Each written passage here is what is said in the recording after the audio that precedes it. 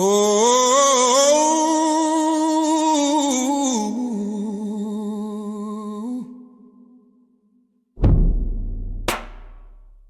yeah.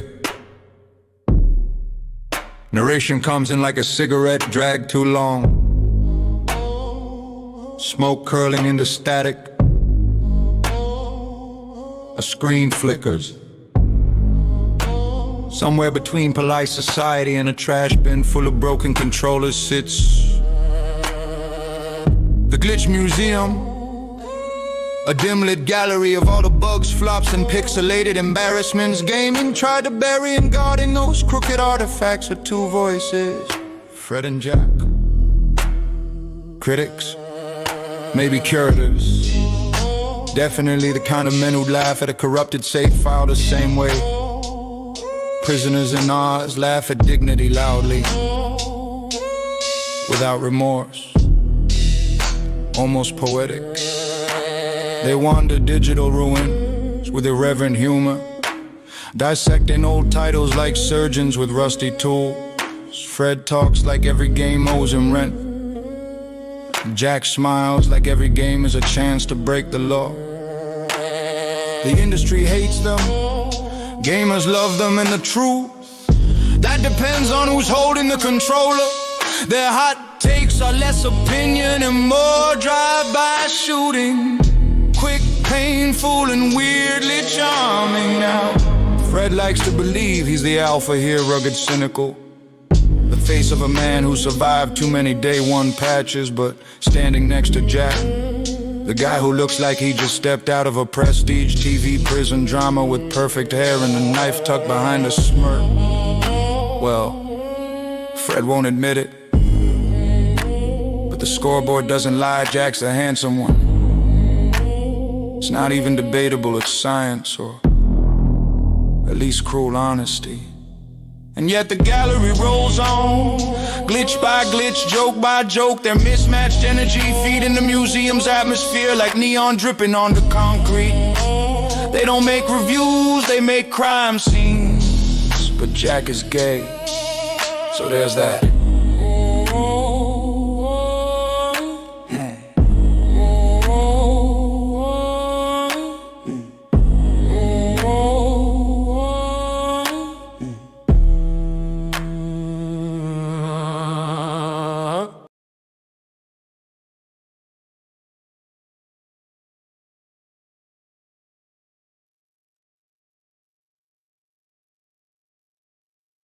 Hello, hello. Hello, hello. It is your host, co-host, Dr. Reverend Mohammed George Floyd Jack. And I'm here. Call me ugly. What? Did you tell that robot to call me ugly? No, I didn't. It must have been a strange. What a strange. Ow, what a weird coincidence then. It just was a weird coincidence, that's all. At least I'm not gay. Oh, excuse me while I move this loud bag because, of course, my cat decided that, right as soon as I start recording, that's when she needs to start messing with the loud bag. It's like she knows. What's that?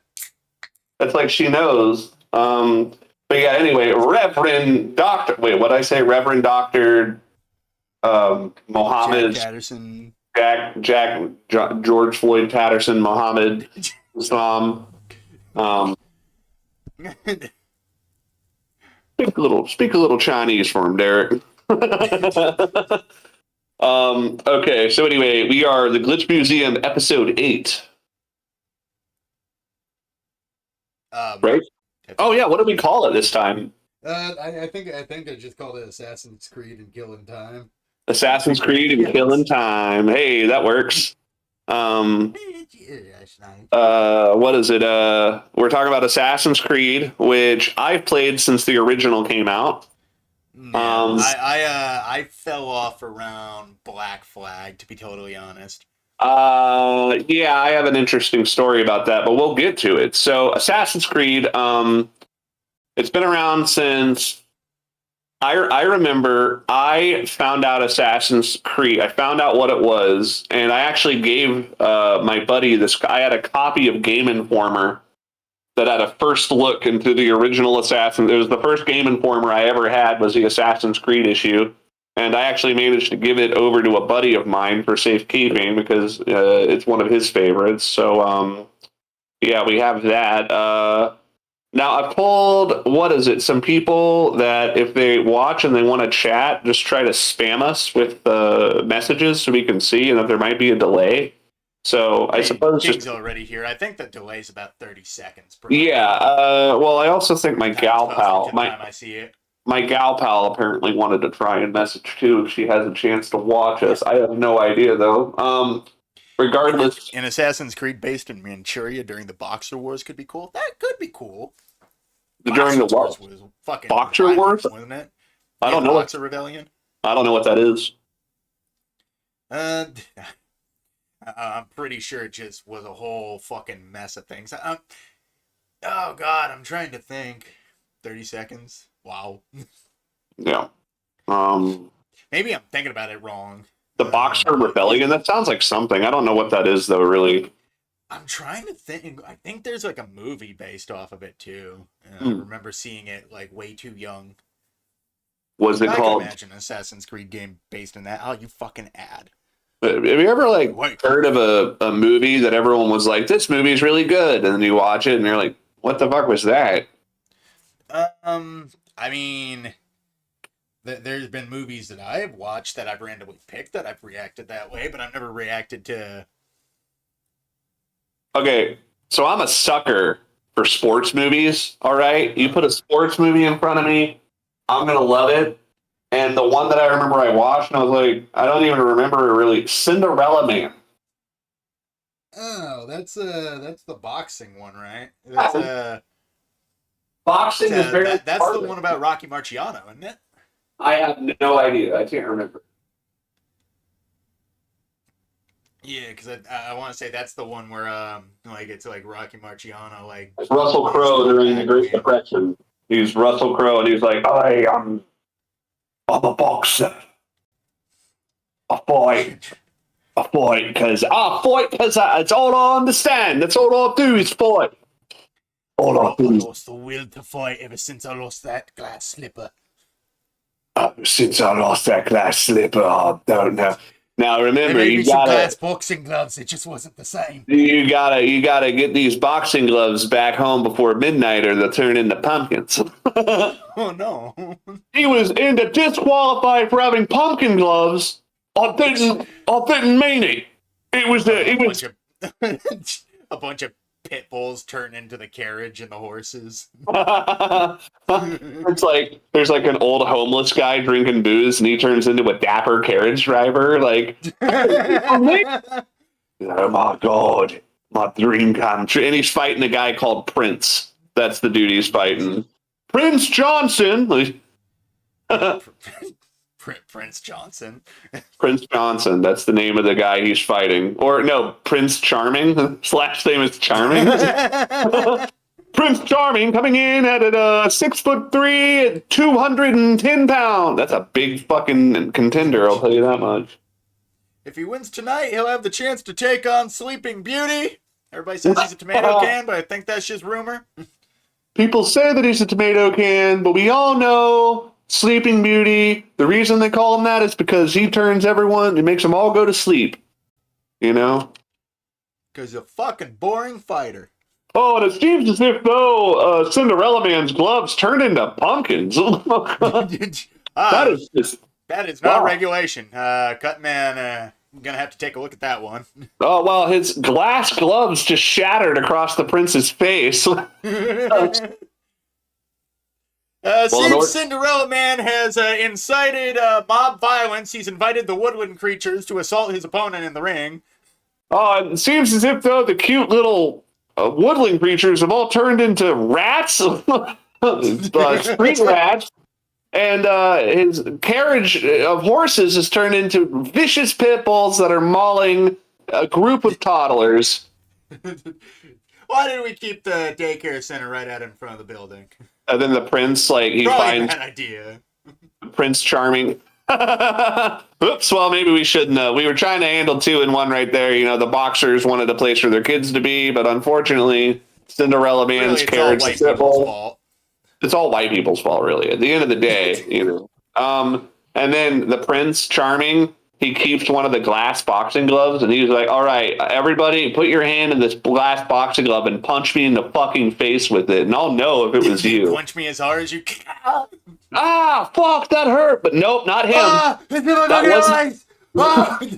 That was good, but it wasn't the same. It wasn't the same type of punch. Nobody could punch me as hard as he did. Awesome.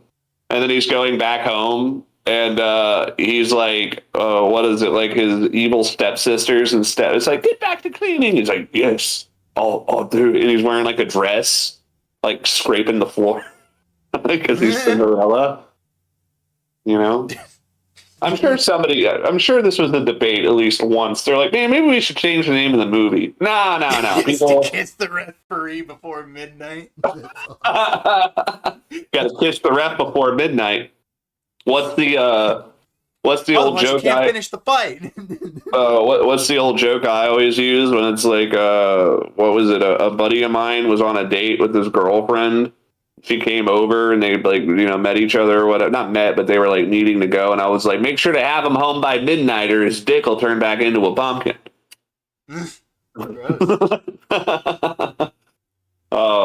Anyway, so what does any of this okay. have to do with Assassin's Creed? Yeah, well, we're talking about a fantasy, you know, a fantasy of a series that we think it's great, like a fantasy wedding, a fantasy, and then it turns out reality has a way of coming in and crashing down and slapping you across the face and telling you they'll never do it again, but then does it again. And then there you are, you know, sunken cost fallacy. You're fucking how many ever years into this relationship. You feel like if you back out now, it's just too much, you know, it's like you may as well just settle and grin and bear it, but you shouldn't have to settle. Okay? You know? Shouldn't have to settle with Assassin's Creed. All right? So, we have plus this relationship. She keeps changing her gender. Like so sometimes she'll feel Middle Eastern. Other times she'll be like Italian. Then she'll feel Egyptian on like Tuesday. Yeah, they keep code switching. You never know. It's always another code switch here, another code switch Remember that there. weird time that she became a Welsh pirate. That was bizarre. Yeah, and then everybody was like, I didn't even know that was a thing. And I was like, oh, it was better than it had any right to be. And they're like, oh, okay, well, never mind. I guess let's all bitch about this other game. Let's all pretend that game doesn't exist. Let's all pretend that game doesn't exist while bitching about this other one that actually isn't nearly as bad. All right, so what we're going to do here is much like iDubbbz, we're going to sit in the corner. I mean, much like iDubbbz, we're going to, what we do here is go back. All right, so we're reeling it back. I'm throwing out a fishing line. Here we go. Good. Casting it out into the museum pond. See And if I'm you can reeling hook it. me. I'm reeling it, and I got something there. It's something kind of big. Ooh, what? Oh, we got Assassin's Creed 2007. What is your experience with this game, Frederick? I love the game. Okay, well, now we're moving on. Assassin's Creed 2. Now, I thought Assassin's Creed 1, when it came out, was fucking cool. I think it's the only Assassin's Creed game I've played where, okay, that's not true. There's been some great moments, but there's a part in Assassin's Creed 1 that literally made me sick to my stomach. I think I know which one you're thinking of. It's the part where the man stabs that man to death in front of everyone. Oh, no, that's not the one I'm thinking of. There's a part where a man stabs a man to death in front of everyone, and it is so brutal. It's so just mean spirit. It's awful because the guy that's not being clean either. Like he doesn't just stab him; he slashes. Yeah, he's slashing him, and the guy is screaming. I think he even breaks the knife off in his skin or something. I think so. It is awful. Fucking bleed out in the water. The man's screams are fucking horrifying. I remember when I first played that when I was a kid. I mean, that scene literally like. It made me sick to my stomach, and I never wanted to fucking kill somebody more than I was so ready to kill that guy. Okay, what's that? When you're going to the asylum, and you wander up through the crowd, and one of them's trying to make a break for it, and I forget what he says, but it's like essentially like the eagle's wings need to be clipped, otherwise they'll fly the coop again. Oh, and they then just this. fucking bust the fucking knee back on the guy on Oh both of his my legs. god. Those who choose to run shall be made so they cannot. Oh my god. I still think the scene where the man is being fucking ventilated. Yeah. I mean, we both different strokes, different folks. You know, you like. Yeah. Well, it's like my main thing is like this guy obviously like for whatever reason thinks he's fucking helping him, even though he's brutally crippling people in an asylum. Well, because in his brain, he knows better than them, and it's like one of those deals where I'm hurting them so I can make them better. Yeah. You know, it's a fallacy. It's like you got to take steps back before you can walk forward. I didn't like the usual Templars are actually evil trope. Well, it's like then like at least like through like 1, 2, and 3, there was kind of a gray area. And but then, like, once they got past, like, 4, all of a sudden it's like, no, actually, assassins are the bad guy. But maybe it's still morally gray, guys. I felt like the Templars weren't necessarily evil. It's that they were willing to fuck with stuff that shouldn't be fucked with. Like, well, it's like, it's the difference between freedom and control. Security versus, what's a good antonym to amnesty? You know? I don't know. I was going to say amnesty for some reason, but that doesn't make sense. Yeah, that's a good one. But it's like the whole crux of like the series is basically what is better, like security and control or freedom and uncertainty. Mm-hmm. And it's like the whole time it's like I don't fucking know. Like it's like the first 3 games at least made their point. You knew the Templars were obviously the bad guys, but they at least knew how to argue their case. Like the one guy, like to bring it back to the asylum dude, he basically talks about, yeah, after I'm dead, where you think these people are gonna go? Back onto the fucking streets, idiot. Well, I thought they even did this where they pulled the rug out from you, where a lot of the guys you're killing, and especially in the first game, it turns out some of them aren't nearly as bad as the others. Yeah, but it's what's his face? I cannot remember. Making you do it all. His name is weird, like Al Jazeen or whatever. He's got some kind of weird. Alim, I think. Yeah,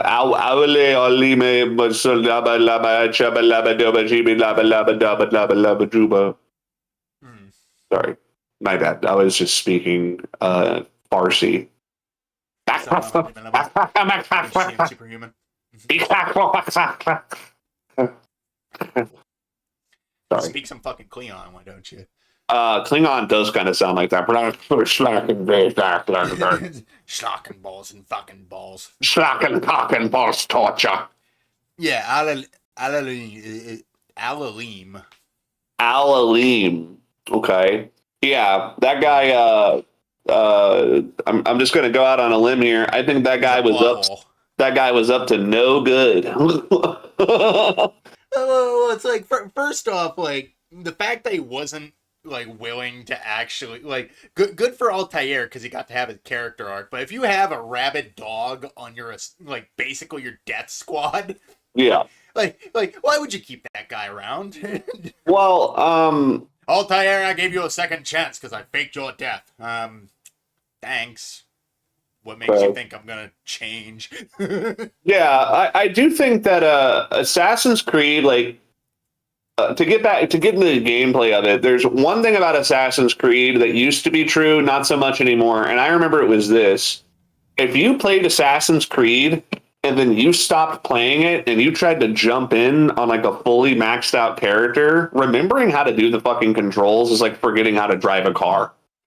I mean, a little bit, especially in the first mostly game. in the timing. And the problem is, all the games have different timing. Like as the series kind of went on, the combat just started to play itself, which is why, like, I tried playing like stuff like not Unity, Syndicate. I tried playing Assassin's Creed Syndicate, and I could not fucking. I couldn't. I could not get. I couldn't, like, for some reason I couldn't wrap my head around like why the fucking combat felt off. And I didn't like the characters either. It's because I feel like in Syndicate you're trying to do too much. It's like you gotta you gotta let the game play itself essentially. It's like from the onset, like you have like pretty much like free roam to do whatever you want, like no matter what in the game. Yeah. But it's like just opening up the sandbox that early is just kind of weird. I actually, what is it? You want to run down the list of Assassin's Creed games to see which ones we've all played? I have played pretty much all of them up to. I want to say all of them up to Unity, but I haven't played Unity.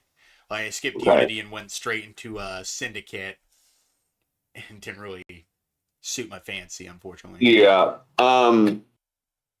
I've played pretty much all of them as well. Whenever we get to one I haven't played, I'll be specific, but I played pretty much all of them. Did you ever play any of the side scrollers? No, I did not. I'm not really a big fan of side scrollers. Oh, I really like the Chinese one. Yeah, I'm not really Russia not really a one big in India where you're basically Aladdin. Great. I mean that's actually That pretty was back cool. before Apu got assassinated behind the woodshed, so it's actually a suave Indian man who's it like, pisses me off. Like smelling of crap. Apu was like one of the most successful individuals in Springfield. He had a hot wife, a big family, a nice car, his own business. Like, I don't know why people said he was a stereotype. See, every representation is bad unless it's, I don't know, fucking virtue signaling every ounce of every day. Did you see in King of the Hill, they replaced Khan's voice actor with an actual like Asian guy? And for one, he doesn't sound anything like Khan. And another thing is, he's not Laotian. And I'm like, isn't that kind of... What are you talking about, King? No, I'm saying in King of the Hill, they replaced Khan's voice actor with an Asian man instead of the white guy. And it sounds worse. It sounds worse. And the guy isn't Laotian. He's like Korean or something. And I'm like, how the fuck is that? Well, as long as it's Asian, then it's okay. That's not... No! You see, it's only racist if a white guy does it, but if we just throw any random Asian at it, we're not racist. I'm pretty sure there's a distinct difference between, like, Laotian and Korean, or Laotian and Vietnamese, or any other variation of... I just think it's like they're fixing the problem by putting a used Band-Aid on the wound. And it's like, yeah, you put a used Band-Aid on the wound, but maybe you should have just, let it be a wound and scar. I don't know. Replacing. Okay, either way, to get back in the center, we will get into all sorts of stuff like that later. But Assassin's Creed, you want to know one of my favorite features of the first Assassin's Creed game? Besides free running? Yes. You want to know one of my favorite features? What's that? When you start off the game, your old big dick Bobby fucking Altair, you have all that gear all over you. You have all the straps and the leather upholstery and the knife holders and the gloves and all that. And then you're indiscriminately killing civilians because who gives a fuck? But when you go through the tutorial and you fuck up and you make your friend lose his arm, they take all that stuff from you. And so in the beginning of the game, you're like, no armor, no cool looking, you're wearing your robes, but that's about it. And every time you kill someone, you get a new piece of armor. And I remember playing the game and being pretty much incapable of doing combat. And then eventually you unlock your counter. And I remember when I unlocked that counter, it was like, holy shit, like, wait, I can fight people now? And there was something about... It felt like my character was learning. It was like it's like you go from being a little kid that's trying to be an assassin to like, no, I'm a fucking assassin now. And there is something about that learning curve so interesting. And it's also cool to see your character change. I mean, you know me, I love appearance changing. It's my favorite thing in games. And so as you play the game, your character becomes more equipped, more outfitted, more capable. There's something about that that's just so fucking cool to me. Like, you really feel like you've earned your place as an assassin when you get to the end of the game. That and Altair's opinions have changed because of all of what he's seen and experienced, Altair is one of these guys where in the beginning of the game, he's as good as he ever was. he's never asked any questions. He's just kind of been a mindless killing machine. Well, Know? it's like he thought he had all the answers, and he learned Yeah. all too late. Oh, he didn't even have the full picture. Yeah, and that, in fact, it's like the reason he was so blind to his own hubris is because that's exactly what Al-Azim wanted him to be. Yeah. Wanted him to be. And I love how, like, on several occasions, he literally takes out the Apple of Eden to see if it can brainwash you, and it just doesn't. Then as soon as he, like, puts it away, he's like, oh, fuck. Shit. Back to the drawing board, I guess. Yeah, that's so funny. I never noticed that. Yeah. Like there's like legit scenes where he brings out the apple, and like at the end of the game you realize what he was trying to do, because he full on admits, yeah, I tried to take you under like my wing, so to speak, but didn't exactly work, so kind of too dangerous to be left alive. Well, yeah. Did you anticipate that guy actually being the bad guy? I will say this, I did not. I thought of him as like my Yoda. Yeah, like the first instance of playing the game, like I sort of figured he was just gonna be your sort of like Obi-Wan or teacher character. Yeah. But then like on like a second playthrough, you start noticing all these little things, all these little hints, just like Alalim doing like weird shit, and, like asking like Ezio weird questions, just like what do you think about your target? What's your opinion of it? And it's like, I don't know. I just killed the guy. What do you mean? What's my opinion of him? Yeah, I mean, why do you care now? I mean, so what? I killed him, but then he's already gone. He's trying to suss it out. Yes, a red Yoda. Yeah. But I did not anticipate him. As said, like I don't remember a ton of the game because it's been so long since I played it. I do remember I immediately sussed out one of the twists. So there's a part where you're fighting some guy and he's wearing full armor and he kind of has a big chest. He has a big chest, and then it turns out that it's a woman, and I kind of recognized that immediately. I was like, yeah, I could tell it was a girl. But like as soon as you see like the character model in that part, like when you're at the cemetery, you're just looking down and it's like, that's not the fucking guy I came to kill. No, it's not. And then of course, who it's supposed to be is like your nemesis who whoops your ass in the beginning. Later on, however, they do confirm that that is the woman that Altair ends up getting with. Yeah. You know, then she gets murdered in Revelations. It's kind of a Romeo and Juliet kind of thing, you know. Like I almost have like jumping ahead a little bit here, but I almost have a respect for like Altair, like in the events, like watching what happened in his history and Revelations, and he just goes into the tomb with the Apple of Eden and just sits down and dies in a chair. Yeah, that's awesome. Revelations is probably one of my favorite games from like that sort of era where it's just nothing but sequels. Revelations was awesome. I felt like I really feel like that was back when Ubisoft, they really were, and this is crazy to say, but at one point, the fact that Ezio like pulls a girl who's like literally half his fucking age, and all the game is like, yeah, of course he did. He's fucking Ezio. Yeah, he might be old, but he's still a suave Italian. Well, what I really like about it is, and this is crazy to say nowadays because this seems like such a fucking dumb thing to say, but at one point in time, Ubisoft, they really were like one of the best, if not the best, Western studio. I mean, because without Ubisoft, we wouldn't have gotten the Peter Jackson King Kong game. We wouldn't have gotten any of the Rainbow Sixes. Wouldn't have got Ghost Recon. Wouldn't have gotten Splinter Cell. No Assassin's Creed. Yeah. Oh God. Even Rayman Rabbids. Weren't they responsible for some of the? Didn't they make some of the Final Fantasies as well?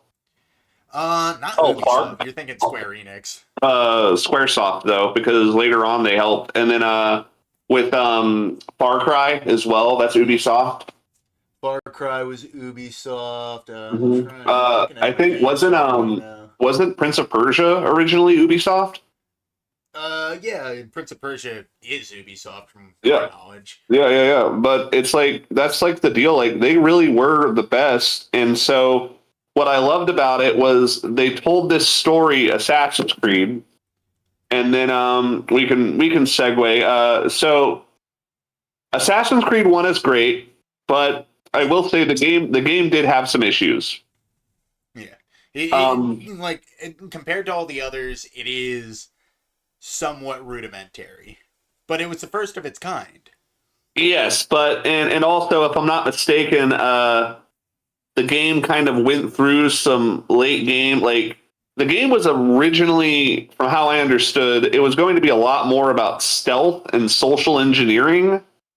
Like, do you remember in Assassin's Creed 1, there was like a thing you could do where if you knocked a dude over that was carrying a pot, it would cause like some type of social circumstance that would make the guards go, "What's happening here?" And you could slip by the guards by making him drop the pot. It was a lot more Yeah. stealth based, and I feel like Yeah, you would slip in like under the guise of being a monk. You would yeah, climb to the tallest building to get a vantage on where you're supposed to be. you would drop a pot off the side of a building to distract some people so you could walk by.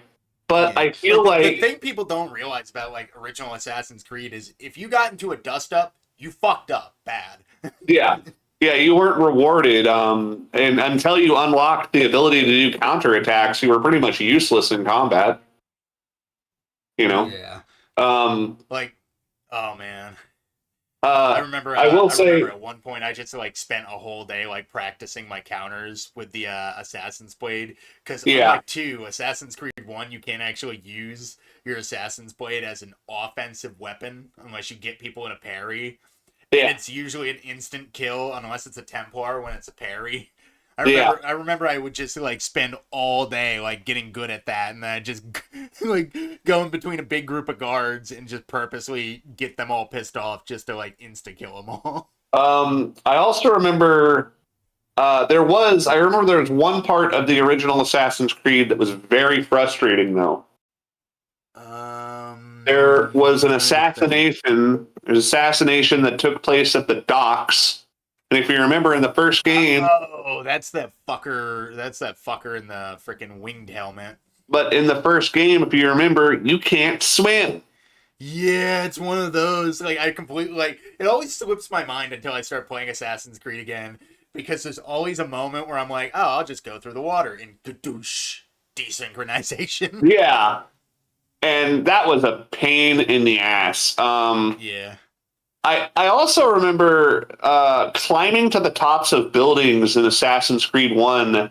It meant a lot. It was really like sometimes climbing shit, it really took, you had to think about it. You're like, wait, hold Yeah. on. Well, it's like you actually like had to plan out your footholds, whereas in Yes. like Assassin's Creed 2 onward, they literally just added a button where you can hit the jump button and you'll jump up 2 feet and latch onto a ledge above you. And then Assassin's Creed Origins, Odyssey, and Valhalla just completely got rid of it, and you could just climb on anything, which is Yeah. interesting. At first, it's interesting, but then when you realize that, okay, this is a new step in gameplay, but then like when you realize the implications of it, like Assassin's Creed Origins still had some stuff where it was like you like climbing the pyramids was still like an individual, each of them was like their own puzzle that was like interesting to get to the top of but other than that, it was pretty much hold A and press up on the stick and then you're at the top. Yeah. We'll get into those games. Whereas like at least Assassin's Creed 1 and 2, like every building you had to like get up was essentially a puzzle, like you said. Yeah, it was a puzzle. I still remember when you first get to like I think it's like the second or third area in Assassin's Creed 2, and there's that giant tower that you can climb to the top of, but you can't get to the top of it because you got to do the story mission to unlock the jump button. Yeah, to leap up the wall. Yeah, because clamber up. Ezio sees somebody do it, and he's like, "Hey, what was that? I've never seen that before." And they teach him how. I legit love like Ezio sees somebody do it, but he sees her fuck it up and like sprain her ankle or break her. Oh no, she gets shot with a fucking arrow. Oh, I forgot about that. Plus, the chick is always hot. Yeah. Either way, again. So Assassin's Creed 2. Okay, so oh wait, no. What are the other problems with Assassin's? The Assassin's Creed 1 was okay, but I remember not really liking Desmond too much. I mean, And I liked him because he was essentially an everyman. but the whole like back then they didn't really like when you say assassin, I assume assassin is like Lee Harvey Oswald. So when they say Desmond's an assassin, it makes you think like, oh, like what do you mean he's an assassin? Like the fucking like a like what? And then Oh, what was his cover job? A bartender. yeah, he's like I'm just a bartender from fucking Detroit, and then it turns out actually he was not that at all. I love But how they try to tie like Assassin's Creed in with the Watchdog universe, and it fucks it up completely. yeah, and then Because it literally doesn't make sense to have this secret society of assassins, as well as like Uber hackers all over the world who could find a secret society of assassins pretty easily. And until like I want to say it's Watchdogs Legion, the third one, they finally yeah, are like, yeah, assassins do canonically exist in world.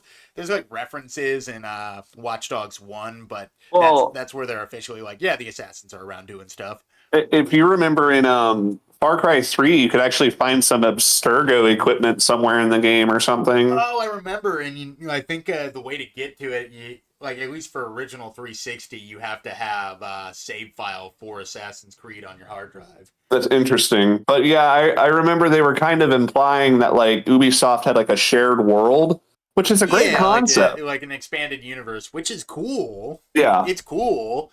The problem is they never did anything with it. They were just like, yeah, these guys are in a world together. Yeah, they're in a world. Okay, what do they do? I mean, they kind of help each other a little bit.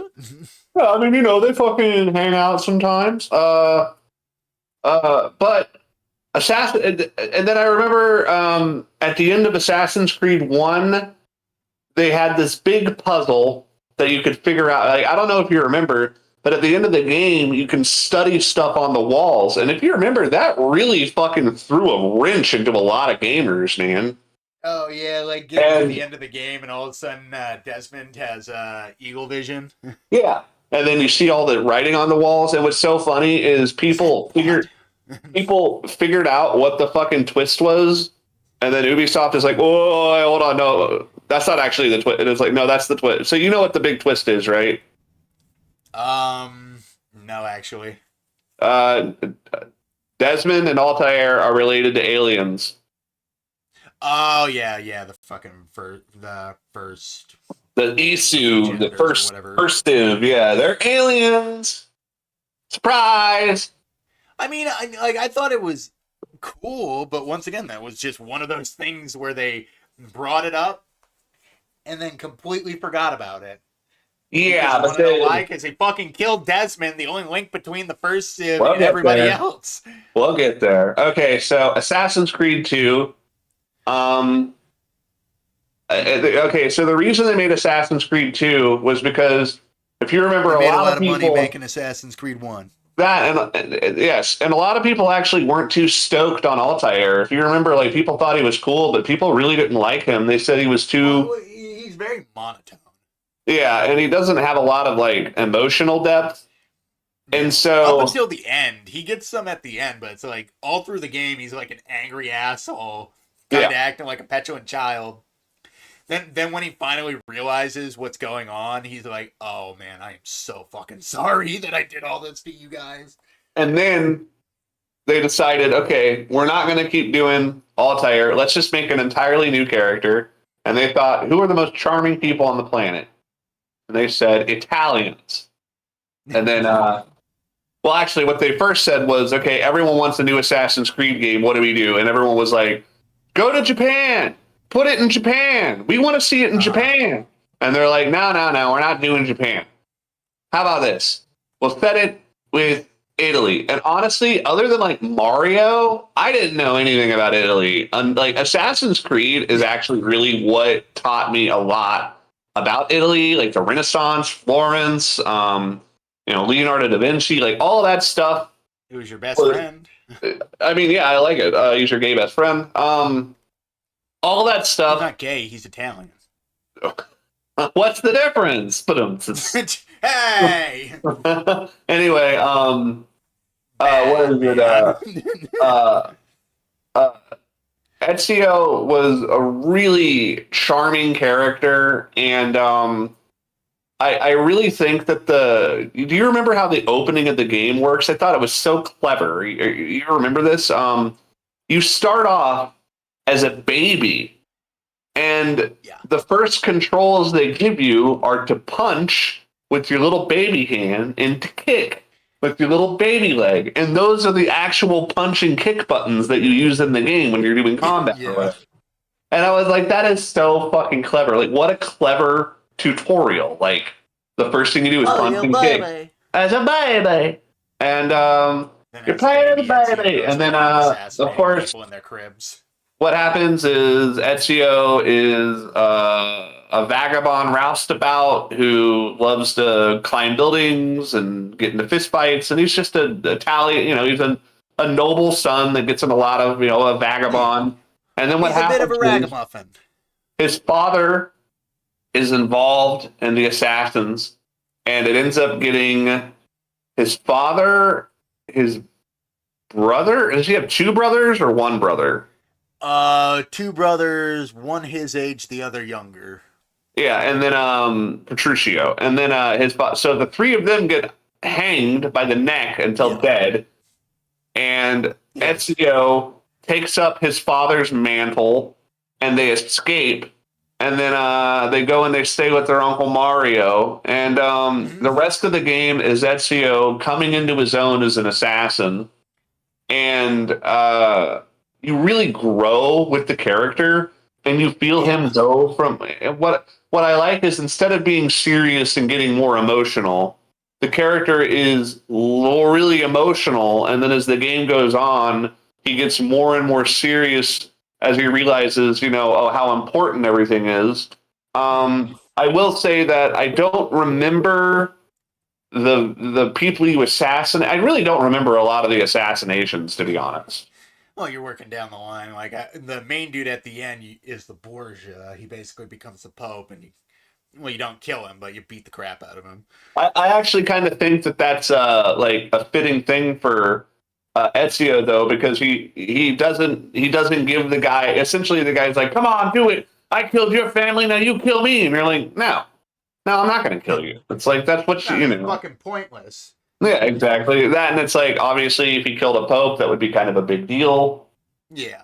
Like, not to mention, like, they would hunt down all the assassins across the world. Yeah. So he was untouchable, but that didn't mean he couldn't get his comeuppance. Yeah. And also, Brotherhood. the ending of Assassin's Creed 2, where you meet, what was her name? The Minerva or whatever. You meet the ISO lady. Yeah, it was either Juno or Minerva. Juno, I think it was. And then you find out that the Isu were a race of beings that uploaded their brains into monolith supercomputers, and then they got destroyed. And the Apple of Eden is essentially like a flash drive or a TV remote control that activates these monolith computers. And Ezio controls people. Ezio is related to one of the Isu, and then you find out that Adam and Eve were essentially like Isu human hybrids that had like originally been created, and that Eden was an actual place. So it turns out that the Bible might be like more literal than people realize, which interesting take. I like how the game weaves religion and taking religion as like a literal thing, and it sort of like it manages to keep everything respectful, but it delves into these concepts of like, what if this was a little bit different than how it's perceived? What if, like I said, what if Eden was a real place? What if there really was an Adam and an Eve? And it's very interesting, and I find that it doesn't try to make a statement. It's not trying to say this is right, that's wrong. Even in the first game, at no point do they like really. I don't ever remember the Templars. The Templars hired bad people, but I don't ever remember the game flat out saying the Templars are bad. No, it's like they might not explicitly say it, but The fucking one doctor dude is a Saturday morning cartoon villain. And there's that Like, guy essentially talking shit to Desmond every single time he sees him. And it's like, all your friends are fucking dead. They tried to spring you from the joint. Sucks to suck, loser. Yeah, you're an asshole. You know that.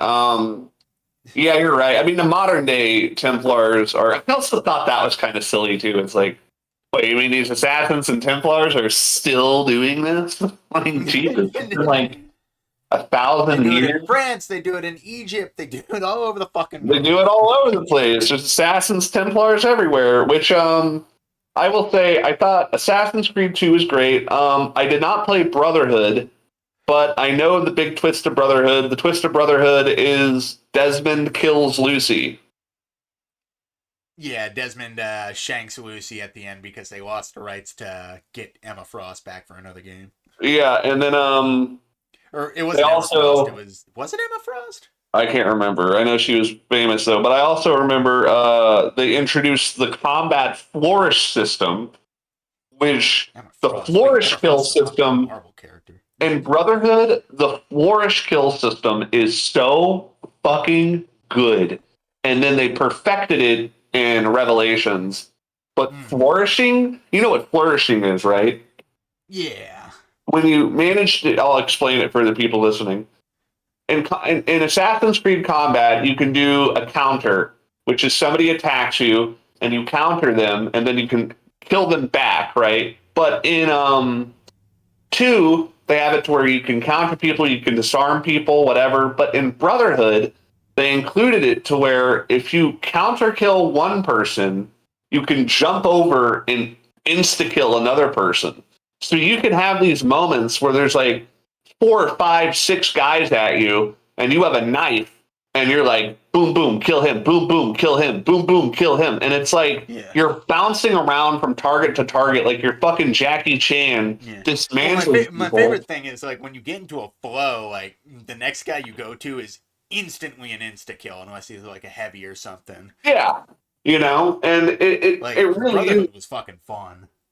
Yeah, and then don't you actually kill the Borgia in Brotherhood, or do you kill his son or something? No, he gets killed by, I think it's his relative, his son, his nephew, something like that.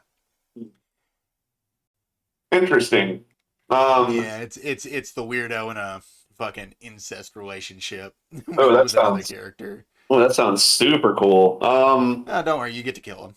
Now, I think you get to kill both of them. Now, I don't really know a lot about Assassin's Creed Brotherhood. I know that in some point in the game there was a bit of a controversy because in one point of the game you go to a reenactment of the crucifixion of Christ, and there's a scene. Remember that. There's a scene where you carry an actor playing crucified Jesus. And so there were screenshots in the game of an assassin carrying Jesus, and people are like, "This is true." I remember they took. I don't think it's true. They absolutely do have a scene in this game. I remember this because I remember seeing pictures of it and people talking about how it's kind of controversial because people could take those images and kind of hot copy it, where they're like, "Yeah, did you know in Assassin's Creed you assassinate Jesus?" And obviously that doesn't happen, but there is a scene in Brotherhood where something like that does happen. You're at like a reenactment of the crucifixion or something. So that was a little, controversial. Do not remember that. Maybe I said I don't really remember Brotherhood, but there is. It's been a while since I played Brotherhood, though. There is one part of Brotherhood I do remember. Would you like to tell the audience what do you get for getting full synchronization? Do you remember? Which game? In Brotherhood, do you remember what you get? The cost. I know if you do the challenge maps, you get Raiden's armor. Yeah, you get fucking Raiden from Metal Gear Solid Revengeance, which is but it has Ezio's fucking face on it. That's what makes it so cool. That's fucking crazy. Like, how? Why? What? How did they get the fucking rights to do that? What's the point? I don't know.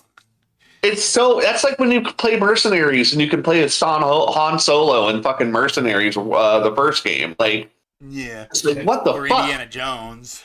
Yeah, it's like Because for some reason, mercenaries just happen to have the rights to fucking Lucas. Harrison Ford. Yeah, it was made by LucasArts, so it's like they technically have the rights. But I like how in this game, Assassin's Creed Brotherhood, you can get fucking Raiden. And it's like, okay. Like, I guess I'm a fucking cyborg now. And of course it looks badass. It's fucking cool. But then we get into so they played Revelations, and I will say this. If you guys want to see a cinematic trailer for a video game, the fucking trailer for Revelations. Have you ever seen that trailer where they play that fucking Dude, wood? all the trailers for like Assassin's No, Creed no, have no. like really good graphics. No. The one where they play Woodkid Iron, the fucking one where it's Ezio taking on a group of dudes and he's like making them kill themselves with their own weapon. Yeah. Dude, you got to look up the fucking. No, I remember which one you're talking about because at the end of it, they put a noose over Ezio's name. Yeah. And what's crazy is if you paid attention to it, you could recognize that that's actually the tower from the first game. So you were like, oh, wait, this is the tower you jump off of in the first game. So like people that were in the know figured out what was. And I really like how Revelations was essentially they were like, okay, we got Assassin's Creed 2 that's completely unrelated to the Assassin's Creed 1. We have Brotherhood, which was a DLC that ended up becoming its own game. Let's just make this a trilogy and finish off with Revelations. And we'll tie it back into Assassin's Creed 1. And Revelations has some, like, playing as Altair in the flashbacks, the Constantinople, Ezio, getting the to fucking re-explore like all of the stomping grounds that like Altair passed through. Not to mention, oh yeah, that's one of my other. So wait, hold on. Can we reverse back to Assassin's Creed 1? One thing I really liked about it. Sure. I really liked the secret Templar enemies that you would fight as collectibles around the map. I really thought those they were cool. so scary. Yeah, because they really put you in your place. You were like, holy fuck, like gotta watch out. Like they deny your counters. They deny grappling. You literally have to like get them knocked to the ground and then just fucking beat their ass once they're once they're vulnerable to win effectively against them. I just wanted to say it's strange how they added that into the first game and then they didn't have that in the second and third when it was so they never good. Had probably you want to know why people bitched about them too much. Oh, it's too hard. How can you have like an ultimate enemy to fight? Like come on. Well, go figure that the assassins have the best assassins and the Templars have the best Templars. Oh, whoa. Weird. It's almost like they're antithetical. It's almost like difficulty setting. Difficulty setting. Whatever. That's one thing. Is Assassin's Creed has never really been difficult. It's just it's not really a hard game. You just gotta pay attention to what the hell you're doing. In later games, they got rid of all the consequences for that. They're like, because I remember. Do you remember? One thing about Revelations that was really cool though was they were like, okay, so we have parachutes in the game. We got the wall jumping in the game. How can we make the parkour even better? And they said, give this motherfucker a hidden blade that's a hook. Yeah. And you can hook blade shit. And then what's super fucking cool as well, on top of the hook blade and the traversal options it gives you, if you beat these challenge maps and Revelations, you can unlock Desmond as a playable outfit. And you can literally play. It feels like you can play, and you can unlock it pretty early into the game too. And it shows Desmond in the cutscenes, so you can play. It feels like you're playing Uncharted or Indiana Jones or something. It's so fucking cool. Playing as Desmond is so fucking cool in that game, and obviously, like Ezio wrapping up his story, being given a lot of characters are not given a trilogy, but he was such a popular character. They wanted to give him a proper send-off. And I not only that, but it's like one of the cool things was, do you remember the most famous Easter egg in Assassin's Creed 2? Famous Easter egg in Assassin's Creed 2. Yes. Is that the Kraken? It's the Kraken, right? And they added that as probably some last minute content that they forgot that there was in the game, so they added it as a joke. And then people were so into that, they were like, okay, how about this? When you're exploring some of these lost areas, we'll have fucking wild men that are like kind of weirdly like, remember you fight the dudes in skulls inside of the tombs or whatever? There's like these crazy God. fucking cultist people. Like Revelations really went all out. I mean, not only that, but it's like the way you could kill people with their own weapons. I mean, some of the all the secret items you could get. Do you remember how in Assassin's Creed 2, Brotherhood and Revelations, you could like get a broom as one of your main weapons? You could get like a broom. Oh yeah, I remember picking up the broom because it basically turns it into a hammer. And you just beat people over the head with it. What's awesome is in Revelations, my favorite weapon was you could get a halberd and you could break it in half. And if you had your sword disarmed, you could actually sheathe the end of the halberd and you could have like a fucking crazy looking flanged halberd as a sword. Nice. Yeah, or you could get the wooden piece and just have a wooden stake and you're like, I'm a fucking vampire hunter. Yeah, I remember in Assassin's Creed Brotherhood and Revelations, I would always get the heavy axe. Mm-hmm. And the charge attack for the heavy axe, you basically just wind it up. Yeah. And heave ho the motherfucker. Yeah. And just if you do that and you get the halberd broken, you can take it into the halberd and sheath it as your actual weapon. It will stay on you. That's cool. Yeah, it's fucking cool. Like little secrets like that. Not to mention Assassin's Creed 2 and Brotherhood and Revelations introduced armor customization. Yeah. And I really liked how in Assassin's Creed 2, every time you played it, everyone had a different Ezio. I really like that in games. I love player expression. You know, because I remember I would make my Ezio. What colors did you choose? I always made my Ezio green, kind of like Link or Robin Hood. I would always switch it up whenever I got bored. Right. Well, it's like I never like to stick with one color for too what's long. cool is like each city has its own pattern that kind of fits with the color scheme of the city. Like you get the like Venetian blue and the Venetian crimson. Yeah. And then like don't you go to like Florence at one point and you get a bunch of colors there?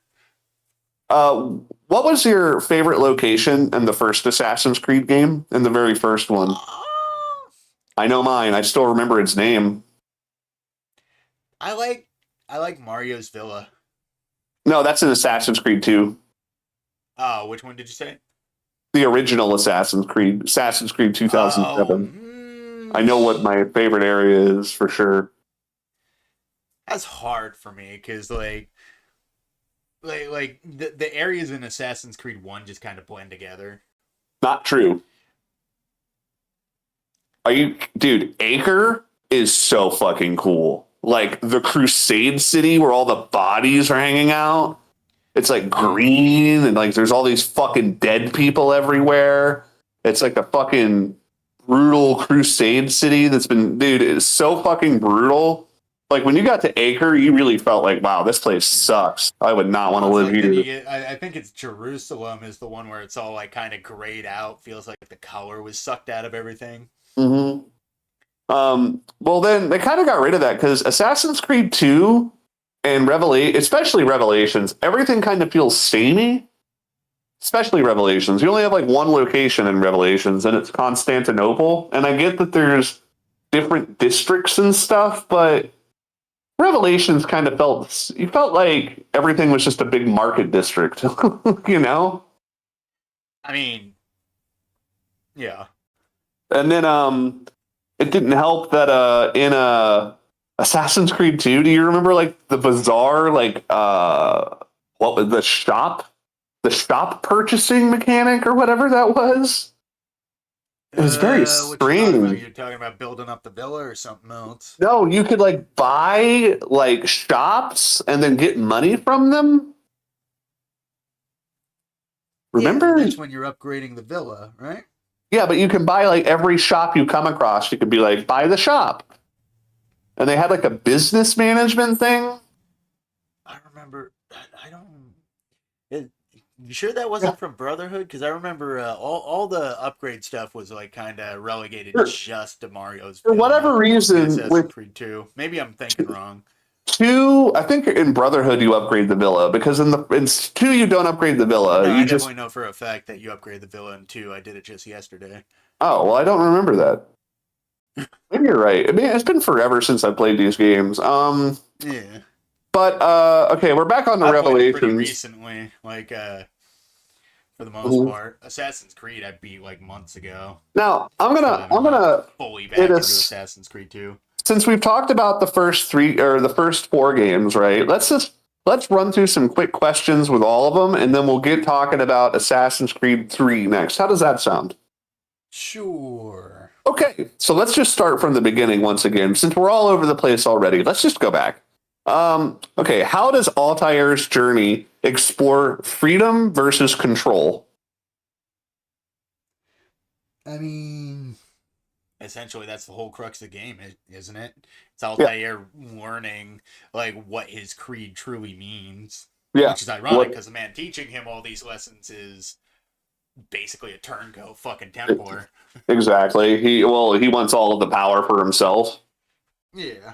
You know, he essentially his thing is this power is unknowable unless you're me because I'm better than everyone else.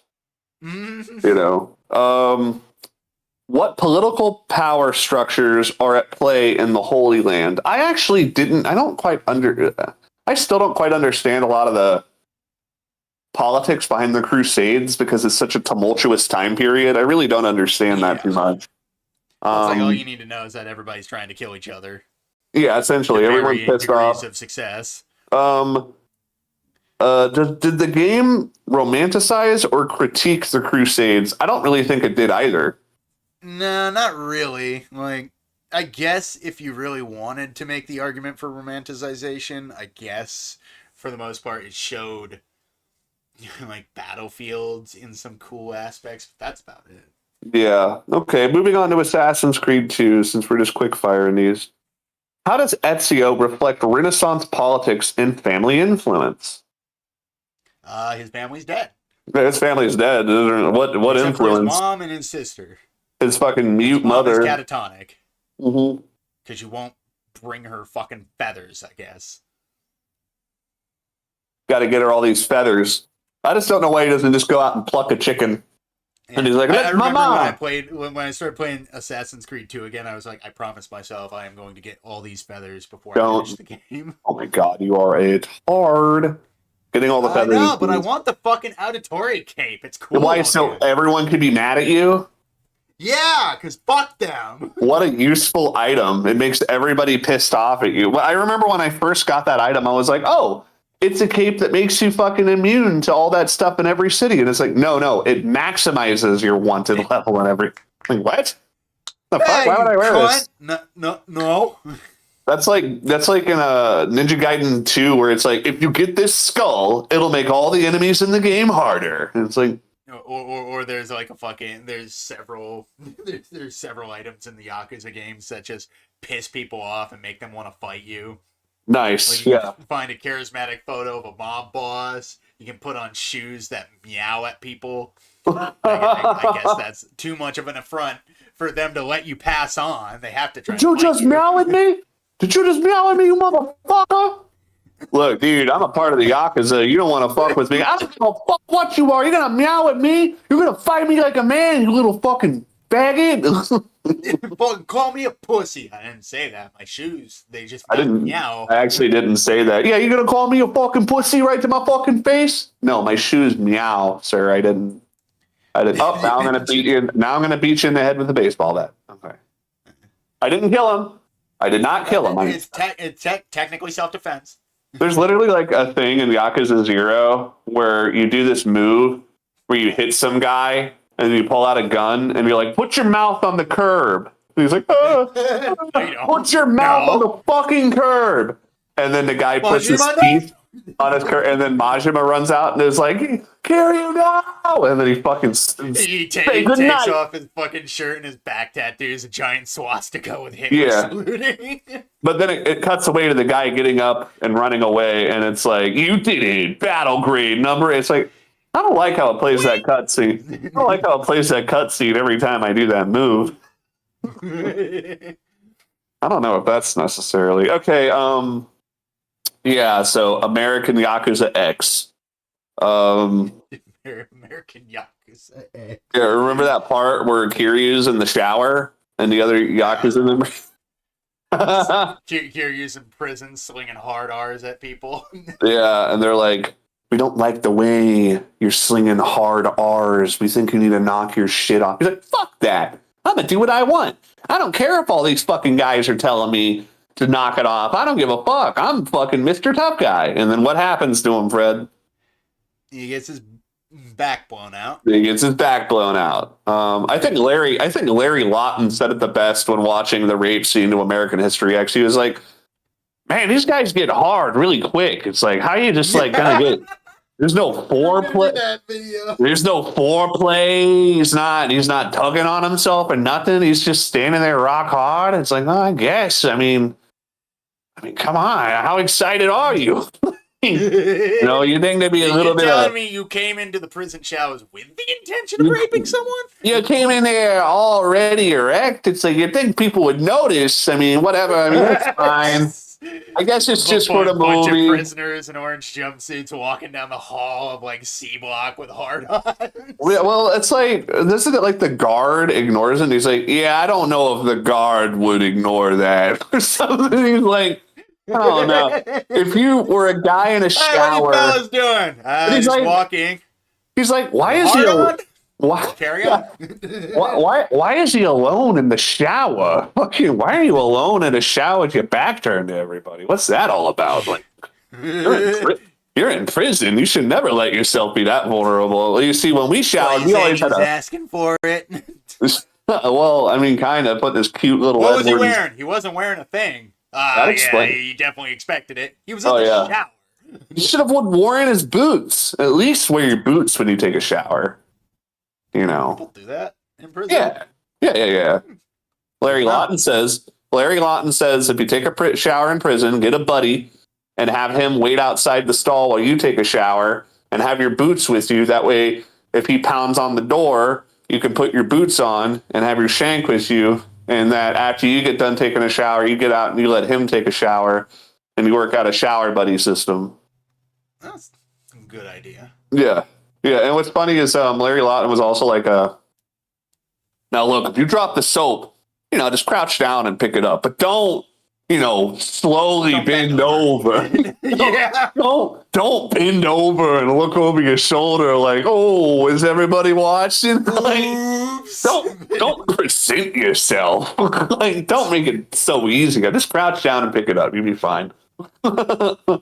I hope, man, I'd never want to go to prison. I'd probably die of excited delirium. Oh my God. I've always molded over in my head. And I pretty much accepted that if I am going to go to prison, at least I'll get a college education. That's a good way of looking at it, at least. More of a chance to get a good job and a college education going through the penal system honestly, than I do in my regular life. That's how fucking sad. If I did go and I didn't immediately die of excited delirium while being held, and like, I guess you're right. I would try to make something good out of it. I would try to help people. Yeah. If I couldn't help. Well, if I've accepted the fact if I'm ever going to prison, it's got to be for a good reason. Yeah, it's got to be for something fucking nuts. Because I don't want to do evil to other people like the fucking scumbags in prison right now. Right. I mean, there are some people in prison that definitely deserve to be there. But either way, we're talking about this podcast is really talking about American History X. So Desmond Miles went into the Abstergo showers. Right. And Dr. Kleiner was there.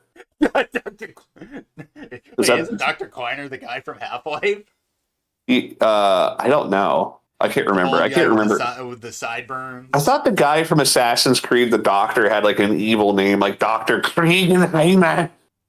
Kriegenheimer. Dr. Final Solution. Dr. Final Solution. Dr. Schlecknock Solution. Dr. Final Solution. My name is Dr. Final Solution. I'm a good guy. Oh, really?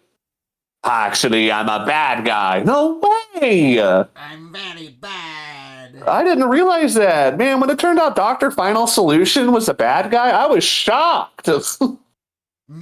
Okay. So we're going to move on to,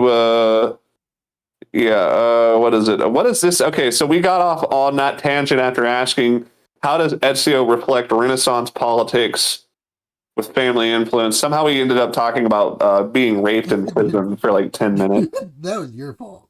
My bad, guys. I really dropped the soap on that one. Dropped the ball. You grabbed the ball and you ran with it, and I don't know where you were going. I don't know. I really dropped the soap on that one. Dropped the ball.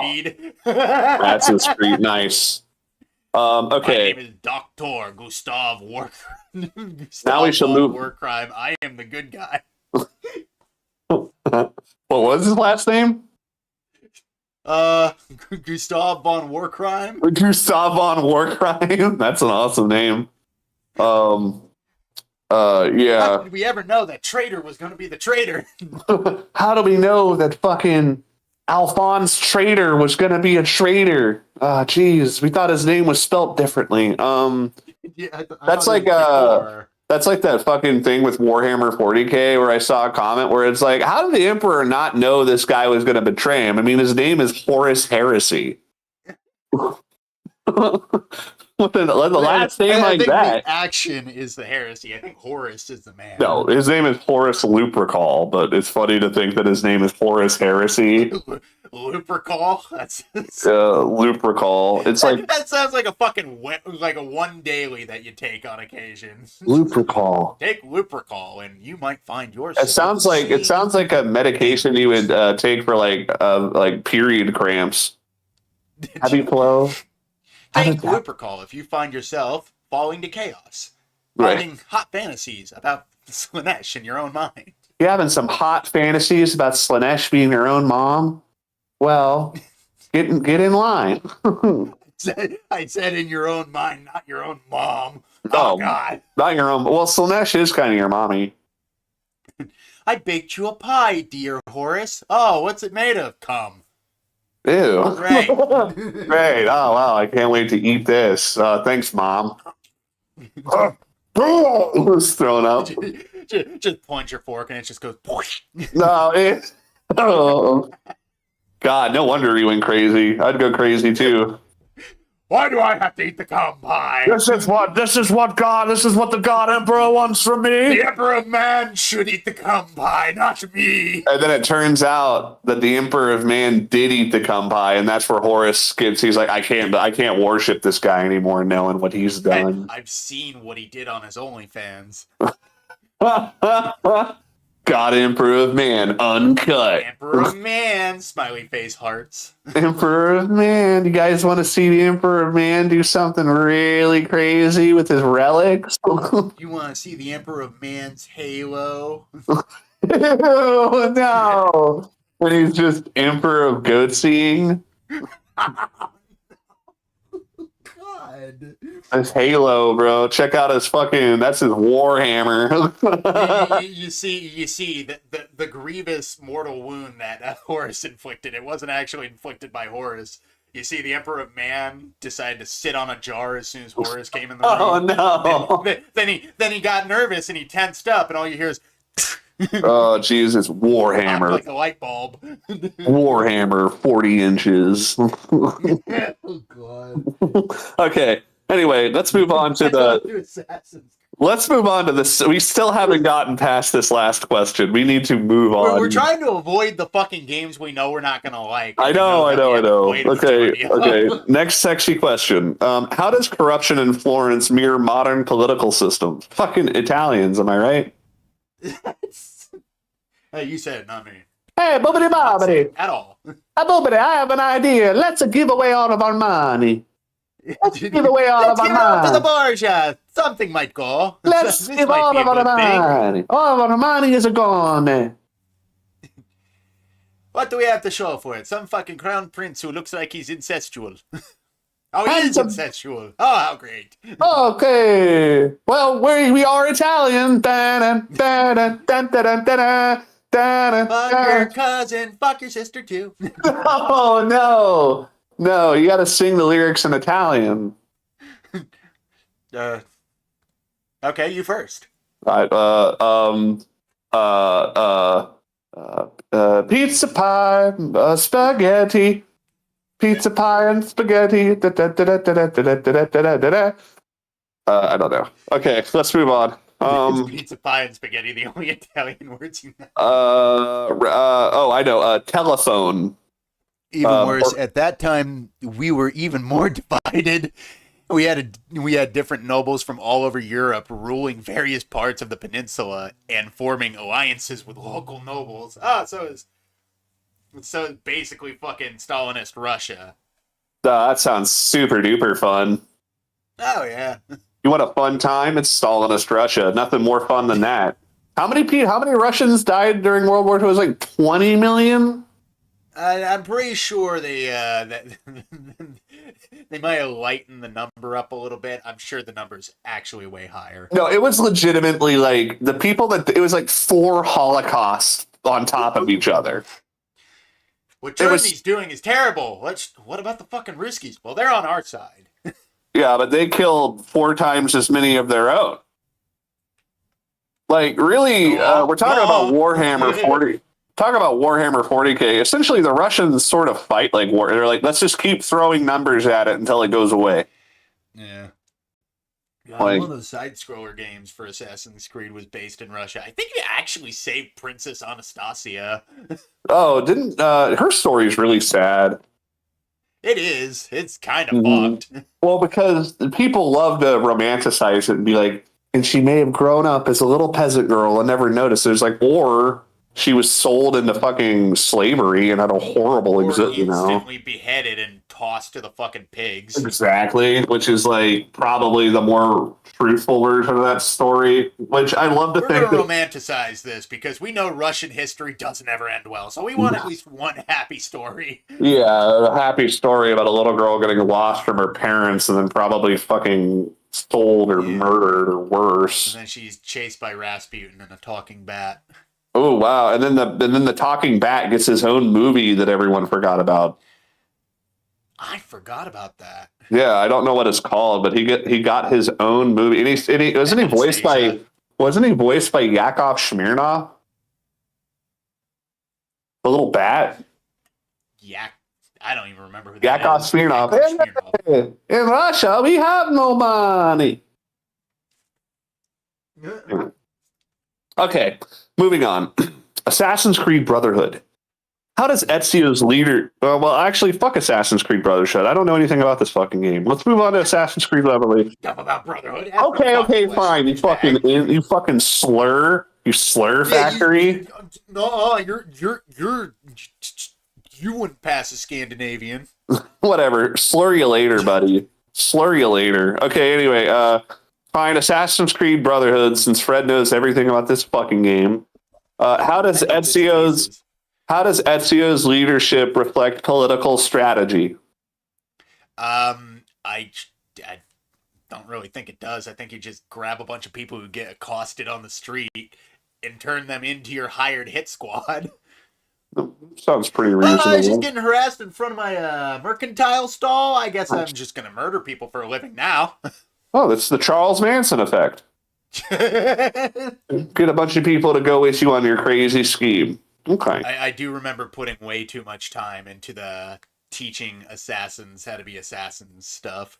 What if they did an Assassin's Creed and it was Assassin's Creed Manson family, and it turned out Charles Manson was actually an assassin and he was killing, and that Sharon Tate was a Templar. Sharon Tate was a Templar. No, Yeah, Sharon Tate was an assassin that was made to look like a Templar by the Alpha and then it turned cocaine and angel dust. Yeah, exactly. And then it turns out that Charles Manson. I think you're seeing a lot of stuff. None of it real. Yeah, and then like he takes Helter Skelter and he like changes it around like an anagram, and it says like Assassin's Creed. I don't know. Okay. And then it turns out John Lennon was a Templar, and the guy that shot him was actually an assassin. Did you know that? Was that one of those? No, they didn't like have one of the that. Subject 16 fucking things, wasn't it? They did not have an Assassin's Creed where John Lennon was it a fucking. Sounds like something like they would do though, because I remember all those like little secret puzzles you could find for Subject 16. Mhm. Like some of them were just like wacky as fuck. Like I remember one of them. I think it literally like just shows you a picture of Kennedy. And then you hit a button, and it brings up a sniper scope. And you have Oh my god! Jesus! Then when you hit the X button, I think it just flashes up like a piece of Eden. Like, yep, you found it, right inside Kennedy's head. That's in poor taste. Oh man! Don't quote me if I'm wrong, but there's a few of those exactly like that in That's Assassin's Creed. fucking awesome. Okay, so next question. What commentary does the game make on organized crime and collusion? I don't. Are the assassins technically what you would consider organized crime? I guess. Well, they murder people for fucking money and power. Yeah, So it's it's not like like they're portrayed as like the mafia. Like they're portrayed as doing good things. So it's not like they're like criminals. They're criminals in the letter of the law, I guess. As they say, every villain is the hero of their own story. Yeah. I don't think murder is ever punched 4 inches into some guy's sternum. Yeah, hopefully not in prison. I'm sure it happens in prison all the time in Assassin's Creed. Yeah, can you imagine an assassin with a fucking hidden shiv? Oh god, Assassin's Creed Green Mile. Nice, he has it up his ass. It's like your hidden shiv is up your ass. Every time it comes out, it goes. It's like. And like the way you assassinate people is you slam your asshole against them. So you like put your butt up against their neck and fart the shiv into them. Oh god! In the Assassin's Creed universe, how would Michael Clark Duncan fix Tom Hanks' urinary infection? By giving him. He stabs him in the tip. He sounds him. He sounds him with the. Well, for some reason that worked. I'm healing you, boss. No, you're not. Get that thing away from me. Most certainly not. No wonder you're on death row, you fucking crazy motherfucker. You fucking dick stabber. What's wrong with you? I thought for a second this motherfucker was going to heal me. It turns out that he is a fucking serial killing psycho. Have you ever seen that bit? Tract infected. Actually, it feels a lot better. Actually, yeah. I feel ever since I got sounded with a little hidden blade, Anyway, I remember I had a buddy named Will, and we used to call him Wild Bill, like the guy in Green Mile, and he'd get so mad. But the problem is he looked and acted just like that fucking guy. He looked exactly like the character. And it's like, dude, do not be upset that somebody played your granddad in a fucking movie, homie. You definitely are Wild Bill. Like, he was just like, Wild Bill was a rapist and a murderer. I'm like, oh, come on, get over it. We all do stuff on Saturday nights we don't talk about. Yeah, sometimes, you fucking murder a family. Whatever, you're an assassin. It's part of the fun. Okay, anyway. Corlaw couldn't prove what happened to that family of 4, and neither can you. Last question for Brotherhood. Nice, by the way, the court of law camp. That's funny. As are the Borgia an allegory for corrupt dynasties? Yeah, it's pretty obvious allegory for corrupt dynasty because it's a corrupt dynasty. He's literally like a pope that's like, actually, I'm evil. Well, it's like, evil pope. Like I want to say, like at least a third of the characters are fat. They live in excess. They're fucking each other and they're related. They kill indiscriminately because they don't think anybody's gonna stop them. Oh man. Not to mention they're always trying to get their hands on the apple of Eden. They're trying to constantly kill Da Vinci. You see, that's the thing that I find unrealistic is why a fat person would never go for an apple unless it was a pie. The apple pie, unless it was the apple pie of Eden. then they might go for it. The apple pie of Eden. It's Fat Sassin's Father, crumbs. what did you do to the apple of Eden? I made it into a pie, my son. I made it into a pie. Oh, it's so good. You must wait for it on the windowsill to cool. And then you got to climb up the windowsill to get the apple Here's pie. a Cool Whip, Mr. Letio. Nice. He has a little hidden Cool Whip blade. It's like a little can of Cool. And it's a little spoon with Cool Whip on the end. Nice. He fucking puts Cool Whip in guards' mouths to distract them. Oh no, I got one even better. He's got like a hidden blade, but it has a poison needle in it, and then the other one is a hidden blade with Cool Whip in the end of it. Yeah, He's and gotta like be really careful which one he puts in the bowl. a guard is like calling out for it. Oh, it's that because he like shoves Cool Whip in his mouth and keeps him from yelling. Oh shit! What's wrong, Ezio? I think I just ruined the bake sale. Oh no! Fat Sassin's crumbs. There's a fall of faith. Why isn't it a leap of faith? I can't jump. The fall of faith, the stumble of faith, The somersault of faith. the pratfall of faith. Oh god. Nice. The tumble of faith. The tumble of faith, the slump of faith. Oh shit! Faith. Oh, the Michael. What was that? What's the name of that guy that fucking says "oh shit" like that? Brett Spiner. Data. The Brett Spiner of faith. Brett Spiner. Oh shit! Okay, now moving on Shit. to Assassin's Creed Revelations. How does the game address succession The and? incest thing is not accurate, but they married relatives, most likely. Oh, So it's accurate. so it's accurate.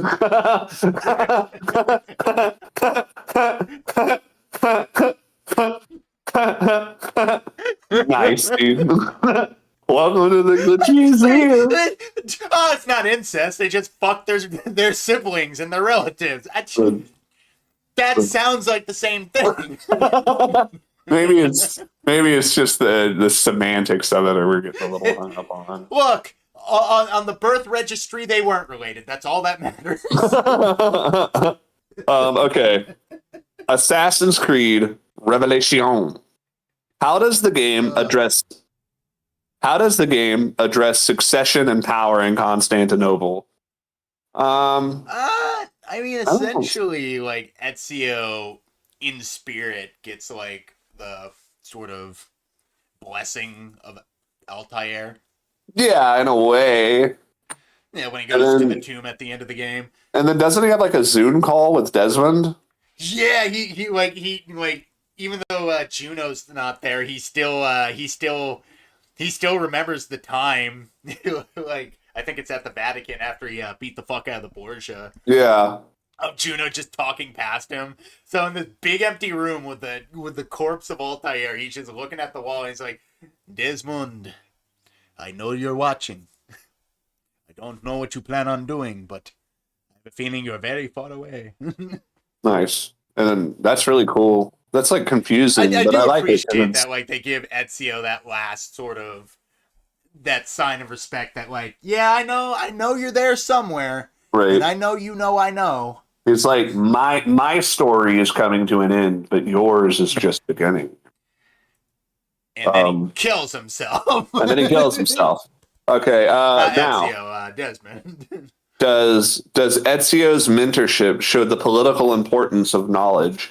Well, it actually kind of shows that he's becoming old hat really quick in a lot of ways. Like Ezio's he holds ideals that some people just don't agree with. right, and then like everyone's just gotten completely accustomed to gunpowder, and he's like, oh, that's like everyone else is using it, homie. You may as well fucking get used to it.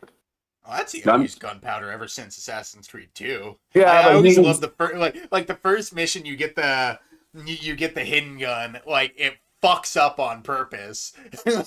Like, I always love that. Like, Ezio hits the trigger, it fucking misfires, and then you gotta chase the fucker down. Yeah, that's awesome. Okay.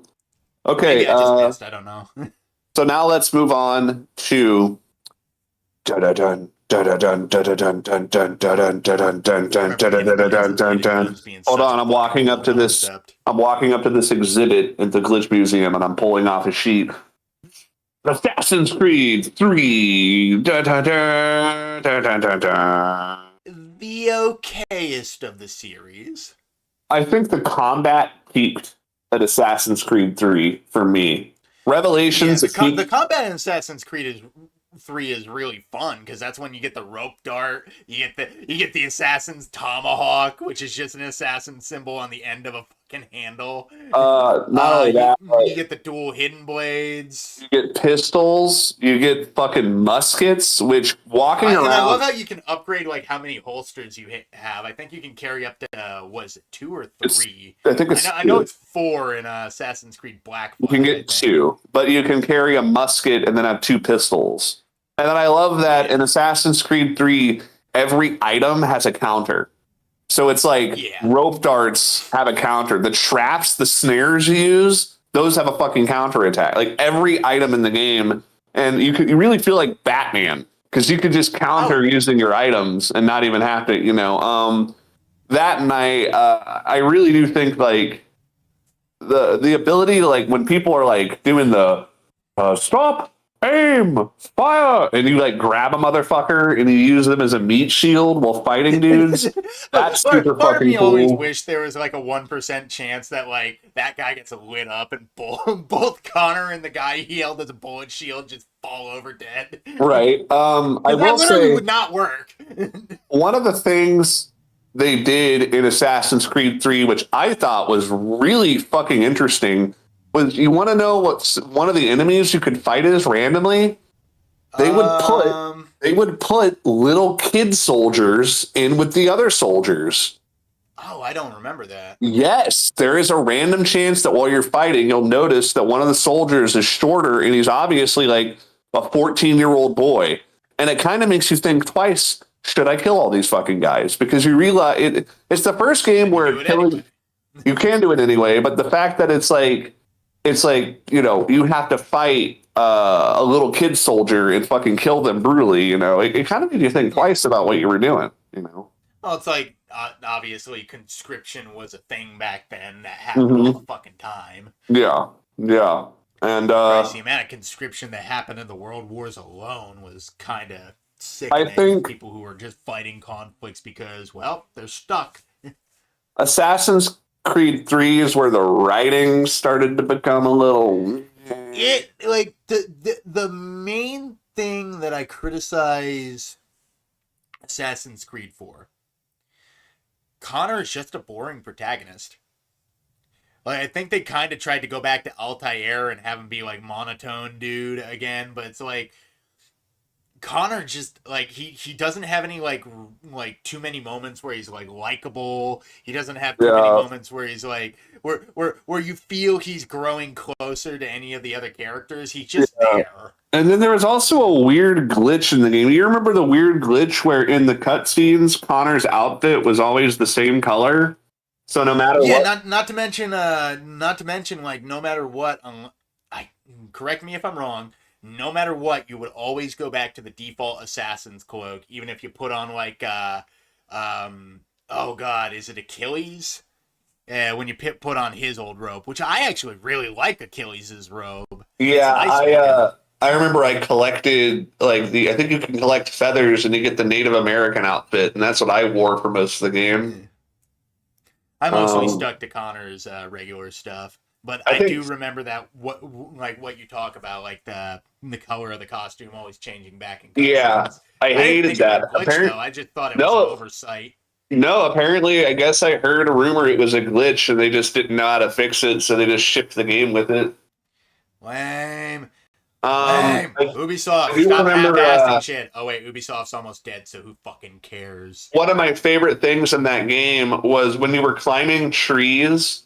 You could go into a fork in between the trees, and if you idled, but if you climbed up into the fork and you idled for a little bit, eventually Connor would just cross his arms and then lean up against the tree and get comfortable. Like a fucking anime character. Yeah, so fucking cool. And then they got rid of that in Assassin's Creed Black Flag. You couldn't do it anymore. Oh, that's lame. Yeah, it Then was again, really Black lame. Flag, you're literally pirate guys, so. Well, we'll get into that. So Assassin's Creed 3, I remember the story was okay. I wasn't really too into the story. I I thought, like the opening twist where your dad just turns out to be a Templar. okay, yeah, no, the part where fucking Russell Crowe turns out to be a Templar, that actually got me. Because I thought he Oh was yeah, an I assassin. remember when, like, as soon as it happened, I was like in the same boat as Desmond when he gets the ring on his finger, and he's like, "Wait, what? What?" Yeah, I actually thought that was really fucking cool. But after that, I totally lost. Like, and then I Well, it's remember like they, because like I said, you never really get attached to any of the characters, and then by the time it comes for like some of them to die off, I felt nothing. I want to say you kill your best friend character in that game because he gets yeah. adopted by British soldiers. But then it's kind of weird because it's like the Native Americans sold you out for like, I don't think natives would do that. I mean, I don't know. It Yeah. just seemed weird. The And then, natives then, like at betray the end of the you. game, there's this weird part where you just go around to different places and like Connor can just look at stuff. But I remember one of the things was like basically they were bringing slaves off a boat, like a bunch of black people off a boat, and I was like, I know it happened in history, but did we really need to bring up slavery when we already have the plight of the natives? Yeah, exactly. Pick, It's like, pick, I don't pick, know. pick a Like, and fucking then do you struggle. Come remember on. Like, do when you they want to talk tried? about the struggle of the Native Americans half-assed, or do you want to talk about the struggle of the African slave trade half-assed? Right. Just don't have any. But then also, I remember They can have both. Just tell a fucking good story around it. they tried to like have the Native American inclusion, like all of their names were like phonetically correct. And I don't know if you remember trying to read some of it. It's like he's from the Atawale Dawata, like the fucking Alawishi Anaki Situishuwa tribe. And it's like the what? Like his name is like Kana Walla Hala Diwa Walla Dula Wahala. Like, dude, I'm not even Yeah, joking. no, Like the no wonder fucking Achilles shortened that shit to, okay, I'll just call you Kana. yeah. How about Connor? How about that? Yeah, but I remember How like about you knock off all that fucking bullshit with your language and speak English, motherfucker? how about we speak how about we speak God's language, English? But Just anyway, imagining Achilles as a pious man is kind of weird because he's just a dickhead. yeah, because he got his leg hurt and then he was a jerk ever since. And then like literally like right before you finally get to the end of the game, Achilles just fucking croaks and you bury him. Yeah. And then what pissed me off is they advertised this fucking club you could get with knives on it.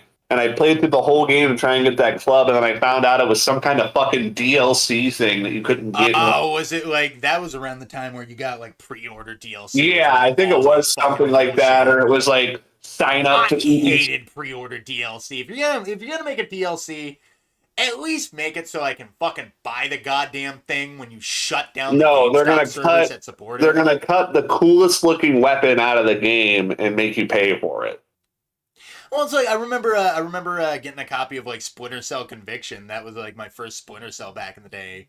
Like ironically, Ubisoft. I remember playing that game, and I always saw like the ads for it for the GameSpot ads. Sorry, GameStop ads.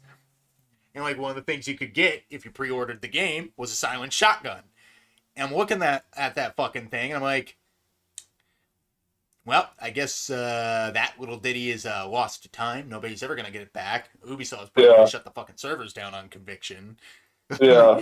Do you remember in what was it, Deus Ex, like Human Revolution or whatever? You had to pre-order to get the silent sniper rifle. Oh my god, I remember One a of the most bunch of shit for like Mankind Divided. They had tiered pre-order bonuses, which Such effectively bullshit. killed the fucking game. Thanks, Yeah. Square Enix. Yeah, We should good talk job. about the Deus Ex series. About Yeah, how we much should talk about don't that know series about I've played. I've played like one game in, and then I've watched the H Bomber guy video on. I think I know Talk about enough. Human Revolution then. Yeah, let's just talk about that right now. Fuck talking about three. Okay, You wanna talk also, about Adam Jensen. we got to bring up the most notorious part of Assassin's Creed 3, the fucking part with Paul Revere. Come Oh, on. I thought you were going to talk about the part where Connor helps a bunch of people dressed in basically native face throw a bunch of T-box into the harbor.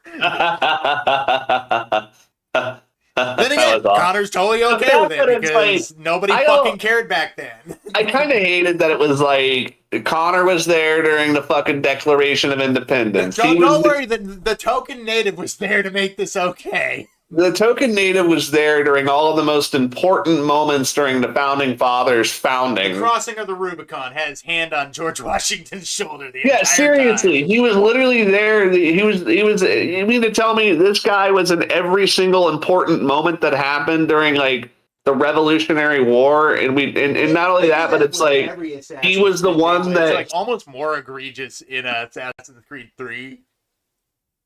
Yeah, because like you said, he's riding on the back of a horse with Paul Revere. He's in the boat with Washington crossing the Rubicon. He literally is in every single major conflict of the Revolutionary War. He was the only one that saw the shot heard round world. Connor was the guy that figured out who did, the shot heard round the world or whatever. Oh, the fucking musket shot that caused the first conflict in the Revolutionary War. Yeah, like Connor knows who did it. Like I'd like to think it was just some conscript who dropped his fucking musket and it went off.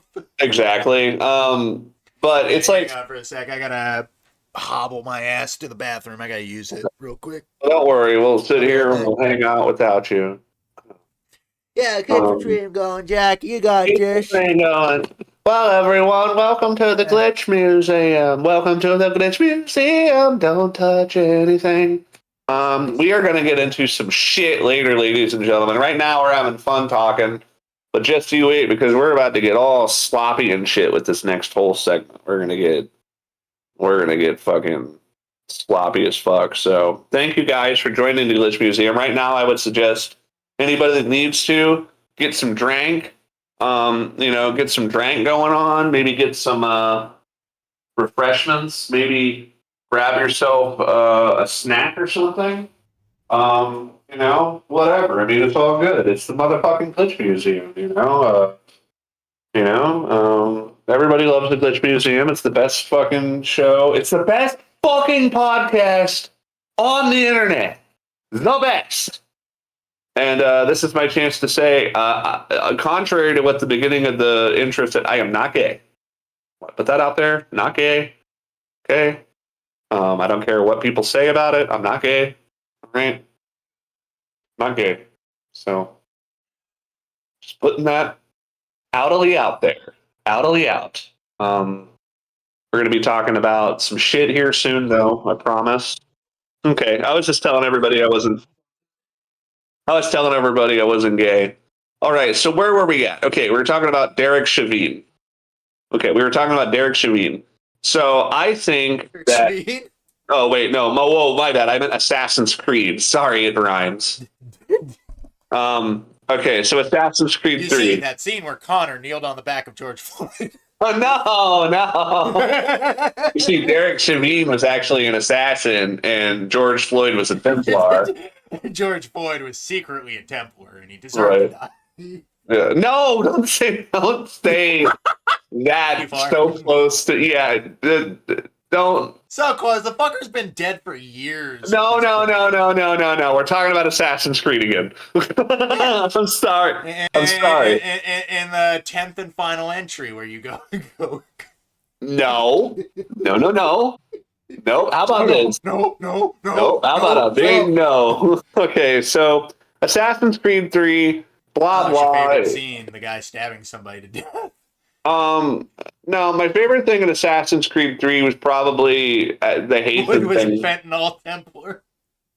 No, he wasn't a fentanyl Templar. No, we're stop. No. We're moving on. This is a terrible fucking idea. You started it. I know, I shouldn't have, though. I'm a fucking monster. I'm a fucking goddamn monster. You know I bring it to 11. You bring it to 10, I turn that crank one more time. God, what am I doing with my life? Okay, anyway, we're moving on Talking about video games on the fucking internet while this guy gets stabbed to death.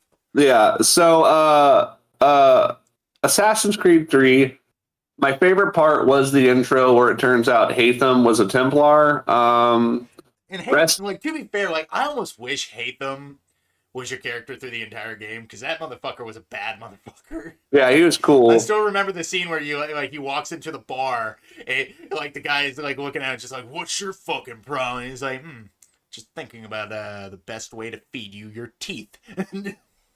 That's a cool line. It's fucked. But he also looks exactly like Russell Crowe from Master and Commander. A little bit, yeah. It's a ponytail.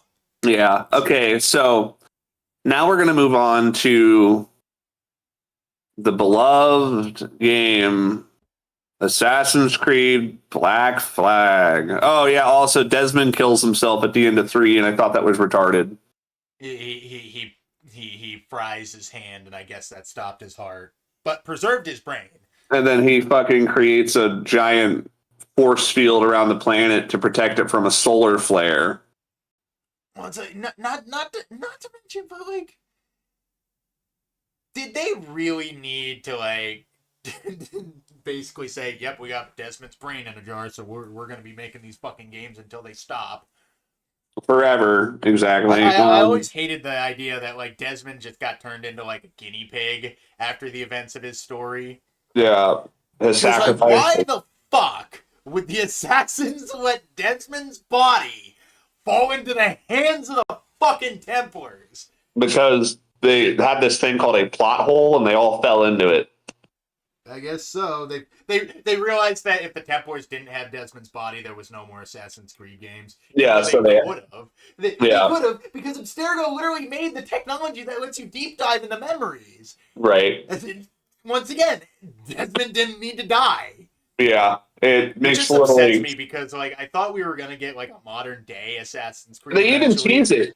Because they let you play. Okay, my favorite parts of the gameplay are when you play as Desmond and he's a fucking badass. Yeah, people fucking hated those parts, but I thought they were pretty fresh because it literally trusted you to be able to be an assassin without all the crutches that the Animus gives you.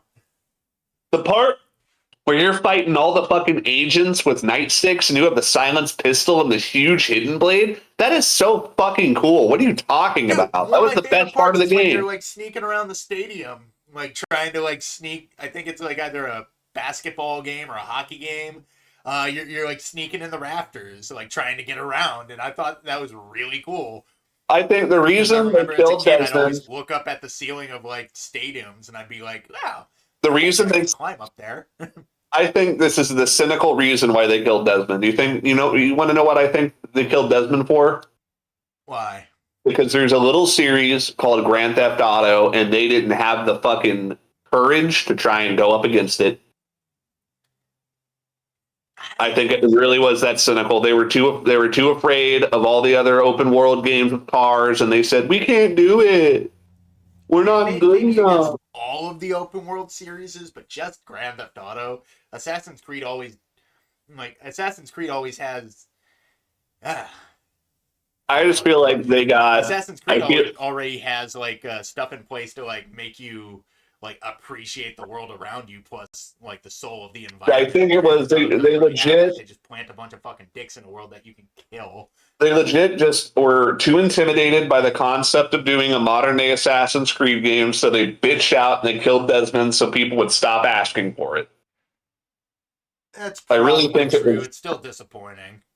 Yeah, of course it is, because it takes 1, 2, 3, 4, 5 games worth of story and just goes, "It's over." Yeah, and it's like I don't know about the later games, but I did somewhat appreciate that.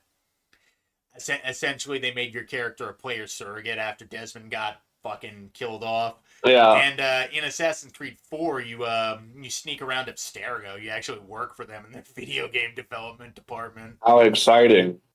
But you're doing corporate espionage too, sneaking around the building, and then you get a casual email that your boss is just fucking dead, and you're supposed to deal with that. Meanwhile, you play Watch Dogs and you kill your boss in Assassin's Creed 4. All right, so it's time to fucking rip the Band-Aid off. You don't like Assassin's Creed. No, hold on. Shut up. Shut your mouth. Okay, get in your corner. All right, put on your gloves. Get your mouthpiece in. Okay. Okay, I'm putting on my gloves. I'm putting on my mouthpiece. Now, this is going to be a surprise for everyone in the Glitch Museum. We're about to have a nerd fight. Ding, ding, ding. Round one. Okay, I'm gonna start off with this. I don't fucking like Assassin's Creed Black Flag. I don't like it. I think it sucks. I think it's like one of the worst Assassin's Creed games ever, and it sucks. I don't see why you don't like it. Like, The it's combat literally compared to an entire 3, globe-trotting adventure where you get to sail from island to island. oh wow, it's so fun. I love the sail on a big boat. Yeah, I do, motherfucker. Okay, for one, here's what I wanted to do. Is I was like, oh, cool, I get to have these motherfuckers sing a song while I'm sailing. Okay, well, I'm just going to mark a destination on the map and let my ship sail there. Nope. You got to hold down on the fucking trigger like it's a car. And it's like, what? Can't I just let it sail without me being... Nope, you can't walk around the ship while it's sailing. You got to be at the fucking wheel. It's literally like Grand Theft Auto, bro. Like, the ship, you couldn't sail... It's not like Sea of Thieves where you can get a bearing set for sea and go off and then do shit around the boat while you're going off. You know, like a boat, like a ship. You can't do that. It's like a fucking car. And not only that, but they fucking got rid of like all the different guns and all the different weapons that you could get in Assassin's Creed 3. Gone. The way the musket combat worked. You can still get blunderbusses, muskets, and pistols. Yeah, but... Yeah, hell, you could get the fucking duckfoot pistol, which has 4 barrels. No, nigga. No, they took out all of the fun shit from 3. They took out the fucking knives. There's no more daggers. You can't get fucking clubs. There's no two-handed weapons. All you get is those shitty fucking rink-a-dink 2 swords that suck. No, I like the 2 swords. I don't like the 2 swords. It's a cool fighting style. No, it's the only fighting style. Exactly, because it's so good. No, it sucks. It's great. No, it's not.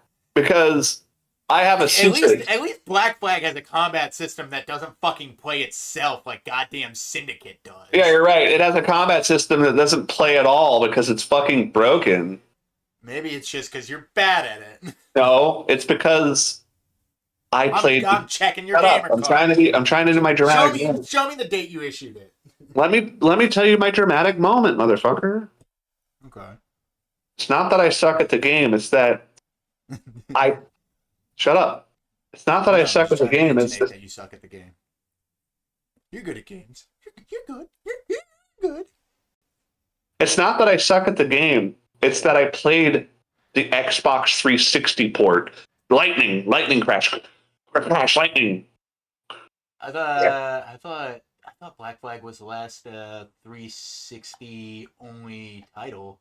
Then they made a version for like the Xbox 360 port of Assassin's Creed Black Flag is fucking broken. That's the one I own. I'm pretty sure the 360 port. I remember the fucking counter system literally wouldn't even fucking work. To be fair, you have really fucking ridiculous video games. Okay, I've always been good at countering in Assassin's Creed. Not in fucking Black Flag, I wasn't.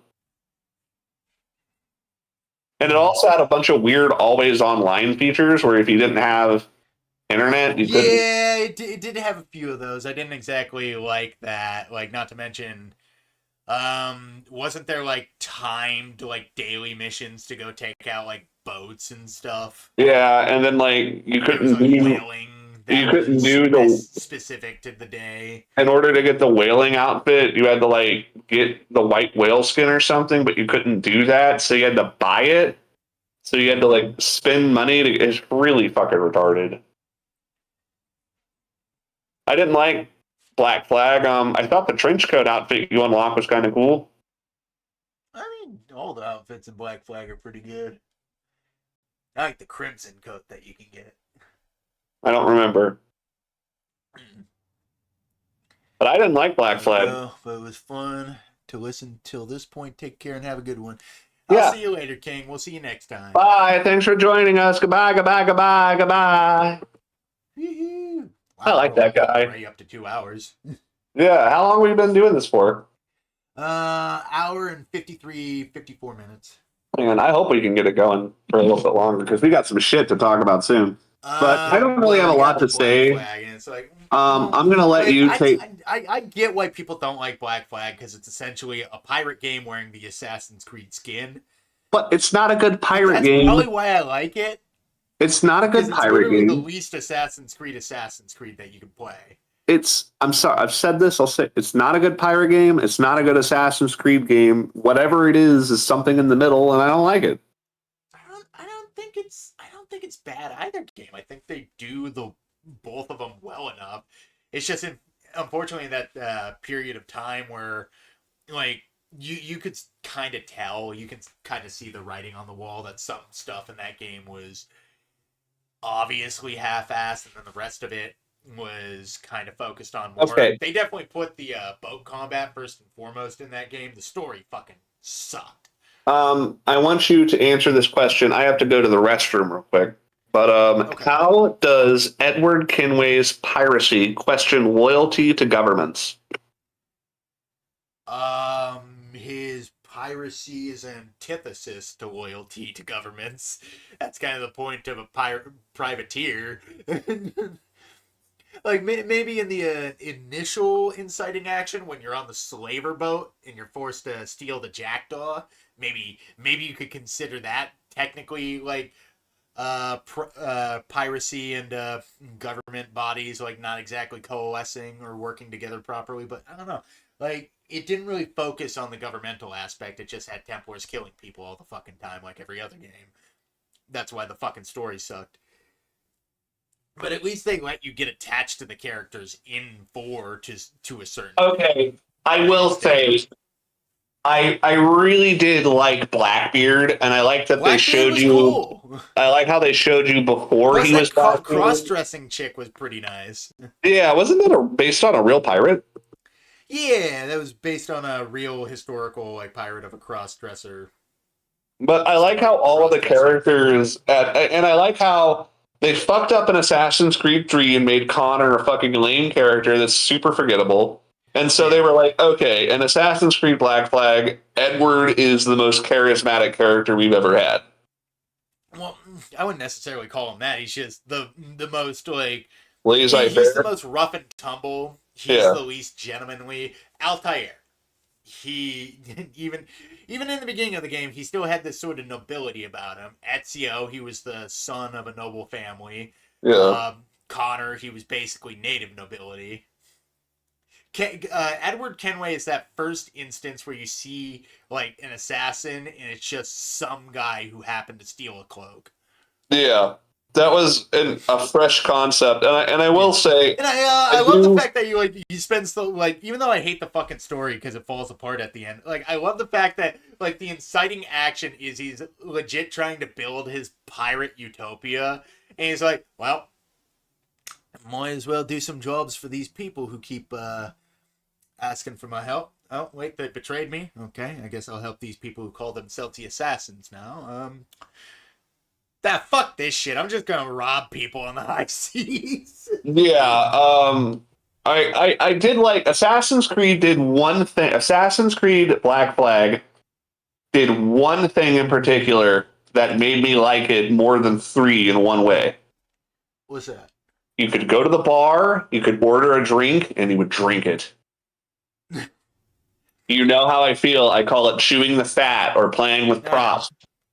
And letting you drink at the bar in Assassin's Creed Black Flag, there's something about that I really, really like. I don't know what it is. It's such a small thing, but it makes such a big... It's like every game, it seems to be at this point, like, every game needs some sort of, like, interactability with the in-game world.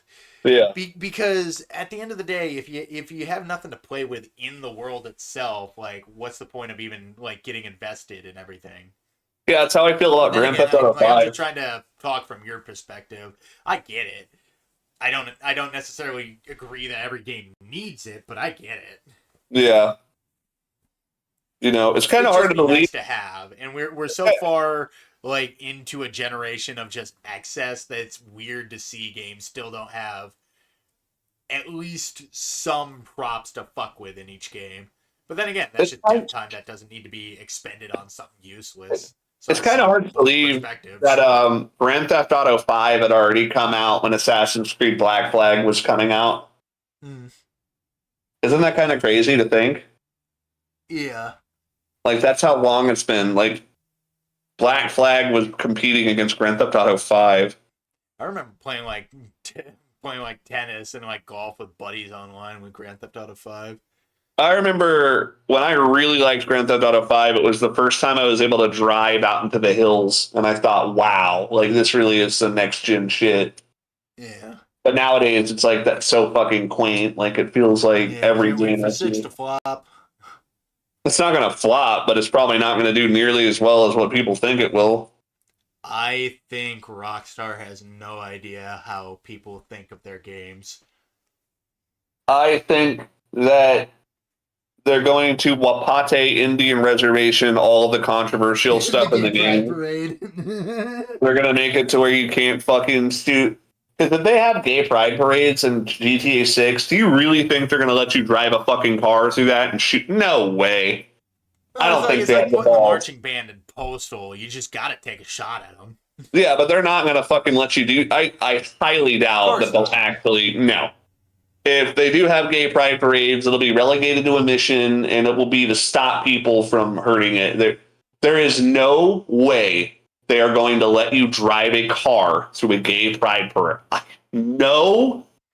Mark my words. If this podcast ages poorly and they do let you, then I guess I was fucking wrong. But right now, how it stands, I don't think they're going to let you do it. I don't think for a fucking second they have the balls to let you do something like that. No way. No fucking way. You know? I just have a feeling that GTA 6 is going to be completely empty and just used as a political mouthpiece. I don't think it's going to be actually a game. I have a feeling that they're going to give you a choice where it's like, here's my guess on GTA 6 is you play as a guy and a girl and you have a kid. And then the twist is that the kid grows up, and then the ending mission is you have to choose between your dad and your mom. And if you choose your dad, you're wrong. And if you choose your mom, that's the good ending. That's my guess. So what else do you have to say on Assassin's Creed Black Flag? Did you ever play Freedom Cry? It's Cry? one of the most fun games I've played that is an Assassin's Creed game. I remember I thought it was okay at the time, but compared to 3 and Revelations, I did not have as much fun with it. Did you play Freedom Cry? Apparently Freedom Cry is pretty good. The hell is Freedom Cry? That's where you play as your first mate Adewale and you free slaves from prison. Jeez, I completely forgot about that one. Yeah, apparently there's also that other one that was a spin-off from Assassin's Creed 3 where you play as that black slave chick or whatever. Yeah, black slave chick. Yeah. Apparently that's okay, but her noise, she like screams while fighting, and I guess it's really obnoxious. I don't know. I haven't played it. I'd have to see it for myself. My buddy that plays Assassin's Creed told me he did not like the. Yeah. Okay. Now we'll move on to Assassin's Creed Rogue. I think Assassin's Creed Rogue does everything Black Flag did, but a little bit better, and that's why I like it more. I'm not familiar with Rogue. I know it was an arcade game. Essentially, no. Rogue is like Assassin's Creed Black Flag, but set in like the same environment as 3. I remember I liked it a little bit more. Yeah, you play as Shay, who's actually a Templar, and the point of the game is you're actually playing as a Templar, not an assassin. And in that game, the Templars are the good guys, and the assassins are actually the bad guys. That's cool. Yeah, and they actually let you kill civilians, and the more civilians you kill, the higher the wanted level until eventually assassins come after you. Yeah, pretty interesting stuff. Yeah. And it has Assassin's Grand Theft Auto. Yeah, it has like a boat system like Black Flag, but if you get in the water, you freeze to death. Football. So there's less. It's less about getting into the water. I need to play it again, but it was pretty fun. Like my buddy that is the Assassin's Creed master, he showed me a lot of what he did on it. What I think is cool is it has one of the coolest Easter eggs ever. So guess what's one of the locations you can go to in Assassin's Creed Rogue? Shit. So it's Assassin's Creed 3. It's set place in the colony. Do you want me to just tell you? Yeah, just tell me. Sleepy Hollow. If you remember, in Assassin's Creed 3, there's actually a Headless Horseman mission. I remember that one of the other ones was you literally find like Nessie in the middle of like a lake. Um, but in Assassin's Creed Rogue, you can actually fight the Headless Horseman, and he's completely invincible to all your attacks and fucking blocks all your shit. And the way you have to kill him is you have to kill a head that's leaning on a gravestone in the cemetery. Okay. It's just interesting because they it's like that's how the lore works. Like you have to destroy the head that's on the gravestone to actually beat the Headless Horseman. Mm-hmm. I just thought that was That's cool. I guess. Yeah, because in What, you Assassin's just Creed shoot 3, it with a gun or something? yeah, because in Assassin's Creed 3, they show you the Headless Horseman, but you only see him in a cutscene, and people are like, "Oh man, I was really hoping that we could have fought him." And then in Rogue, they let you fight him, so it's kind of cool, right? Yeah, a little bit. Um, and then I can't remember what was that one earthquake that happened that was really bad back in the day. There was that one earthquake where a city collapsed. You caused that to happen in Rogue. Which one are you talking about? You talking about the one that fucked up Japan or something else? No, it was something like, was it in America or in England or something? I have no idea what you're talking about. It was like this fucking huge earthquake that happened and it ate the city and like 20,000 people died or something. And when it happened, they didn't know how to explain to people that God would allow something like that to happen. It was like one of the first really bad natural disasters to take out a ton of people. Okay. I can't remember, but essentially you grab a piece of Eden and it triggers that event to happen. And that's what Shea McCormick is like. He's like, okay, fuck the assassins. They caused me to cause this horrible fucking tragedy to happen. So I'm going to go against them. Thanks for passing the buck, Shay. Mm-hmm. But I like that. I said I played a little bit of Rogue, but I cannot remember enough of it. All right, so I guess we could move on to Assassin's Creed Unity, the most difficult Assassin's Creed game. Not one that I've ever played. Really, you have not played it? I don't think I even own it. It's very interesting. It has a lot of character customization, and it's very difficult. It's tough. Like you can be a badass, but it's one of those games where me and my buddy would play it and we would trade it off. And it's like you would play it and then die, and then you grab it and make your character, and you go off and you play until you die. And it's a game where you can literally, like Grand Theft Auto, you can pass it around your friends and stuff and let everyone kind of, yeah, like the combat's really that difficult. was the first game that had like actual like local online co-op too. Yeah, they dabbled with like multiplayer before and like Brotherhood and stuff. Oh yeah, they had that fucking stupid hide and Is when they seek finally game. decided to make like actual like online multiplayer. I remember in missions. I remember in Brotherhood or Revelations, Tobuscus had a commercial, and it was like the Harlequin comes into town. And it was like the Harlequin commercial for the multiplayer. Yeah. The multiplayer is like hide and seek. Who the fuck wants to play hide and seek multiplayer? That's so gay. That hide and seek was very fun. Have you never played the Assassin's Creed multiplayer? No, and neither is anyone else. I guess you were the only one. I did. Oh yeah, who are you playing it with? Yourself? Yeah, probably. Yeah, that's why I was so good at it. I was the only one playing. Yeah. That's why it was so fun. I always won. It's just like what I wanted was For Honor, and I think Ubisoft realized that. That's why they made a game called For Honor, and now For Honor sucks. Yeah, they made it to spite you specifically. Now it's called Her Honor. Her Honor.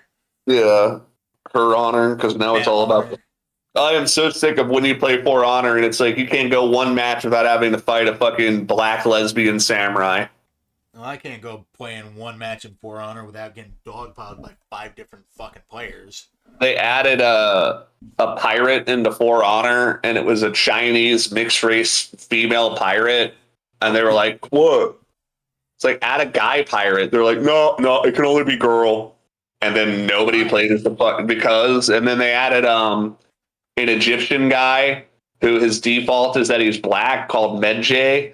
And if you go to change his skin color, you can't make him white. You can make every other character in the game black, but you can't make the black character white. And they did it on purpose as like a black supremacist flag for like, the black Israelites.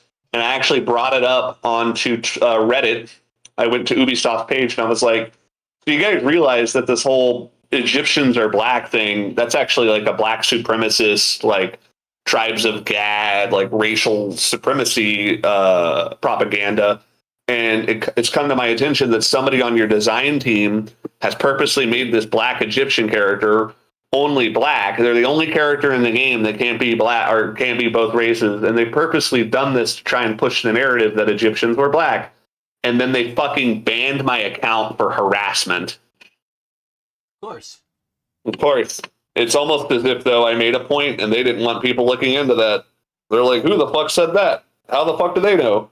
Yeah, they banned me for harassment because I brought up to the Ubisoft team that they made it to where the only Egyptian character in the game was the only character in the game that could only be black. And you couldn't make them white. You could make them light skinned or darker black, but you couldn't make them white. And I was just so butthurt at that because it's like you can make every other character in that game black. You can make the Vikings black. You can make the samurais black. But if you try to make the black guy white, the black Egyptian guy white, nope, can't do that.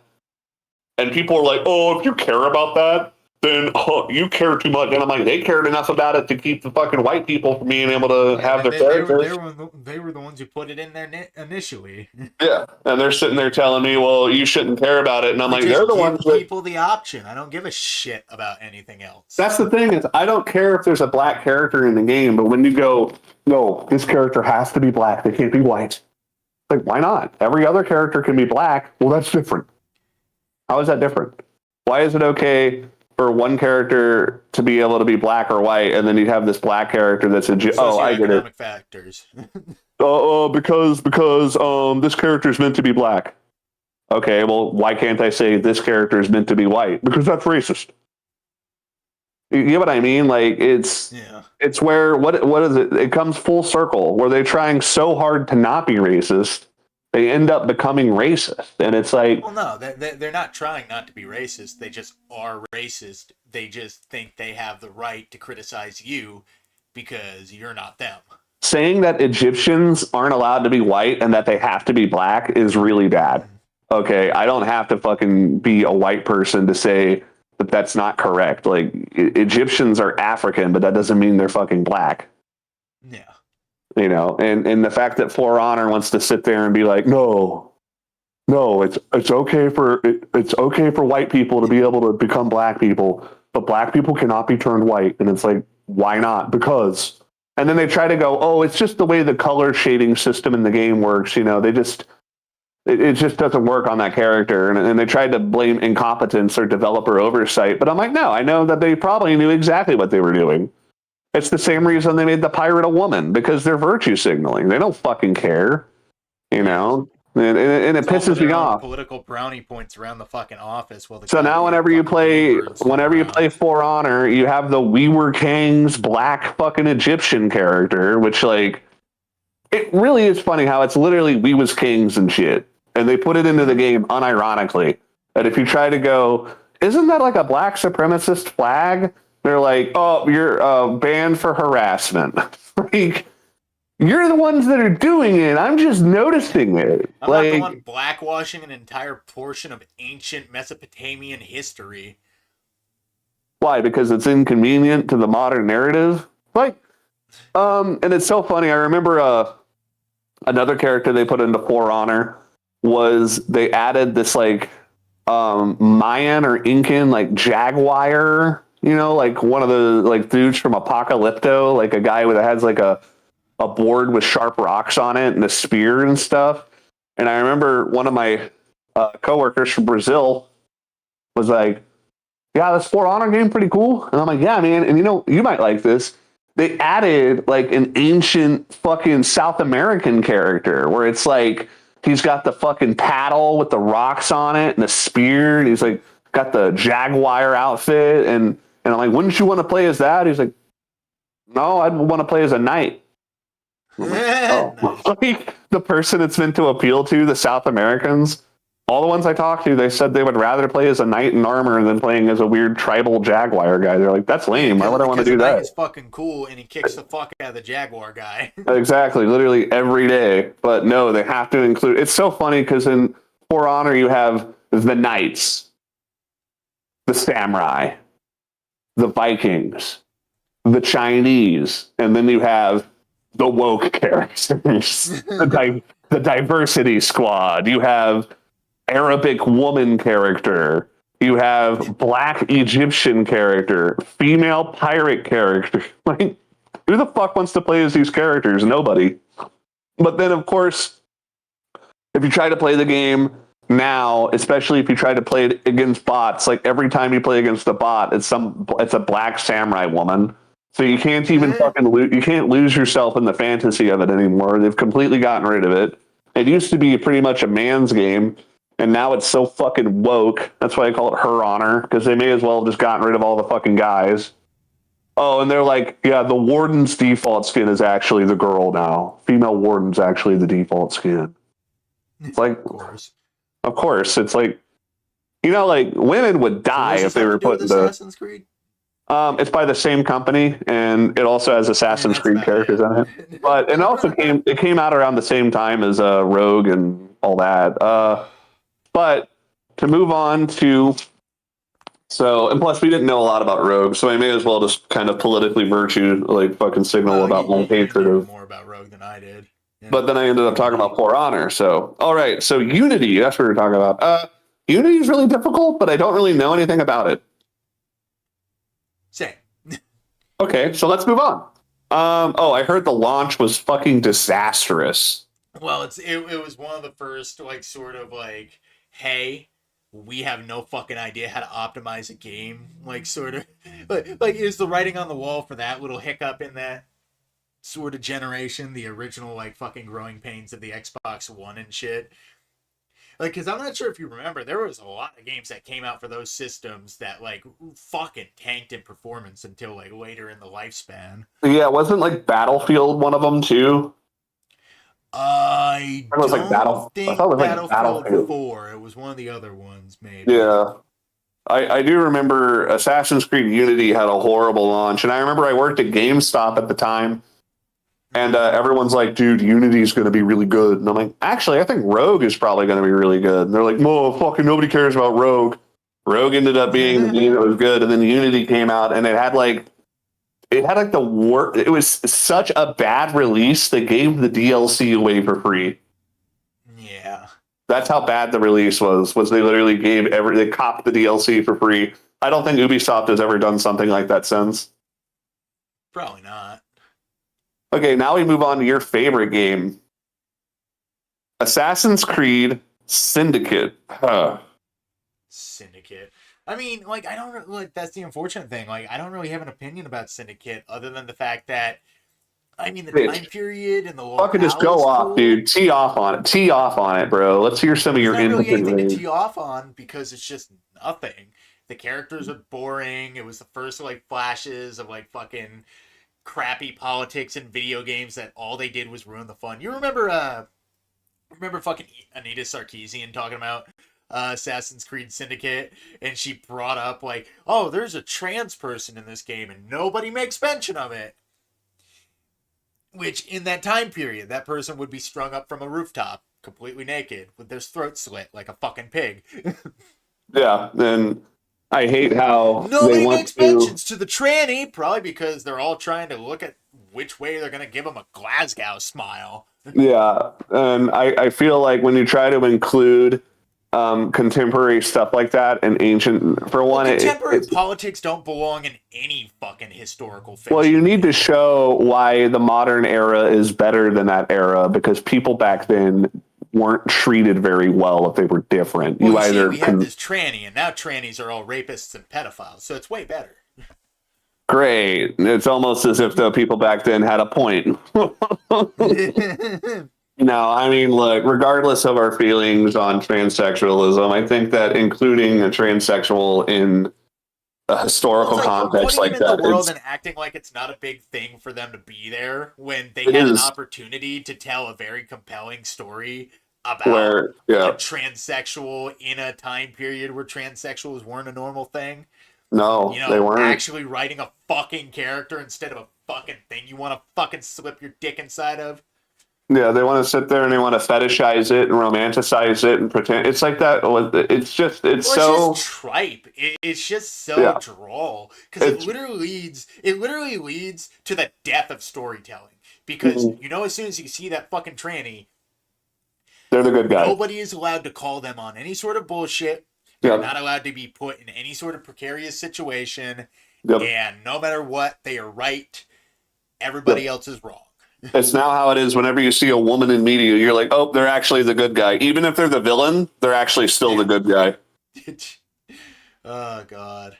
I still remember they made that fucking Cruella DeVille prequel and her fucking mom gets murdered by Dalmatians. That's why she To wanted to give her a murder. reason why she hates Dalmatians. That's why she wanted to murder 100 puppies. Literally her whole character in 101 Dalmatians is I want to kill these puppies for a coat. Yeah. Diabolically evil did not need to be any more nor less. Her name Now is you have the Cruella DeVille Devil. movie, and it's like, oh, fucking Dalmatians killed my mom, even though What they was were it? They forced to by saw a dog whistle. there's this little character called Harley Quinn, played by Margot Robbie, and they thought to themselves, wait, we've got a Harley Quinn. Let's take Cruella DeVille, Completely Cool different Devil. types of characters, though. They both have like the asymmetrical hair thing going on, you know? It's like Harley Quinn is black and red, Cruella DeVille is black and white. If that's all it takes, give it to fucking anybody. Seriously. Yeah, I mean, no, like I cannot believe that fucking Cruella DeVille prequel. And like, what? Her hair is just naturally black and white like that. What kind of fucking disease is that? Fucking Jesus. Is that a real disease? Can people really have that? They can be born with half their hair one color and half their hair like what? Like Like, not to mention the idiot henchman. Like, one of them's an effeminate black dude in the Cruella movie, because of course, he would have to be what's the point of that? to have an effeminate black dude. That's like when they remade Beauty and the Beast, and like Gaston's little like sycophant minion is actually a gay man, and it's like, wait, what? Like, yeah, he was gay coded in the original movie. Like he was a cartoon. I don't think there's any gay coding. Him wanting to fuck Gaston was ancillary. He just thought he was Yeah, everyone wanted to fuck Gaston. Do you want to fuck Gaston? I want to fuck Gaston. We want to fuck Gaston. Yeah. Do you remember that guy that played Gaston at Disneyland? And he's like, hey, everyone, I'm Gaston. And they're like, wow. And he's like, I'm going to put a firework on my head. And they're like, ho, hurrah. And he's like, here it goes. And then it went off and it blew his fucking head off in front of everybody. I don't fucking remember that. No, this guy playing Gaston, he thought it would be a smart idea to take a mortar firework and put it on top of his head and be like, no one dies like Gaston. No one's head explodes like Gaston. No one traumatizes these kids like Gaston when his brains fly over into their faces. Nobody dies like Gaston. No one has a family lawsuit like Gaston and settle out of court like Gaston. Because the person who was a... Keep going. Just keep who going. victimized me was Gaston. And now that he's dead, I don't feel any better. This lawsuit is saved for stormy weather. Let's all forget about Gaston. Yeah, you know that like they probably have like a fucking thing at Disneyland where they're like, all right, everyone, this goes without saying, do not put the fireworks on your head. Do not light fireworks off on top of your cranium. Or it might explode your head. Fuck. They have like a cute little Your like jawbone cartoon. goes that way. Your clavicle goes that way. They have like a cute little employee handbook cartoon that shows Gaston like putting the firework on his head. They're like, no, no, no. Oh god! Like before he lights it, you see the fucking skull and crossbones in his eye. Like In his the fucking eyes, movie. yeah. Yeah, what if it was just like the most elaborate? He was like, I got it. I'll become Gaston at Disney World, and then I'll get a firework, and then I'll fucking. No, This is how I'm gonna myself in front of kill it. myself. I knew it. This is exactly what I wanted to do. It's the long con, you know.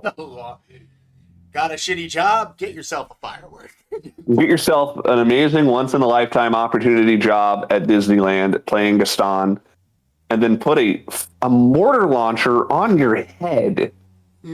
I just like, how much crack do you have to be on to at any point think, let me take this explosive? Just not knowing how physics work. Like, let me take this control. Going off on top of your head is probably going at the. It's probably at the bare minimum going to shatter your fucking vertebrae if your head's still there. Yeah, like a controlled explosive. I'm going to put this on my head where my brain is. Like, where my brain is. I don't see anything bad happening, nor anything untoward. Oh, come on, Bill. Come on, Bill. Watch, I'm a man. I don't know about doing that, Gaston. Why do you read these books and it's like a safety guide on how to handle fireworks safety? Fireworks. Who needs these when you have broad? Look, I'm going to go put this explosive. Put this explosive on my head. That'll be fun. Well, don't you agree? Yeah, great. Anyway, moving back on. Okay, Assassin's Creed Syndicate. That's what we think about Assassin's Creed Syndicate. We'd rather talk about Gaston. We'd rather talk about Gaston killing himself. Okay, so moving on from Syndicate, we're going to move on to Assassin's Creed Origins. Ooh, can't see it, but I'm dancing. This is the I'm one doing I the have robot. least knowledge about. Hey, yo, Assassin's Creed Origins. It's pretty good. I gotta use the bathroom again. Okay, go use the bathroom. Fill the dead air. I gotta go take a piss. Okay, he's got to go take a piss. I've got a 2-liter of Coca-Cola in my fridge, and I haven't opened it yet, but I'm going to. I also got some Carnitas nachos that I'm waiting to fucking tear apart once I'm done with this podcast. I don't know how long we've been going, but I think this has been our most cynical episode.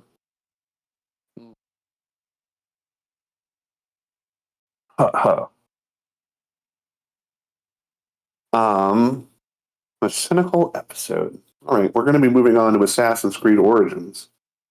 Then we got okay, everyone, audience, this is where shit's going to start getting very real, and we're going to start having a lot of, like, not so fun of opinions. This is the part I'm sure everyone's waiting for. The fucking crowd is like, oh, yeah. Can't wait to listen to this fucking nightmare. It's about to become a fucking nightmare. I'll tell you that much.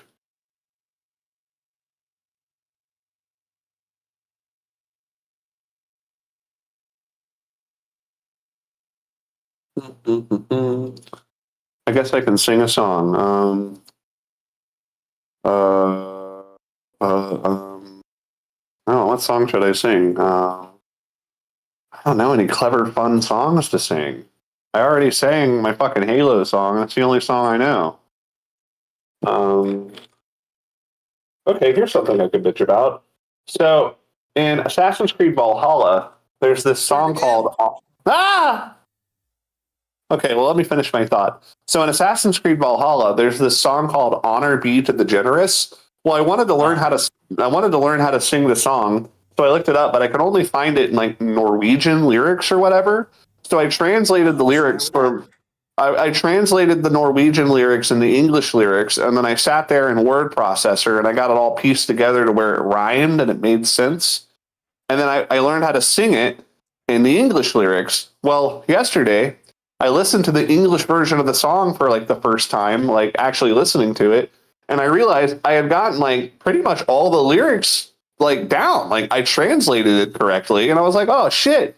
But then in like the third verse of the song, they just completely rewrote the song. And now it's about like blood and wanting to get revenge. And I'm like, what? Like, this isn't like, that's not the point of the song at all. And I realized like the people that did it in English, I guess they just decided that half the song, it was not violent and cool enough. So they needed to make it about getting a blood feud or something. And I'm like, man, that's kind of fucking lame.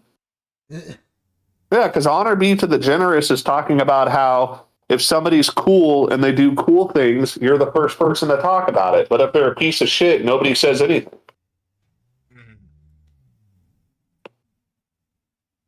Yep, and it's a good song. Yeah. Should I sing it? Should I sing it for the chat? I mean, if you want to. I don't know. It's kind of I don't know. We'll save it for next time. Maybe I should sing it later. Okay. Well, we are about to start getting serious because we're going to talk about Origins, Odyssey, Valhalla, Mirage, and Shadows. Okay. Just keep it relatively mum. We don't want to blow our load before we get to it because we will get to the outrage. Well, Origins was okay. Like pretty much, I fell off after Black Flag anyway. Yeah. Pretty much everything after Syndicate, I know bits and pieces about, but it's like the reason I dropped off like at like Black Flag is because after that they started putting like fucking health bars and like tiered loot and every damn fucking Assassin's Creed game. Origins original game about stealth assassination, it kind of kills your fucking vibe when you try to kill a motherfucker. It only takes like a quarter of the bar. Origins, I will list the positives. Origins had a really fucking cool map to explore. Exploring the desert. I like how in Origins you can go out into the desert and you start seeing mirages. And the mirages can lead you to stuff. You can actually find treasure. One time we found this man who was pointing in a direction, and we kept following where he was pointing, and eventually it led us to a giant meteor that crash landed and brought us to like this fucking crash site at the south. It's fucking cool. Okay, like the mirages are cool. Being able to like go on like a spirit journey is cool. There are these dudes that you have to fight that are essentially like bad guys that all have unique weapons, and you have to hunt them all down and fight them. I can't remember what they're called. They're called like Thalakes or Phylakes or whatever. Really interesting. It kind of reminds me of the Crusaders from the first game.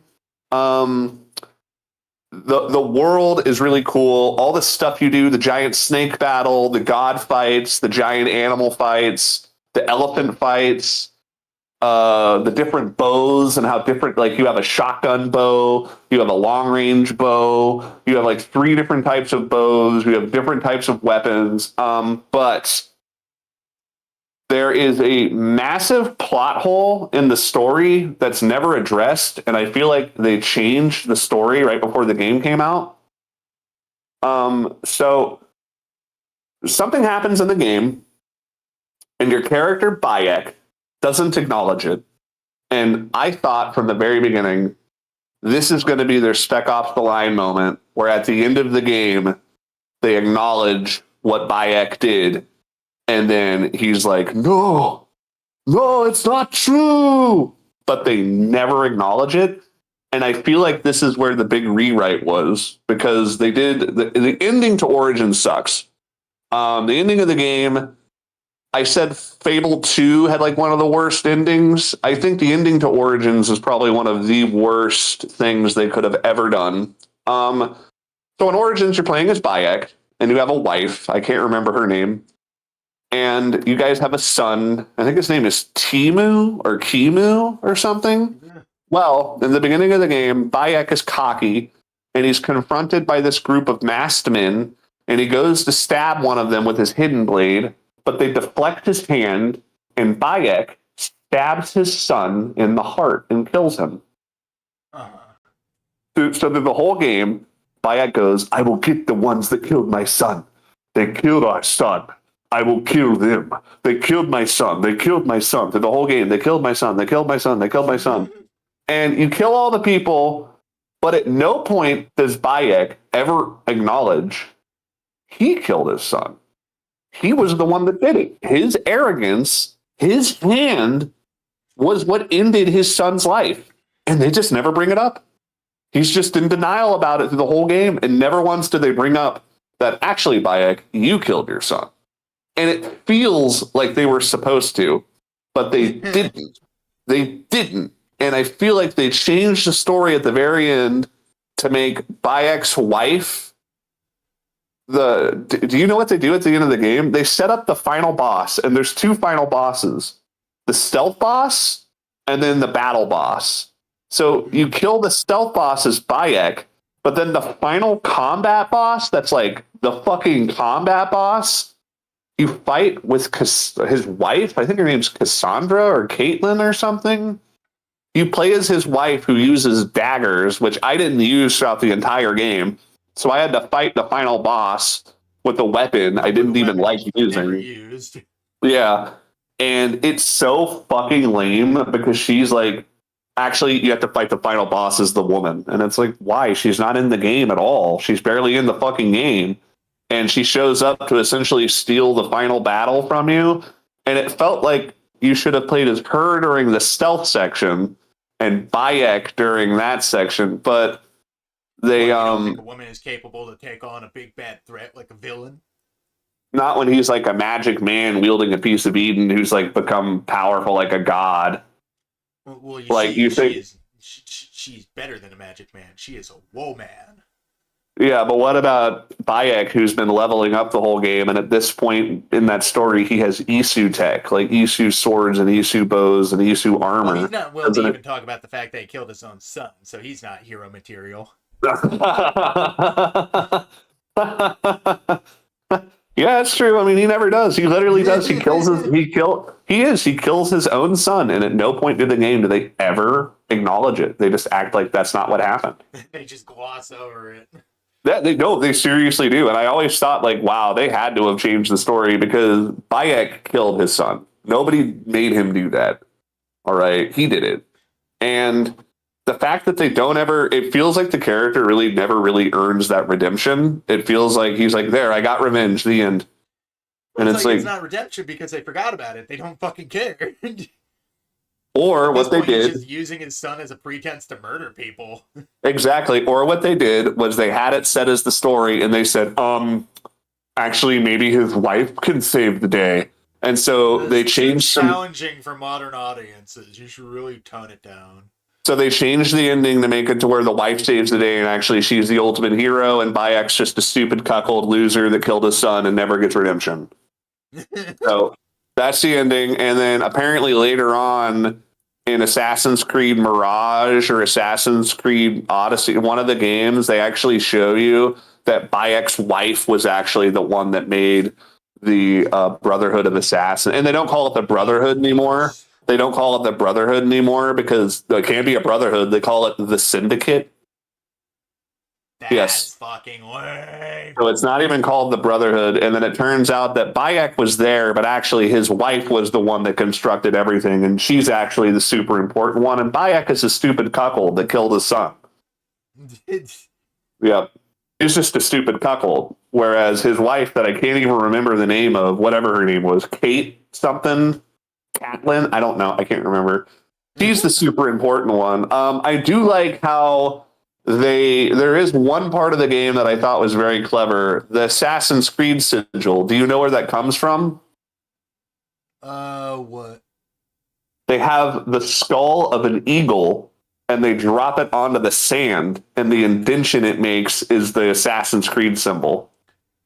Oh, that's cool. Yeah, it's an eagle's mouth. Far-fetched, but that's cool. That's how they come up with the symbol ideas. Him and Bayek and his wife are on a beach. And then for some reason, they split up. They're like, we can't be together. And then, yeah, she goes to Rome or something and kills the main bad guy. Well, Bayek, I guess, killed our son, and you won't even talk to me about it. Yeah, and then she leaves because Bayek doesn't admit that what he did. And it feels like that's something he should have, like, halfway through the final battle, the main bad guy is like, Bayek, look into yourself. And he's like, oh, no, I didn't do it. And it's like, you did it. You killed your son. And then it gives you a moment for him to be like, overcome that.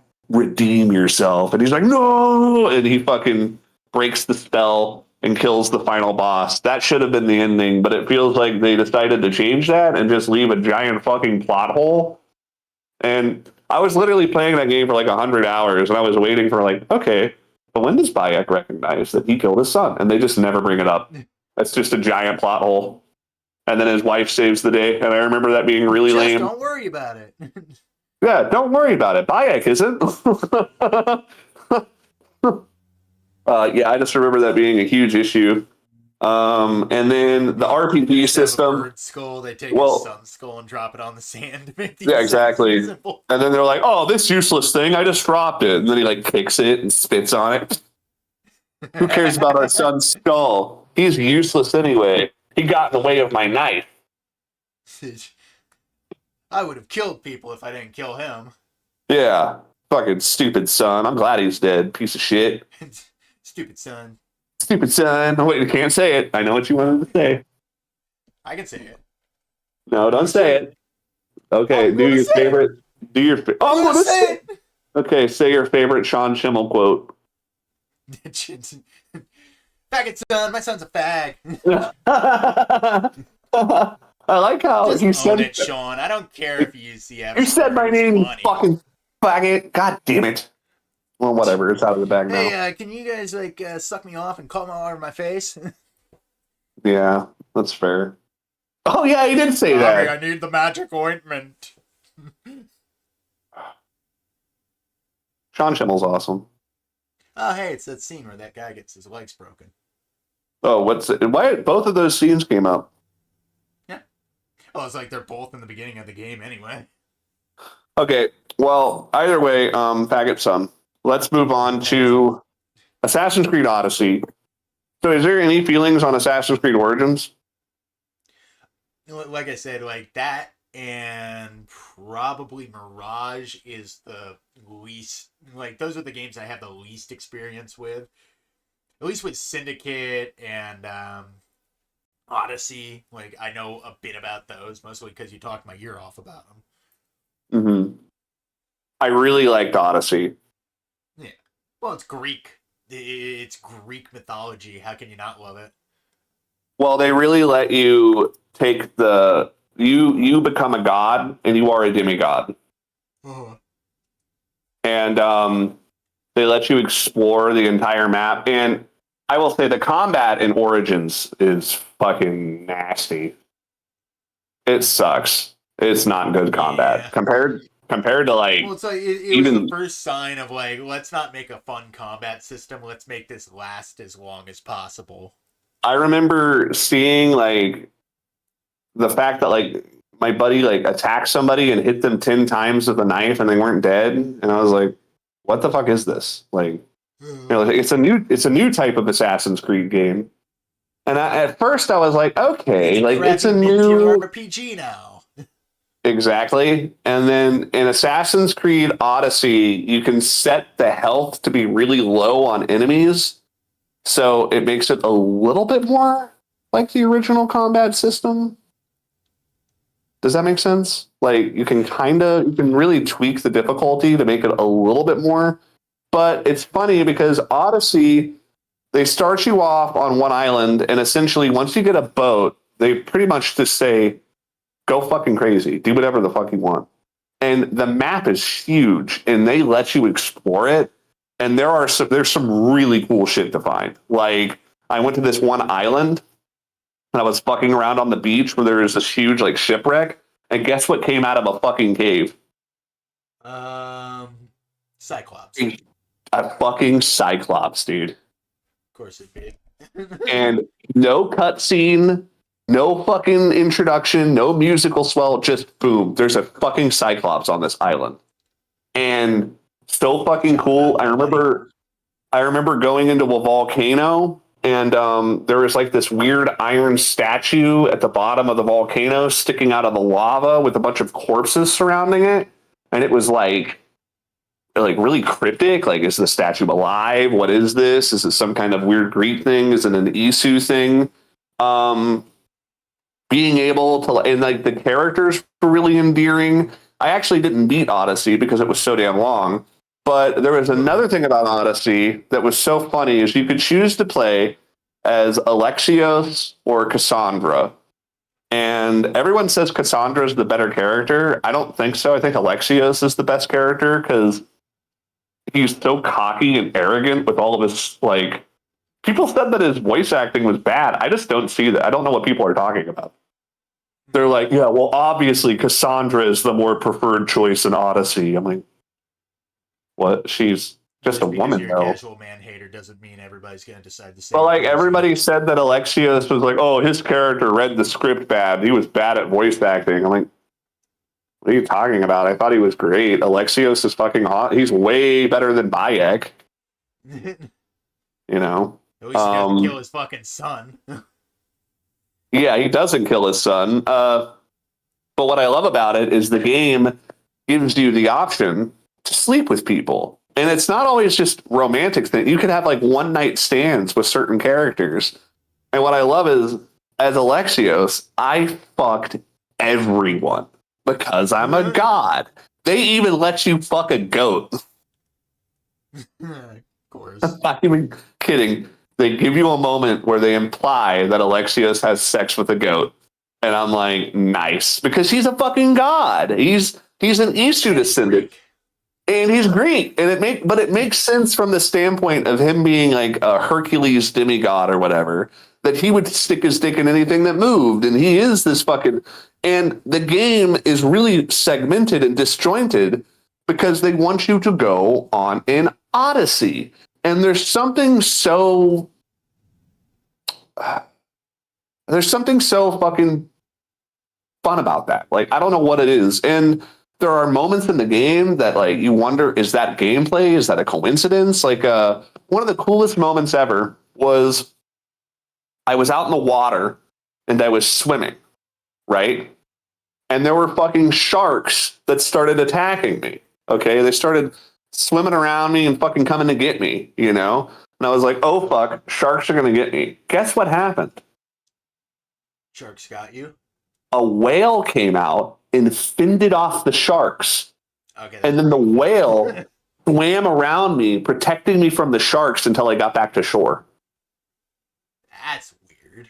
It's fucking cool because whales do that in real life. Yeah, whales will protect people from sharks and stuff. So will dolphins. That's cool. Yeah, it's really interesting. And like they put stuff like that in the game. And your choices actually mattered too. Like depending on what choices you made, it could change the way certain things play out. Like, and it's not just like little pussy choices. It's like kill your father. Let these people. It's like you can choose to kill your father or not kill your father. Another one is you can choose to kill this family that's a plague family or let them live. And if you let them live, you actually doom the tutorial island. So killing the little girl is actually how you save. And I felt really bad about that because I love the tutorial island. And it's so funny because when you play the tutorial island, that feels like an entire fucking game could be set on that island. And then when you realize, oh, Kefalonia is just a small part, it blows your mind. I remember when I got to Athens, it is so fucking huge. Like, you really feel like you're in a fucking city. Like, you get how tremendous it is. That, and there's a lot of titties in the game, too. Boobs all over the place. Yeah, characters in Origins and Odyssey would just walk around with their tits out. That's awesome. Yeah, it was fucking cool. Also, another thing I liked about Origins, this isn't in Odyssey, but in Origins, you could get like a camel and then a horse, and eventually you could get a horse-drawn carriage. Okay. You can get that in the other games too, I'm pretty sure. I don't think you can get a horse-drawn carriage in Odyssey.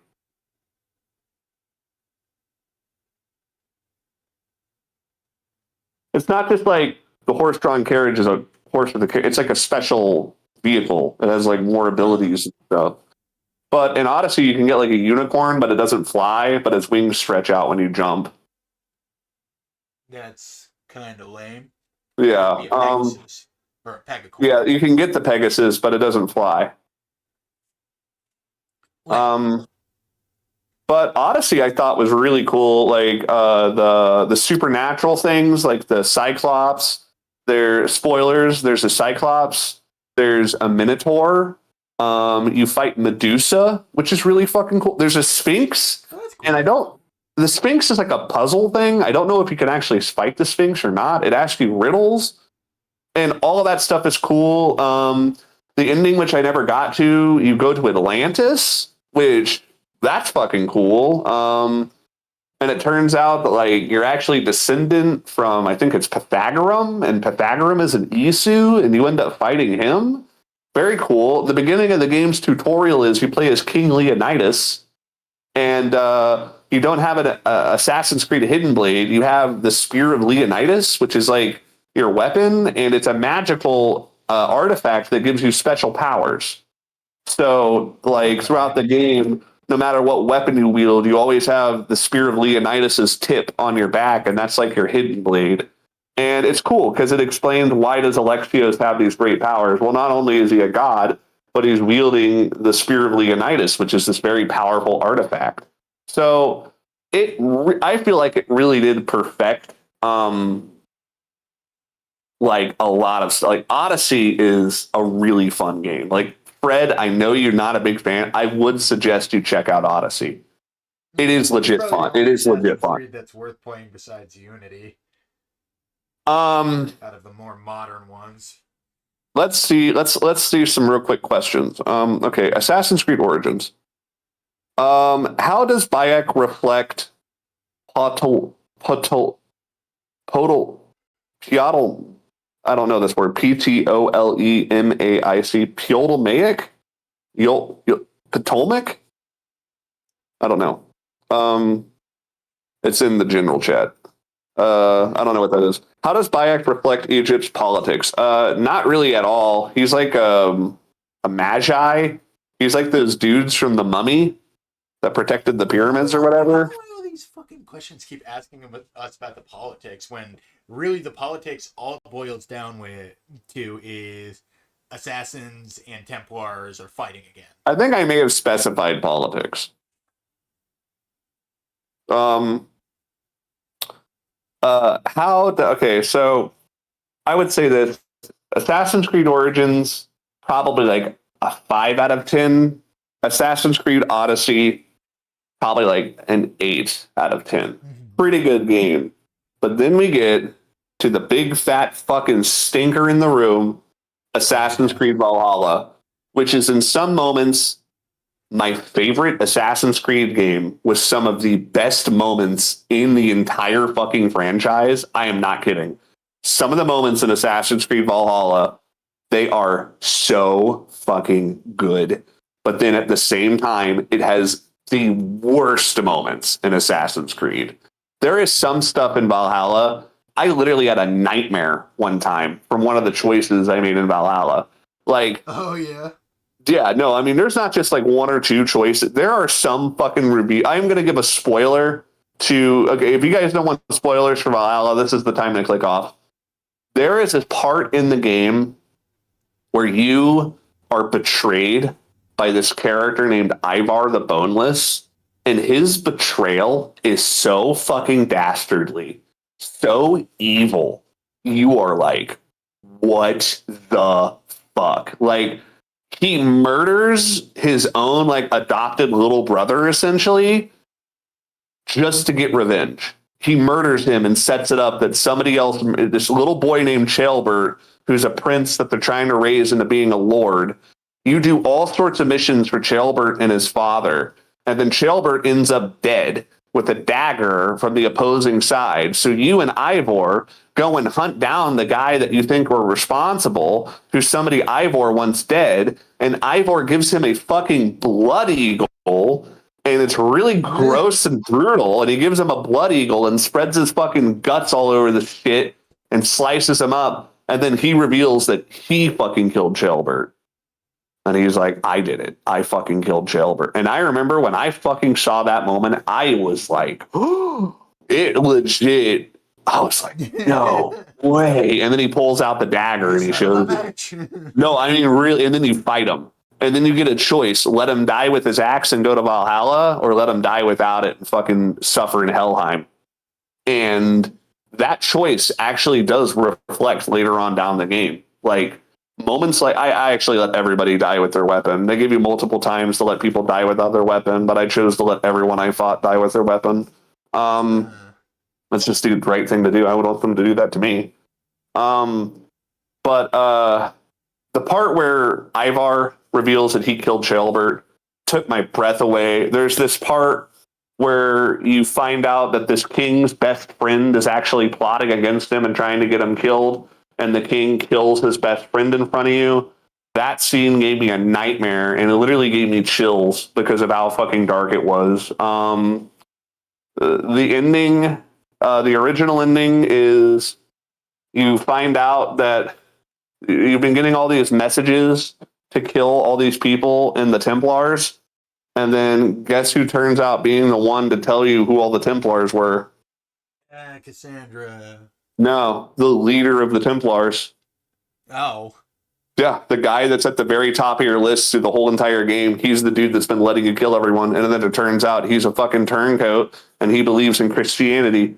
And the Templars went against the teaching. No, I'm serious. The Templar went against the teachings of Christianity. And so the king decides to live in exile and be a good Christian as like a monk helping at a monastery. And he fucking gives up his position as king in order to go into exile and like fakes his death or whatever. Such a fucking good like ending, like a really strong, because the whole game they're like Christianity is bad, Christianity sucks, paganism is good, paganism is the way to go. And then at the end of it they give you this guy, I think his name is King Aelwyn or King Elwyn or something. He shows you what good principled Christian morals are. And I thought it was a really good ending. And then of course we'll get into this. There's a lot of stuff in Assassin's Creed Valhalla that's really good. But then they kept adding on to the game after it came out. And they decided... After all the good stuff, there was more story. They decided that the game was going to retroactively be changed. So Ivor's performance as the male Ivor is fantastic. He's this soft-spoken, poetic, almost sing-songy voice. Well, maybe I can help you with that. I was thinking myself, maybe I should go down there and show them what's for. Like this real, like, bard, like a warrior poet. Like, very, And the female Ivor's voice, I think they have it pitched down. And she talks like this. I'll go and give them a taste of my axe. And they'll know who she has the a jaw real wider than fucking Ivor. I saw. She has she has promotional photos. She has a bigger jaw than the male Ivor. She's taller than the male Ivor. Has a deeper voice than the male Ivor. And they say, actually, she's the default choice. Actually, that's why she's on the front of the box, right? Oh wait, no, it's male Ivor on the front of the box. But no, after the game came out, they went and they retroactively changed it to where female Ivor is actually the lead. And they're like, oh, see, his last name is female. It's Ivor daughter's, or it's Ivel Raven's daughter. See, it would be Raven's son if it was a boy. You see, they knew it should have been a woman. Give us the fucking option. Well, because that's my question. Don't give us the fucking option. There's an option in the game. Female protagonist. You can choose male protagonist, female protagonist, or story protagonist, and it will give you the canon thing. And when the game first came out, it would just randomly switch you between male and female. But now that the game is out, if you choose that, you play as a female whenever you're Ivor, and you play as a male whenever you're fucking Odin, because you turn out your Odin, and Odin is male Ivor, but you play as Ivora or whatever, and she's fucking terrible. And the game has some of the worst. Like, Sigurd is an amazing character, but then there's a part in the game where Sigurd is your oath brother, okay, and he's married to this woman named Randvi, and Sigurd gets captured at one point, and they give you a chance to be romantic with Randvi. And I remember I was like, no, Randvi, I'm not interested in that. You're my brother's wife. And the game is like disappointed with you for doing that. So later on, you didn't want to fuck your brother's wife. No, I didn't want to cuckold my brother. Well, later on, Sigurd comes back and he says the most unbelievable shit. I couldn't even imagine this. He's like, yeah, you know me and Randvi? Yes, Sigurd, I know you and your wife. Well, we've decided to get a divorce. Why? Not only that, but a what? A divorce? Dude, you're a fucking leader of a Viking clan. What do you mean divorce? That's not something. What? What do you mean divorce? Dude, Vikings didn't have divorces. Are you fucking kidding me? That's not. Vikings had multiple wives. Yes, they did. They were called. Oh God, what do they call them?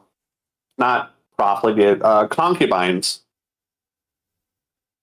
The act of him being like, she's divorced, and then he pretty much says, if you want to fuck her now, you can. That's cool by me. Like, he literally is like into it. Like, he wants to. No, I was into it, and I wouldn't have minded. No, I'm serious. He like tries to be like, go on, get her, Tiger, and it's like, hey, Ivor. What?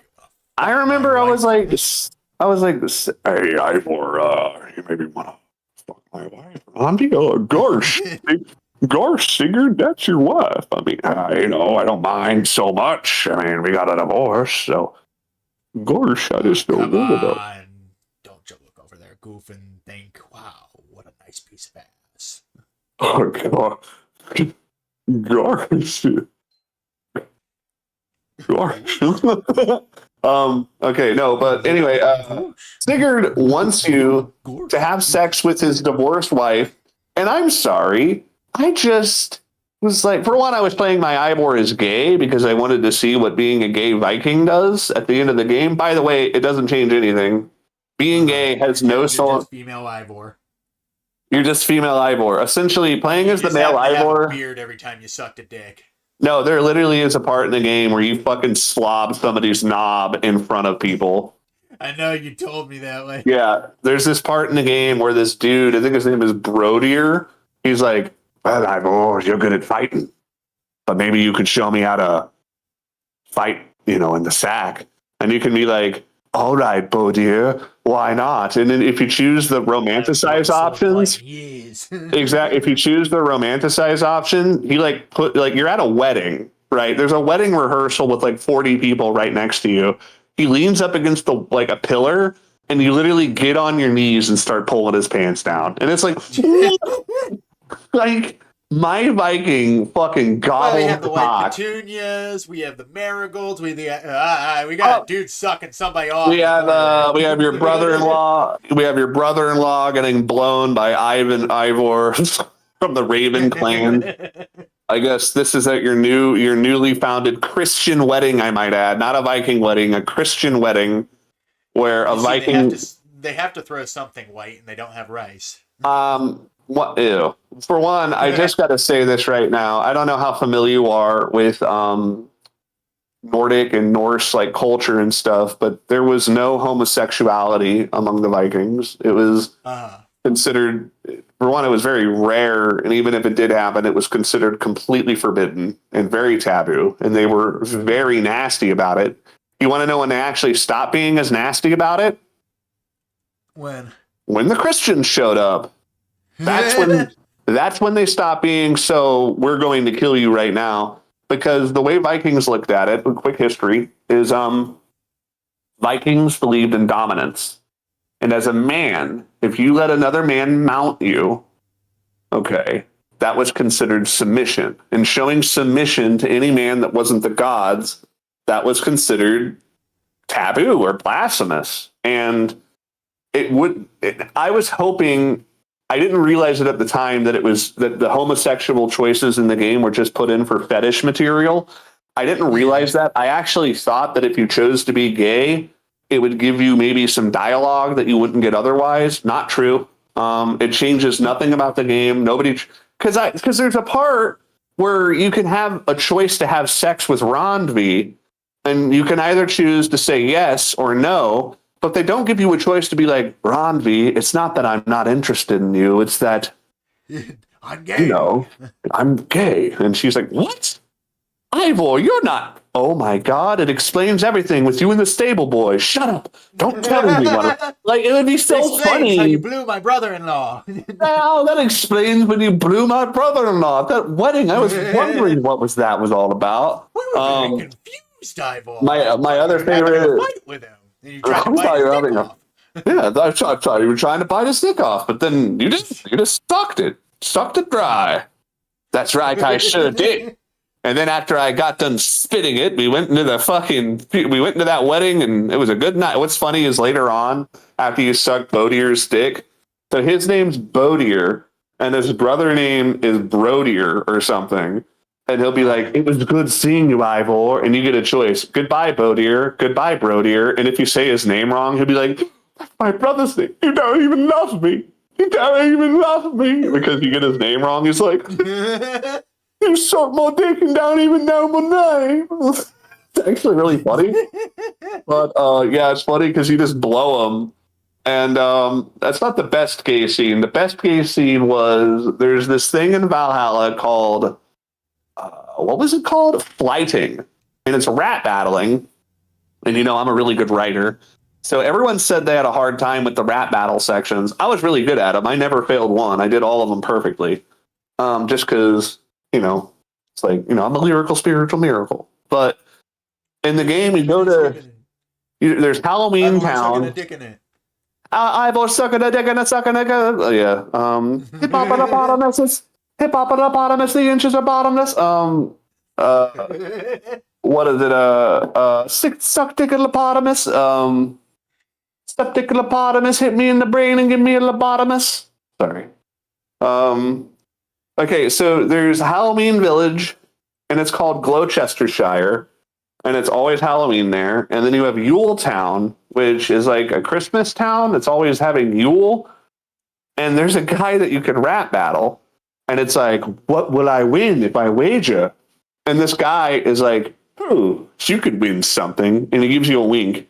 And anytime a character winks at you in that game, that's the homo. That's the game. Drop to my knees and blow this character. So what happens is you end up doing a rap battle with him. And you win. And he's like, oh, and I guess you can get my gold unless there's something else you want. And as my male Ivor, I said, yeah, I want you to show me what that mouth can do other than rap battle. And I shit you not. It was in a busy. He was like, let's go somewhere more private. Well, the game glitched out. And I guess right there in the middle of the street, surrounded by people, including little kid NPCs, he just pushes me to the side, and you see him get down on his knees while Ivor grabs the back of his head, and he just sucks your dick in front of everyone during a Yule festival. So it's essentially Christmas time, and you're just getting... What are those two guys doing to each other? It's love. It's nothing but love. Oh, he seems to really love that. Oh, he really loves that. Oh, Jesus. Anyway, I got my knob slobbed by some fucking dude. And yeah, like you can just get your dick blowed by some guy in front of everybody. And I was like, there's no show me that again. Show me that again. You can do that? There's no consequences for that, right? Like at no point in the game does anyone pull you over and go, Ivor, look. I know. Ivor, can you please stop aggressively fucking people in the streets? Can you not let a man suck your dick in the middle of the streets during the Christmas festival next to the church? Just find a fucking room, dude. I thought it was okay. We were at a party. Okay. There's a difference between party and partay.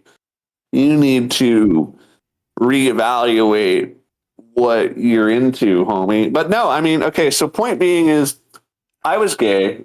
And I was gay, not just to be gay, but because I wanted to see how they would handle a gay Viking story. And the answer is they didn't. They don't. Being gay has nothing. It's all just fetish shit for what's the word they use? It's arbitrary.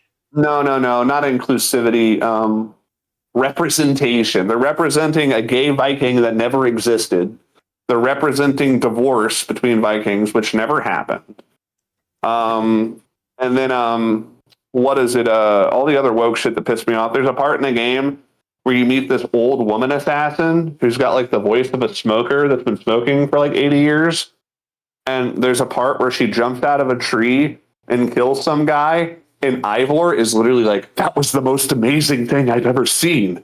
You're an assassin with skills far greater than mine. I'm serious. He trips over himself being like, that was the most impressive kill I've ever seen. I mean, how did you do that? I mean, suck that dick. no, it's an old female assassin that falls out of a tree and lands on some guy, and Ivor is tripping over himself to tell her how fucking amazing she is.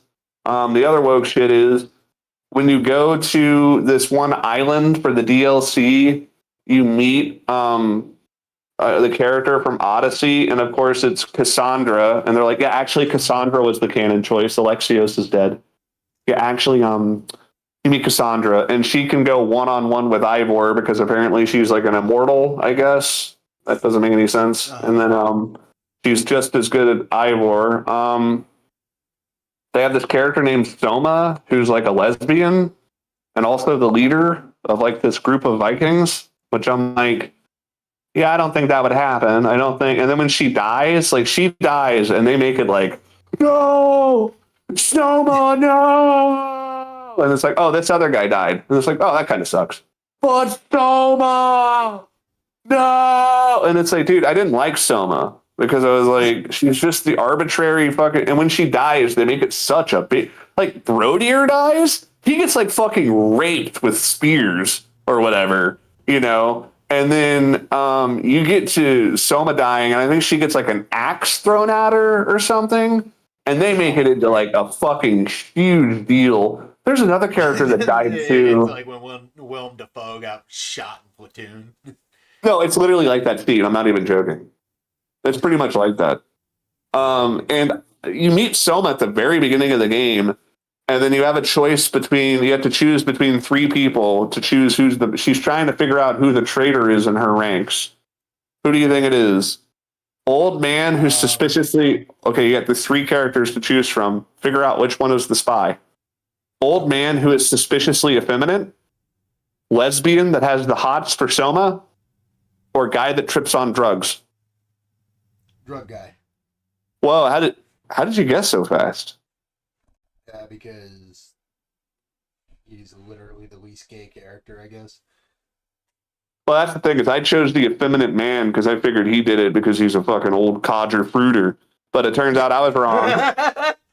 I was wrong. I got you fruiter. The guy that takes the drugs, stones, the guy that takes the drugs stabs the lesbian that likes Soma, and then you end up killing him, right? And then they're like, your choices have consequences, Ivor. And you see them loading up the body of the lesbian onto a boat, and then guess what happens? The lesbian opens her eyes and waves in the, I'm okay, actually. I'm not actually dead. Yeah. And then you shoot her with a fucking fire arrow. No, they just let her survive, and I guess it's implied that. You to be dead? Nah, fuck you, bitch. You're going into Valhalla. No, but, well, women don't. I don't think women go to Valhalla. Oh, she can go to Helheim then. I'm not sure where women go. I don't know if women can go to Valhalla because they're not warriors. There's no such thing as warrior women. Well, I see. That was only in the people. One of the story. No, I mean, like, dude, the Vikings were extremely superstitious about women. They wouldn't even let women on their boats. If you had to get somewhere, your husband would get on a boat. You would fucking and you weren't allowed to ride a horse either. Like, if your husband was on a boat, you had to walk back home because it was bad luck. I'm serious. It was bad luck for a woman to be on a boat. And if your husband got on a boat, it was bad luck for you to get on a fucking horse. Like, you needed to walk home. I'm serious. They don't put any of that shit in the game. In the game, you got women in your raid. It's like the Raven clan is the most progressive Viking clan I've ever fucking seen. You got women in the clan. You got women leaders. You got Rondby. And I'm not even done with the Rondby thing. So later on in the game, at the very end of the game, after... I've already turned down Rondby once, and Sigurd is like, did you have sex with my wife? And I'm like, no, I don't want to have sex with your wife. She's like, well, we're divorced now, so if you want to, that's cool. I was like, there's this part where you're at a wedding, another wedding, like a Norse wedding, and I shit you not, Rondby comes up to you, and she's acting like a schoolgirl. She acts like a fucking 14-year-old theater kid. And she's like, Ivor, I was, maybe, thinking... you and I could. And I looked at her and I said, no, Rondby, I just want to be friends. And the game gave me like a bad ending. It was like, you made the wrong choice. you're supposed to get with Rondvi. And I'm like, dude, I'm sorry, Ubisoft, at no point am I ever going to have sex with my brother's ex-wife. Like, what the fuck? That's really fucked up.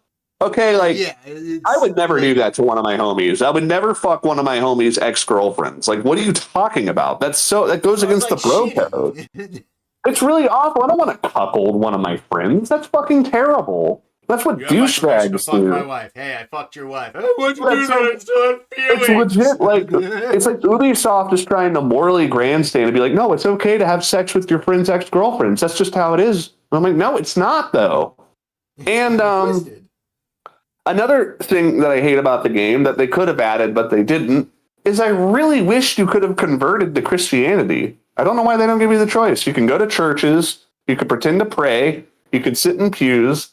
The King Alfred or whatever his name is, he like shows you Christian lessons through the whole game. They're going, Christianity is bad, but they won't let you become a Christian Viking, which sucks because, you know, that's what a lot of Vikings did. A lot of Vikings like Christianity, you know, like they did. You see, Jack, it's just something that they didn't add in because they didn't care. Well, the whole game honestly feels like it's trying to say paganism is good, Christianity is bad. Pagan devil worship is preferable to Christian teaching. And I mean, they say some shit about Christianity that actually kind of offended me. Like they literally have characters say things like Christianity, just a bunch of fucking idiots wearing fucking nice clothing, letting people starve while they do nothing. And I'm like, haha, yeah. Fun fictional game. What are you guys trying to say? It's like, oh, it's the character saying that. Like, kind of sounds like the writer is just using this setting as an excuse to shit all over Christianity. So they shit all over Christianity. They give no consequence towards being gay, which I really was just pissed off by that because I thought being gay Ivor would have actually like done something for the game, but no, it doesn't do anything. It's just a fetish. The canon love interest that they want you to have sex with is either weird chipper hunter girl or having sex with your brother's wife, which both of those are really terrible choices. Like, I wish you could have maybe had sex with Soma. Oh, wait, she's a lesbian, which makes no sense because people just weren't like that back then. Like, being gay wasn't an option. Like, even if you were gay, you would normally have a wife with kids because who the fuck is going to take care of you when you're older? What, your boyfriend? You know, I'm serious. Like, how are you gonna take care of yourself when you're an elderly person if you don't have kids? Like, having kids wasn't just a thing people did because they had to. They absolutely fucking had to do it. It wasn't like, oh, well, I had kids because that's what I thought I was supposed to do. No, they had kids because that's what they needed to do to survive. That's your lineage. That's your family. It's your legacy, you know, and family is everything. That's why I couldn't believe they wanted you to have sex with your brother's wife. I'm like, what are you talking about? That's my fucking oath brother. Yeah, it's ridiculous. Twisted about that. Well, I'm twisted about one part that I have not revealed. So, yeah, I'm waiting for it. At the end of the game, you finally fucking do the big fucking mission, and the big twist happens. And it's like the twist is that this one guy named Basim has somehow managed to survive all the way into the future. So they're hinting at another modern day Assassin's Creed game. And you go out as Basim to this campfire and you're sitting down and all of a sudden I see a cloak and I'm like, oh, dude. And they pan over and it's a woman. And I'm like, what? Who's that? And it took me a minute to realize it's female Ivor. And in the final moments of the game, even if you're playing as a man, they will switch your fucking character to female Ivor in the final cutscene just to rub it in your face that you chose wrong. And you know, after playing that game for 300 hours, you're like, you want that final cutscene to be the catharsis, the end of Ivor's journey. And no, it's female Ivor. Ugly, square-jawed female Ivor. And they change it for no reason other than to just say, fuck you, you chose wrong. It totally ruined the ending for me. I was like, that absolutely fucking ruins this ending. I mean, like It coming from ruined my it. perspective, like hearing you talk about the game constantly day in and day out, and then just to hear that, like once you got to the ending, like you were so fucking pissed, like you were utterly beside yourself because They like changed the character's gender for no reason other than yeah. just to say, fuck you, you chose wrong. Well, then you'd have to Sorry, play King. second fiddle to another character for the end of the game. And the problem is female Ivor is terrible. She's not sexy. You have less customization options with her. She's fucking square jawed. You can't wear sexy outfits. She has no chest.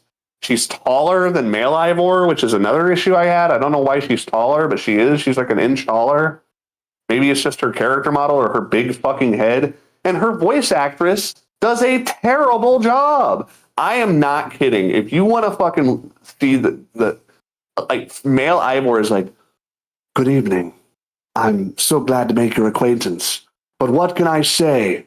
I'm a man of few words. And then you'll get, or not man, because he wouldn't use gender.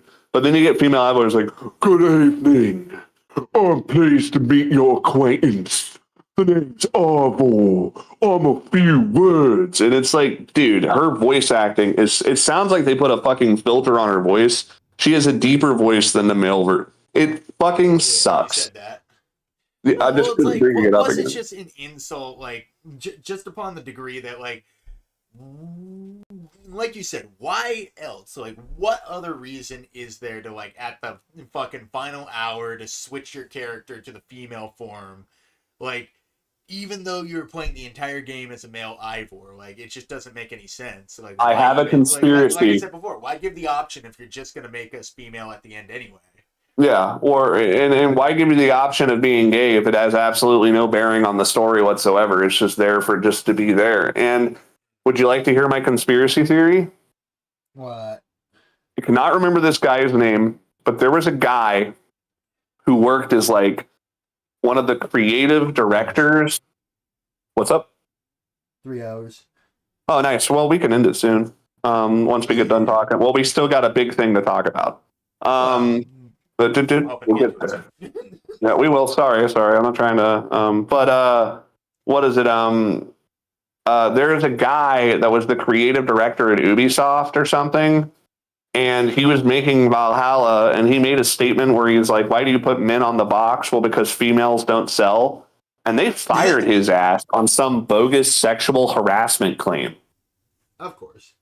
And then they went back and they retroactively feminized his fucking game, and they just did it to spite him.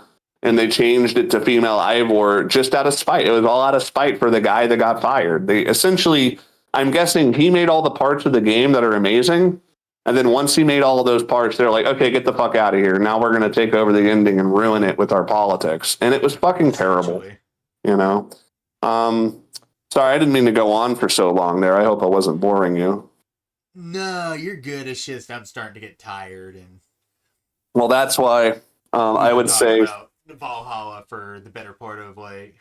Yeah, well, I had a lot to say about it because well, it's like Valhalla's the one you have the most experience with. Well, because my family, 1, 2, and 3 are the ones that I have the most experience with. And Brotherhood, apparently. I would say that but I tie those all together with 2. My family, my family comes from that area, you know. So the reason it mattered the most to me is because I'm like, dude, my family is from these, you know, like my old ancestors come from that area. So it felt like the first time my culture was being represented in a game, and they represented it completely fucking wrong, and they ruined it. You know, so now if you think they represented that culture wrong, let's get on. And I'm not talking about Mirage. Mirage sucks. A female is in charge. Mirage is literally the most nothing like version of the game. They literally just tried to make Assassin's Creed 1 again. Assassin's Creed Valhalla, it has the worst free climbing system in the series. It's awful. Did you know that? Assassin's Creed Valhalla? The free climbing system in Valhalla fucking sucks. It's glitchy. Running an obstacle course is like the most difficult thing to do in the game. Yeah, it sucks. Yeah. That's lame. It's crazy because it's like they perfected their style in Assassin's Creed Odyssey, And then the controls in Assassin's Creed Valhalla with the climbing suck. And it's crazy to think the most important part of the series doesn't work very well in Valhalla. They finally got the combat fine-tuned. Ivor rends people off the end of his sword. So when you kill someone, you rend them off the end of the blade. So it feels a little bit more like the originals. But yeah, the free climbing fucking completely sucks. Like, you know, the Benjamin Franklin pages from Assassin's Creed 3? Yeah. They do that in Valhalla, but getting them is almost impossible because the fucking free climbing sucks so fucking bad. Because you'll like be jumping across something and then Ivor will randomly just grab onto a ledge that you didn't want him to grab onto because everything is climbable.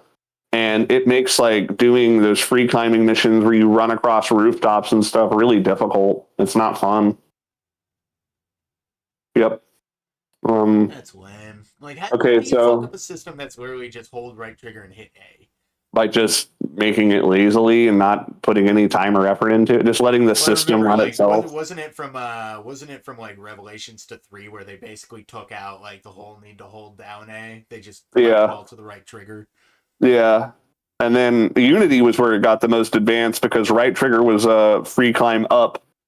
Right trigger was free climb up and left trigger was free climb down, which was really interesting because you had to switch between the right and left triggers to do. So if you held left trigger while going down, you would do cool downward parkour, and right trigger was upward parkour. Very cool stuff. It's a very challenging system to learn too, because you could use like the left trigger to like duck under stuff and slide and go under carts. Right trigger, you would go over them. So you had to learn how to like switch between right trigger and left trigger. But then they completely got rid of that. And Origins was the last game that actually had puzzles when you were climbing stuff. In Assassin's Creed Valhalla, they have a lot of shit that you just can't climb. And it's just like there's no climbing puzzles. You just press A and you go up the wall. And it's that simple. Yeah, so we need to talk about... I would love to hear you get passionate. I did. So, Fred, explain to us Assassin's Creed Shadows. The big, I didn't want, we haven't missed opportunity since I don't fucking know. The worst sequel since World War II. No, that's The Last of Us 2. Yeah, exactly. Shadows is in this weird place where it's like it feels like a game that Ubisoft didn't want to fucking make. Yeah, it really does. Yeah. It feels like they've had to make it. It essentially feels that way because, like, pretty much when you look at any of the gameplay for Shadows, like all of the add-on content looks like it's not even like from the game it's made for. Like they keep adding in like all these like different like monster mounts you can get. They added in cyborg armor of all fucking things. That's really weird. That is so powerful that it just makes the game play like regular Assassin's Creed. Okay. Go off, son. Just like, it's an entire game, like, and I know nothing about the story other than like Yasuke and whoever the fucking little girl is. Her name is Naue, I think. Mm-hmm. Yasuke and Naue. But it's like it's just I don't fucking get like how you take like not even like I'm not really bothered about the fact that they use Yasuke. It's a historical fiction game.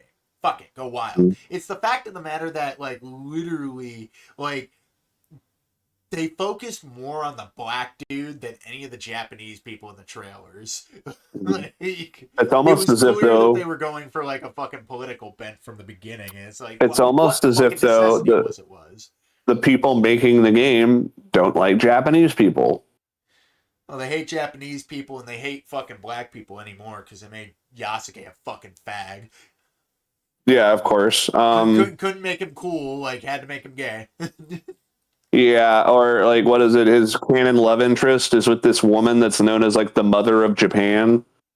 So it implies that he sleeps with one of, like, the most well-respected noble women, who it's like, this woman's story was that she decided to stay by her husband's side and die with him when she had a chance to escape. Uh-huh. So it's like she's an example that Japanese people use as like the power of monogamy and how marriage is like so powerful that two people become. Actually, no, she cheated on her husband. Turns out she was into black. You get assassinated for it.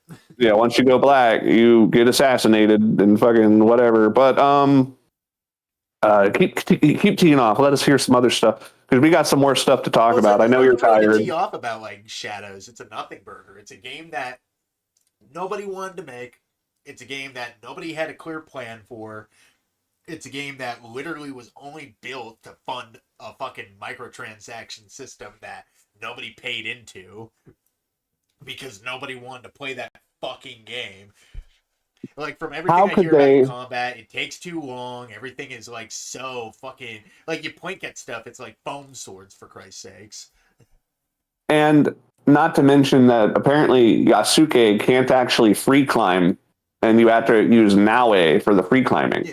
Yeah, like, what the fuck? Like, once again, like, why give me the option if you're just going to fucking, like, cripple the other character's playstyle?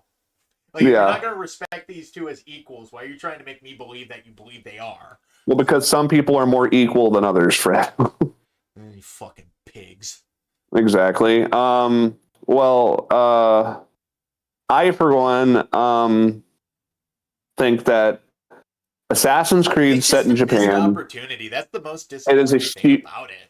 People have been asking for... I brought this up at the beginning of the podcast. People wanted Assassin's Creed in Japan ever since the first fucking game. When they asked, what sequel do you want? Everyone said Japan. They have been... we have been asking for it. For Christ's sake. Ninjas and Samurais. We've been asking for this game since 2008. And it's like the reason they made it was because they had no other ideas. And they're like, I guess we can make it in Japan, but we're not going to make the game they want. Okay, we're going to make what we want. And one of my favorite fucking things is that, like, literally in the time period they picked, they have fucking watermelons everywhere, even though in that time period watermelons weren't introduced to Japan, so they literally just added watermelons because Yasuke's there. Oh my god. Well, you can tell everybody, before I sound like a giant racist asshole, Fred, who's one of my favorite characters of all time? Adolf Hitler.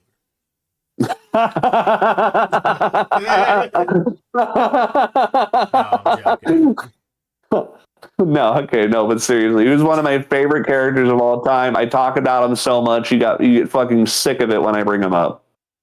He's from an anime. Yeah, Spawn, but not Spawn the animated. No, close though. You're close. Not Spawn. I'll tell you this: he's very similar to Yasuke.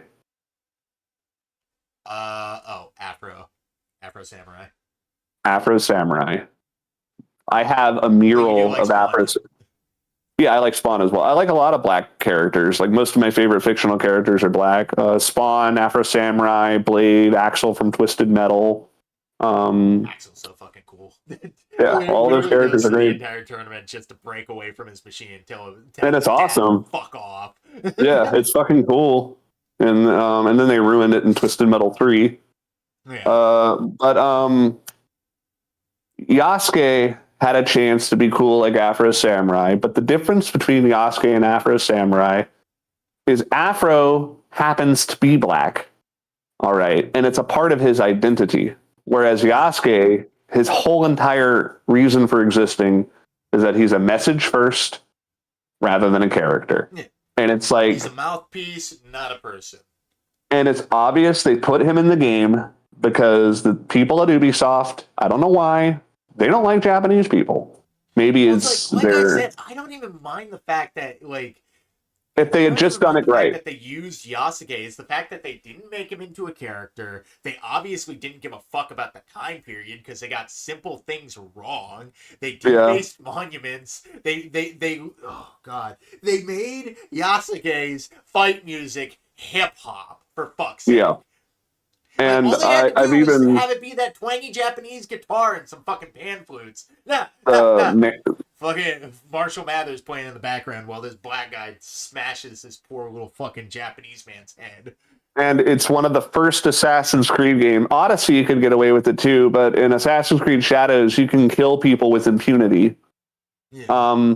And you can do kill animations. So there's been people that'll go around as Yasuke, going to the temple and brutally murdering priests and priestesses and getting experience points for it, and then destroying and raiding Japanese tombs that are like considered forbidden, like, and then being allotted as a hero of Japan.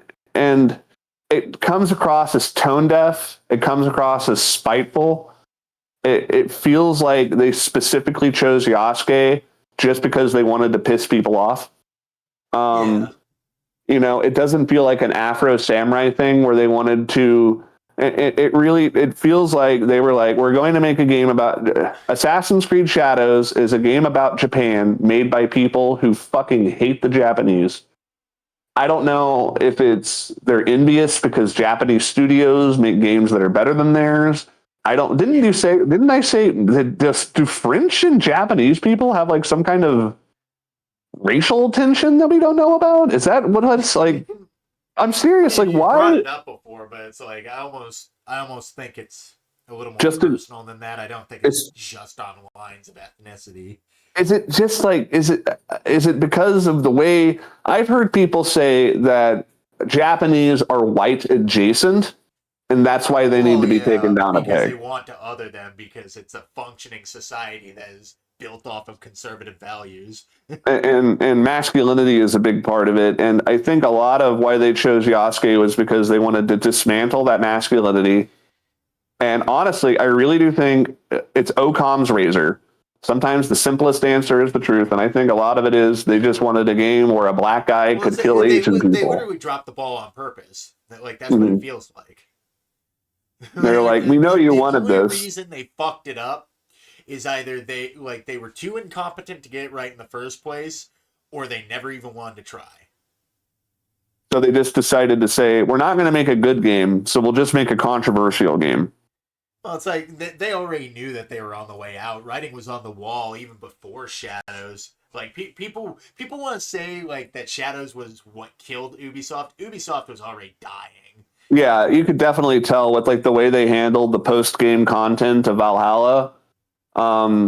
Like as said, like all the identity politics stuff they put in Valhalla, and then it's like you have this game Shadows, which is entirely identity based. It's like a black man's struggle in Japan. Another reason Shadows flopped is because everybody already had Ghost of Tsushima at that point. Yeah. Like everybody played that game and it's like, wow, this is a really good samurai simulator.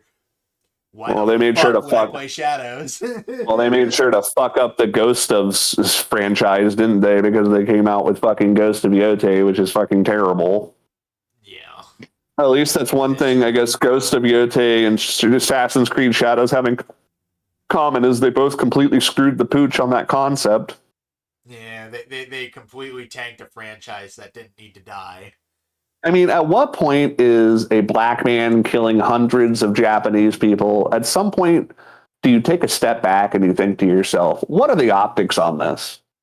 Well, it's like, once again, I don't even care about that. It's just the fact that they were so fucking lazy with it. They did nothing. It does. I'm sorry, but I can't help. I hate using this word, but I do kind of see it as problematic. You know? I don't see it as problematic. I just see it as lazy. Like, literally, like, you could have had, like, a really, really interesting story about this samurai who constantly hides his face, and then now he finds out why he hides his face. It's because he's got the face of a fucking demon, because it's black as night. Oh, whoa. What if, like, through the whole game, they had Yasuke completely covered in armor and a face mask, and he didn't find out he was black until, like, halfway through? Yeah, like, actually write a fucking That would have actually been cool. That would have been a fucking cool, and it's like, what's wrong with your skin? There's nothing wrong with me. This is how I was born. What? You're a demon? I'm not a demon. I just come from a different place, you know? And then it's like, that's when wow, that actually, you know what, Fred, you're right. If they had actually, that would have been a fucking crazy twist. Minimum effort in, but it's like they obviously didn't have a fucking clue. They didn't fucking care, and they wasted billions just to drop a half-ass fucking product on the market that was loaded with microtransactions, and everybody knew. Everybody fucking knew. They knew for a fact the game would not sell. That's why they loaded all that bullshit up. Because they wanted to torture the people who actually would buy that stupid fucking game into paying for like menial bullshit. Oh, I don't even know how what to I got? describe it. There's a few uh, just terrible fucking microtransaction laden bullshit, arbitrary free roam game. So there are Yeah. some controversies in the game. Could I just throw some of the controversies at you and get your opinion? I remember the one If your about the opinion broken is, Tory gate. That one was a fucking jamboree. how about you explain what the broken Tory Gate situation was, if you'd like to? This is pretty much as layman as it gets because it's a sacred relic. For one, it wasn't even broken at the time period. I want to say it was just What a Tory what is gate. the broken Tory Gate in Japanese culture? What does that represent? No, basically Tory gates are gates to like the spiritual realm. Like they're But supposed to the cleanse you when you broken pass through them. the broken Tory Gate, what is that a representation for? You're asking me a question I don't have the answer to. It was a symbol to mark the tragedy of the atomic bombings. Hmm. The broken Tory Gate was left over from, I think, the bombing of Nagasaki, and it stands to this day as a reminder of the atomic bombing. And they decided to take that image and make it into a Funko Pop figure or something. And they had like pretty Yasuke bad and optics. Maui. Like, do you think they did it on purpose, or was it just like, oh, that's a cool looking gate? Honestly, that one sounds like it could be explained by cultural ignorance. Yeah, that And once okay. again, not giving a fuck. What about there being a companion you can get in the game, which is a Yokozuna? All right, and it's a female. It's a female sumo wrestler. Just, You know those don't exist, right? There is a situation. sumo wrestler, and nobody's bringing attention to it. That's yeah, because it's basically a figment of everybody's imagination. Yeah, you want to talk about fictional. But what's so funny is they had like a medical situation happen in a sumo wrestling like event, and the doctor there was a woman, and they wouldn't let her into the fucking arena to do the medical stuff because she's not allowed. That's how seriously they take gender with sumo wrestling. They wouldn't even let a female doctor into the ring to fucking check out one of the fucking contestants, you know? Yeah, do you think they did that on purpose, or once again, were they just trying to represent where representation isn't needed? Was it out of spite? That one was a little more like, let's plant a fucking fat dyke here just to have a fat dyke here. Mm-hmm. Because she's probably gay too, I imagine. I imagine, probably. You know, is that like once again, it's so trite. Like, what if just as a hypothetical, what if like they actually took the female sumo wrestler idea seriously? Mm-hmm. What if it was like a Mulan situation where her father like happened to be like this prestigious sumo wrestler, but he got crippled in the ring. Now, since he has no male heir, she has to disguise herself, fully fat tits out and everything, as a male sumo wrestler. Wouldn't that be more interesting? What if it's a hand of the hammer situation where she's just naturally this giant woman, and her father is like, oh, you can't, and she, as you said, she like kind of hides in plain sight. Like when she goes and wrestles, people can't even tell she's a naked woman. Yeah. You know, let her have her fat tits out. Now, you know what? If they had actually done that, I would have had a little bit more respect. But of course, no, she's fully clothed. It's the bosom of motherhood taking on a masculine role. Like, it's an interesting character angle. Why not fucking make those anymore, Ubisoft? Oh, right, because all of us are down here with the talent, and meanwhile, you're all up there fucking it up for the rest of us. Right. What's your opinion on? I've heard rumors that apparently they based Yasuke's appearance off of George Floyd. That, like, once again, like, that just bad fucking optics. Like, why does Saint Floyd need to be in the feudal Japan game? Because he died around the time it was being developed. I don't fucking care. What, does Yasuke get kneeled on by a samurai? literally, what is the point, like, besides lip service, what is the point of, like, claiming that he looks like George Floyd? Like, A, if you're lying, that just means you're saying all black people look the same. And B, if you're telling the truth, it's fucking weird. It's kind of creepy. Like, Yeah, you it put is this weird. corpse of a man in your video game for what? Just to have him there? I To make think yourself feel better? Like, what the I, fuck? What's with all the I white guilt? I think the reason at first I'm not outraged by Assassin's Creed Shadows having a black character and all this. I'm just disappointing. exactly. I'm really, and not only that, but it's embarrassing. Yeah, because it it's embarrasses. the same tripe that we're always stuck with. Like big fat gay girl bosses, dudes who can't get the fucking job done, and when you play as a dude, you're playing it wrong. Right. And it's like you're asking us to suspend our disbelief, and it's like all this stuff that doesn't make any sense if you know at least a little. I mean, I'm sort of like a weeaboo in a way. I don't really know a ton about Japanese culture, so if I'm able to point out things are wrong, that's a huge problem. All right. Well, it's simple things that are wrong because they literally didn't try. No, like, that's the they most try. annoying Like part. You can tell these people didn't try.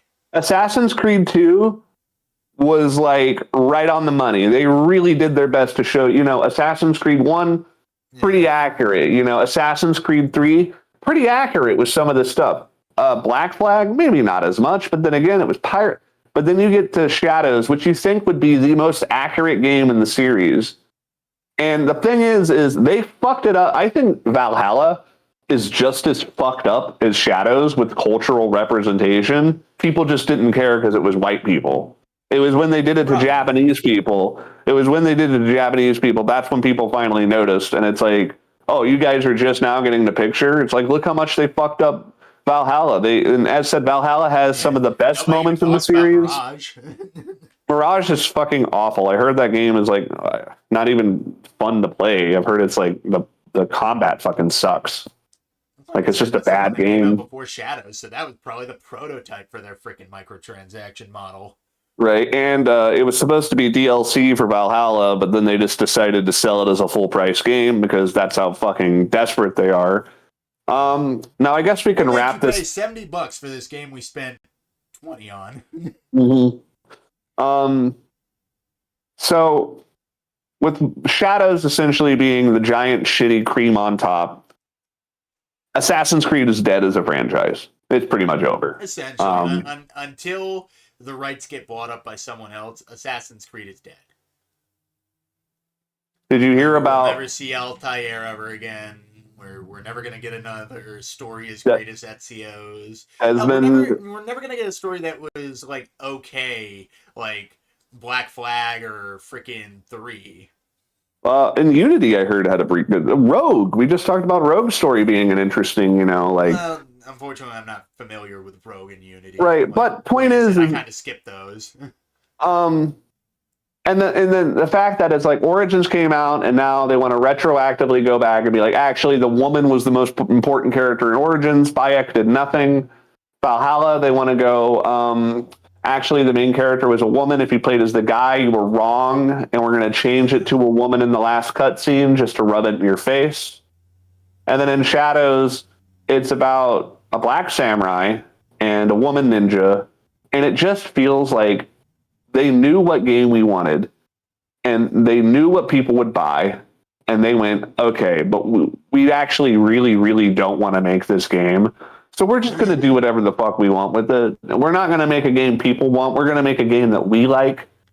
And it's so bad that I don't think Ubisoft has ever released the sales numbers for Shadows, but I'm sure it's not very good. I'm pretty sure they released the sales numbers and it sold abysmally. Yeah, I actually don't know. I know at one point they were like, it has over 2 million. Made any money back on the microtransactions. People were just that done with the game that they're like, I would rather just pay $70 and not play this fucking stupid thing than give you more money to make it last longer. Right, and not only that, but it's funny because we talked about Yasuke, but Naue, they tried to shift it towards her being the main character because Yasuke got such a bad reception. Oh, I wonder why. And I don't know anything about Naue. I know that she's a female ninja and she gets revenge at the end. Yes. I mean, I really think it's in, they hinted that Desmond was coming back at the end of Valhalla, right? Yeah, they hinted I that doubt that. Desmond, no, they hinted at the end of Valhalla, they hinted that Desmond was alive in the Animus. And that's gone. The stories are gone. I mean, the franchise is pretty much well and dead. I really liked Assassin's Creed. I was sorry to see it become so bad, but at the same time, uh, sometimes things got to become worse before they get. It's just, I wish the series well, had it's like gone the out unfortunate on. fact of the matter is like I don't know if you got annoyed at this when like you were like growing up, but like I remember like I saw the first Assassin's Creed, greatest of all time. I saw the second Assassin's Creed, greatest of all time. Then we got the Brotherhood, people started bitching. Then we got the Revelations, people started bitching. Then we got like from like 3 to Rogue to Black Flag, got all the way down the line, and it's like, wow, these are the mediocre ones. These are the bad ones. Mhm. Fate has this funny little thing it likes to do when you tempt it. If you think things can't get worse, by golly, they fucking can. Yeah, and then eventually you get And it's like something. now people are looking back wistfully towards like the yesteryear games, and they're like, Black Flag was okay. Yeah, It wasn't really. it's like the Star Wars. It's like the Star Wars prequels have now become more valuable since the sequel trilogy.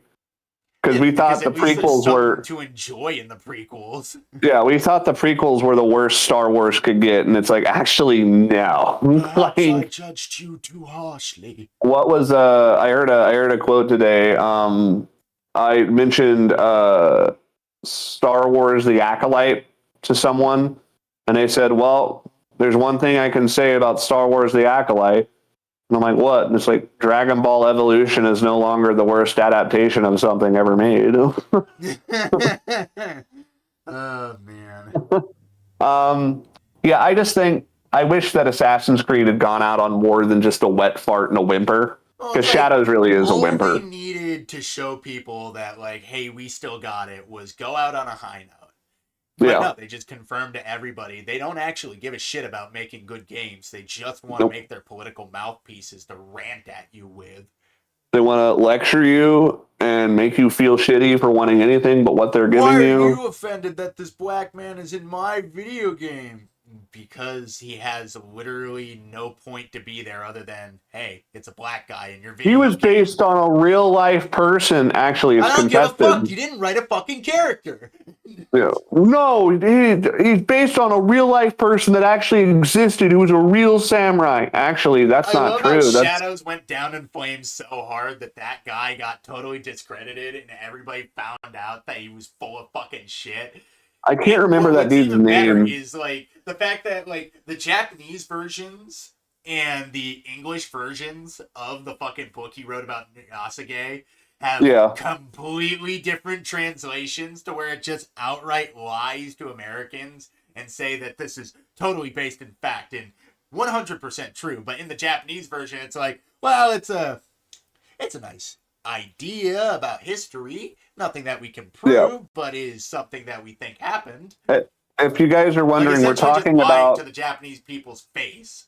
We're talking about, I can't remember the guy's name, but he was this guy that essentially wrote that Yasuke was a samurai, and he lied about it, and he completely fabricated an entire book about it. The top expert of everything Yasuke, too. That's the biggest, like that's the funniest part. He tanked his whole career because he couldn't shut the fuck up about his fan fiction. Essentially, and he tried to pass off his fan fiction as reality. And it's because of that we ended up getting. I cannot remember that guy's name. It's kind of on. It's on the tip of my tongue. I think it's Justin. Can't remember. But either way, that guy's an idiot. They found out he was editing the Yasuke Wikipedia page. Like he was the one that was he was going back in and editing stuff. He literally added an entire he created this, and it's like Ubisoft based Yasuke, and it's so funny because when the game came out, they were like, based on a historical true story, and then they were like, well, actually it's a historical fiction, actually it's completely fictional. Like they kept having to change their answer because what they didn't want to admit is they fell hook, line, and sinker for a bunch of bullshit, and they based their games around a complete fucking lie.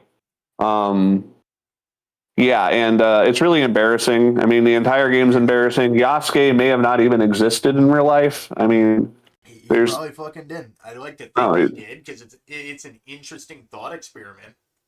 Like, for but what if Nobunaga happened to have like a random African slave just hanging around? essentially, the evidence that he existed was like a receipt from a slave market. That's Do you about all the remember when evidence people they were had. like, when AI images were first getting going, that people were like using images like generated of like black dudes in samurai armor, and they were like, "This is Yasuke, guys. This is a real picture, Yeah. totally real." That's so funny. All right. Well, we've pretty much.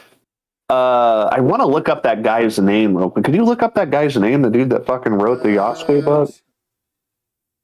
Just so we can tell people to avoid him. Let me look this up.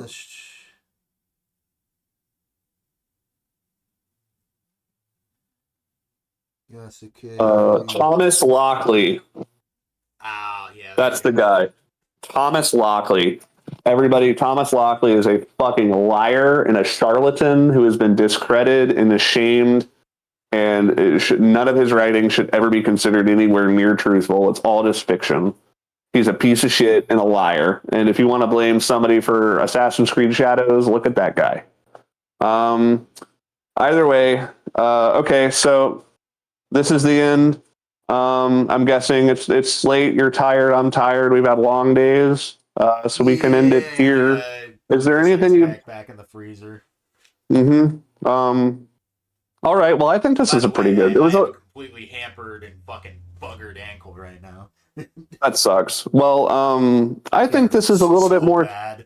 This was definitely a bit more serious of a podcast than we've normally done. Yeah, a lot less it's jokes. lamenting the problems of yesteryear and how the problems of today got so much worse. It's truly what happens when ideologues take over a hobby, and instead of making that hobby fun, they would rather just wreck the fun for everybody just to get their fucking mouthpiece across. Right, and then nobody even plays it or listens to it anyway, and it's completely disregarded. Yeah. All it does is it so hastens much wasted money too. Like, all these games cost so fucking much. A, when they don't need to. B, when they don't fucking need to. But it's like, all these games cost so fucking much, and every time you see a bad one, it's like, man, I don't want to fucking see that game be bad. I want that game to be good and actually earn the fucking $70 price tag. All I've ever wanted was an Assassin's Creed game set in Japan that was amazing, and we finally get one. We're ever gonna get to is the one set in China, right? Which is a side scroller, right? But it's so funny how all I've ever wanted was an Assassin's Creed game set in Japan, and they finally give us the game, and it's fucking terrible. And it's like, wow, if you had told me that 20 years from now they will make an Assassin's Creed set in Japan and everyone will hate it, I would have laughed. I would have been like, you're fucking kidding me. No, they won't. Everyone's going to love it. If you told me that Ubisoft would take like Rainbow Six and make it into like this fucking teeny bopper squad shooter game, I fucking wouldn't know what to do with myself. I'd just be like, you're fucking full of shit. If you had told me it's not Overwatch, what are you talking about? Rainbow Six is a fucking tournament game now. If you had told me when For Honor first came out that they're going to eventually release a female-only pirate character that's a Chinese female pirate, I would have been like, no, they won't. That's retarded. Why would they do that? If you told me that Ubisoft couldn't get a fucking pirate simulator right twice in a row, I would have said, there's Black Flag. How the fuck would they screw up the second time? How could they possibly screw that up? And what's that fucking game called? Skull and Bones? Skull and Bones. How in the fuck do you literally not take the skeleton for Black Flag and just pop that in your game and be like, okay. It's like I always say. The game around this. It's like I always say. It's not that they won't do it, Fred. It's that they can't do it. Because they don't have the talent.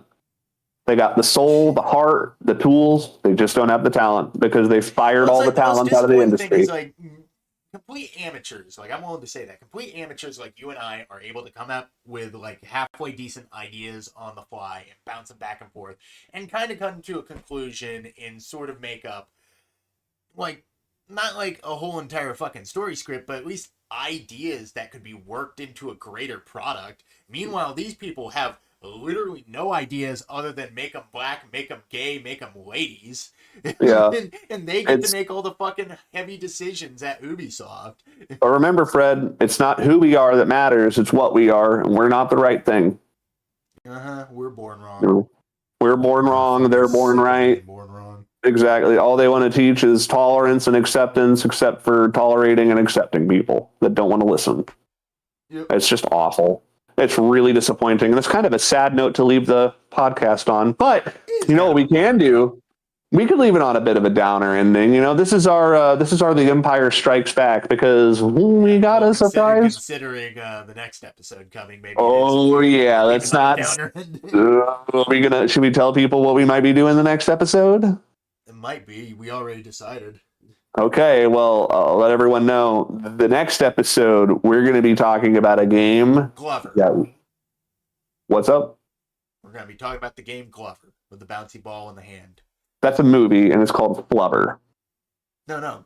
You don't remember Glover on the N64?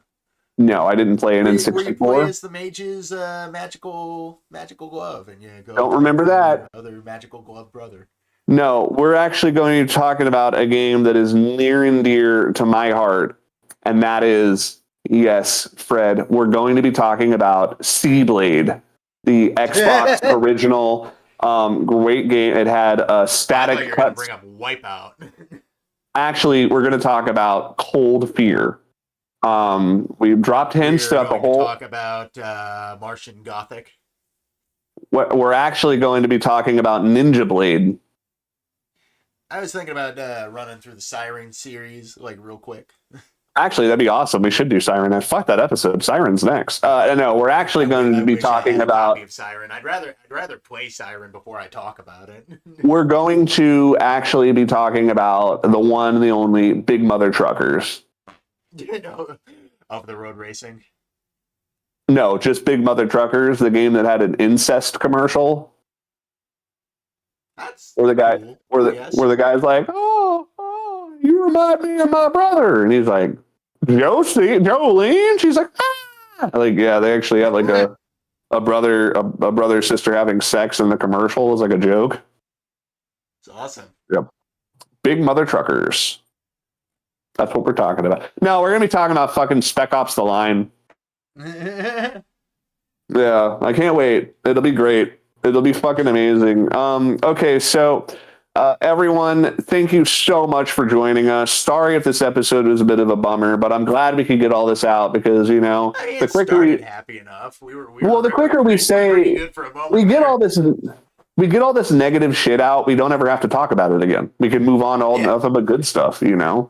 I can't wait to talk about something we love, you know, all the way through with no issues, you know. Yeah. That'd be great. So for one, are you gonna play our intro once it's done?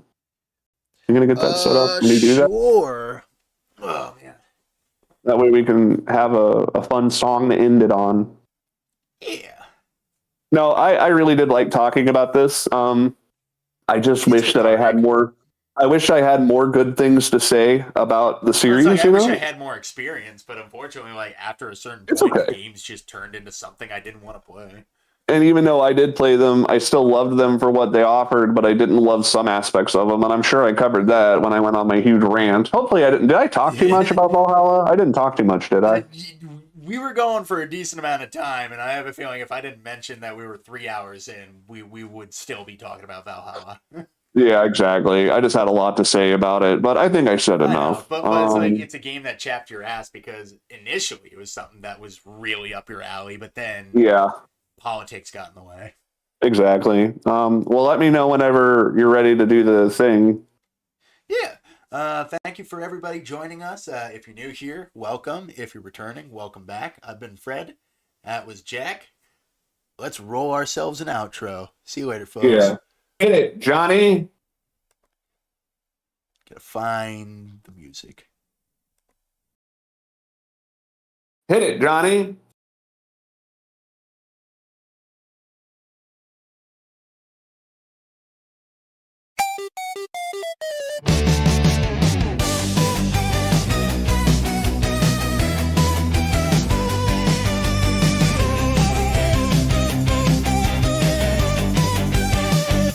Step inside the wet shoot halls where sanity stalls. Fred and Jack are here to break all the walls. They're older than your dad's old VHS, dropping bad jokes, causing chaos and mess. Welcome to the Glitch Museum. Don't touch anything. Laugh at the nonsense, the weird, the bizarre, the ding-a-ling. Fred and Jack will make you snort and scream. It's history, mystery, and digital dream. Pixels pop, insanity hops. They critique the weird stuff you thought was top. Pop culture ghosts, they'll roast with glee. Older than time, but still sarcastically free.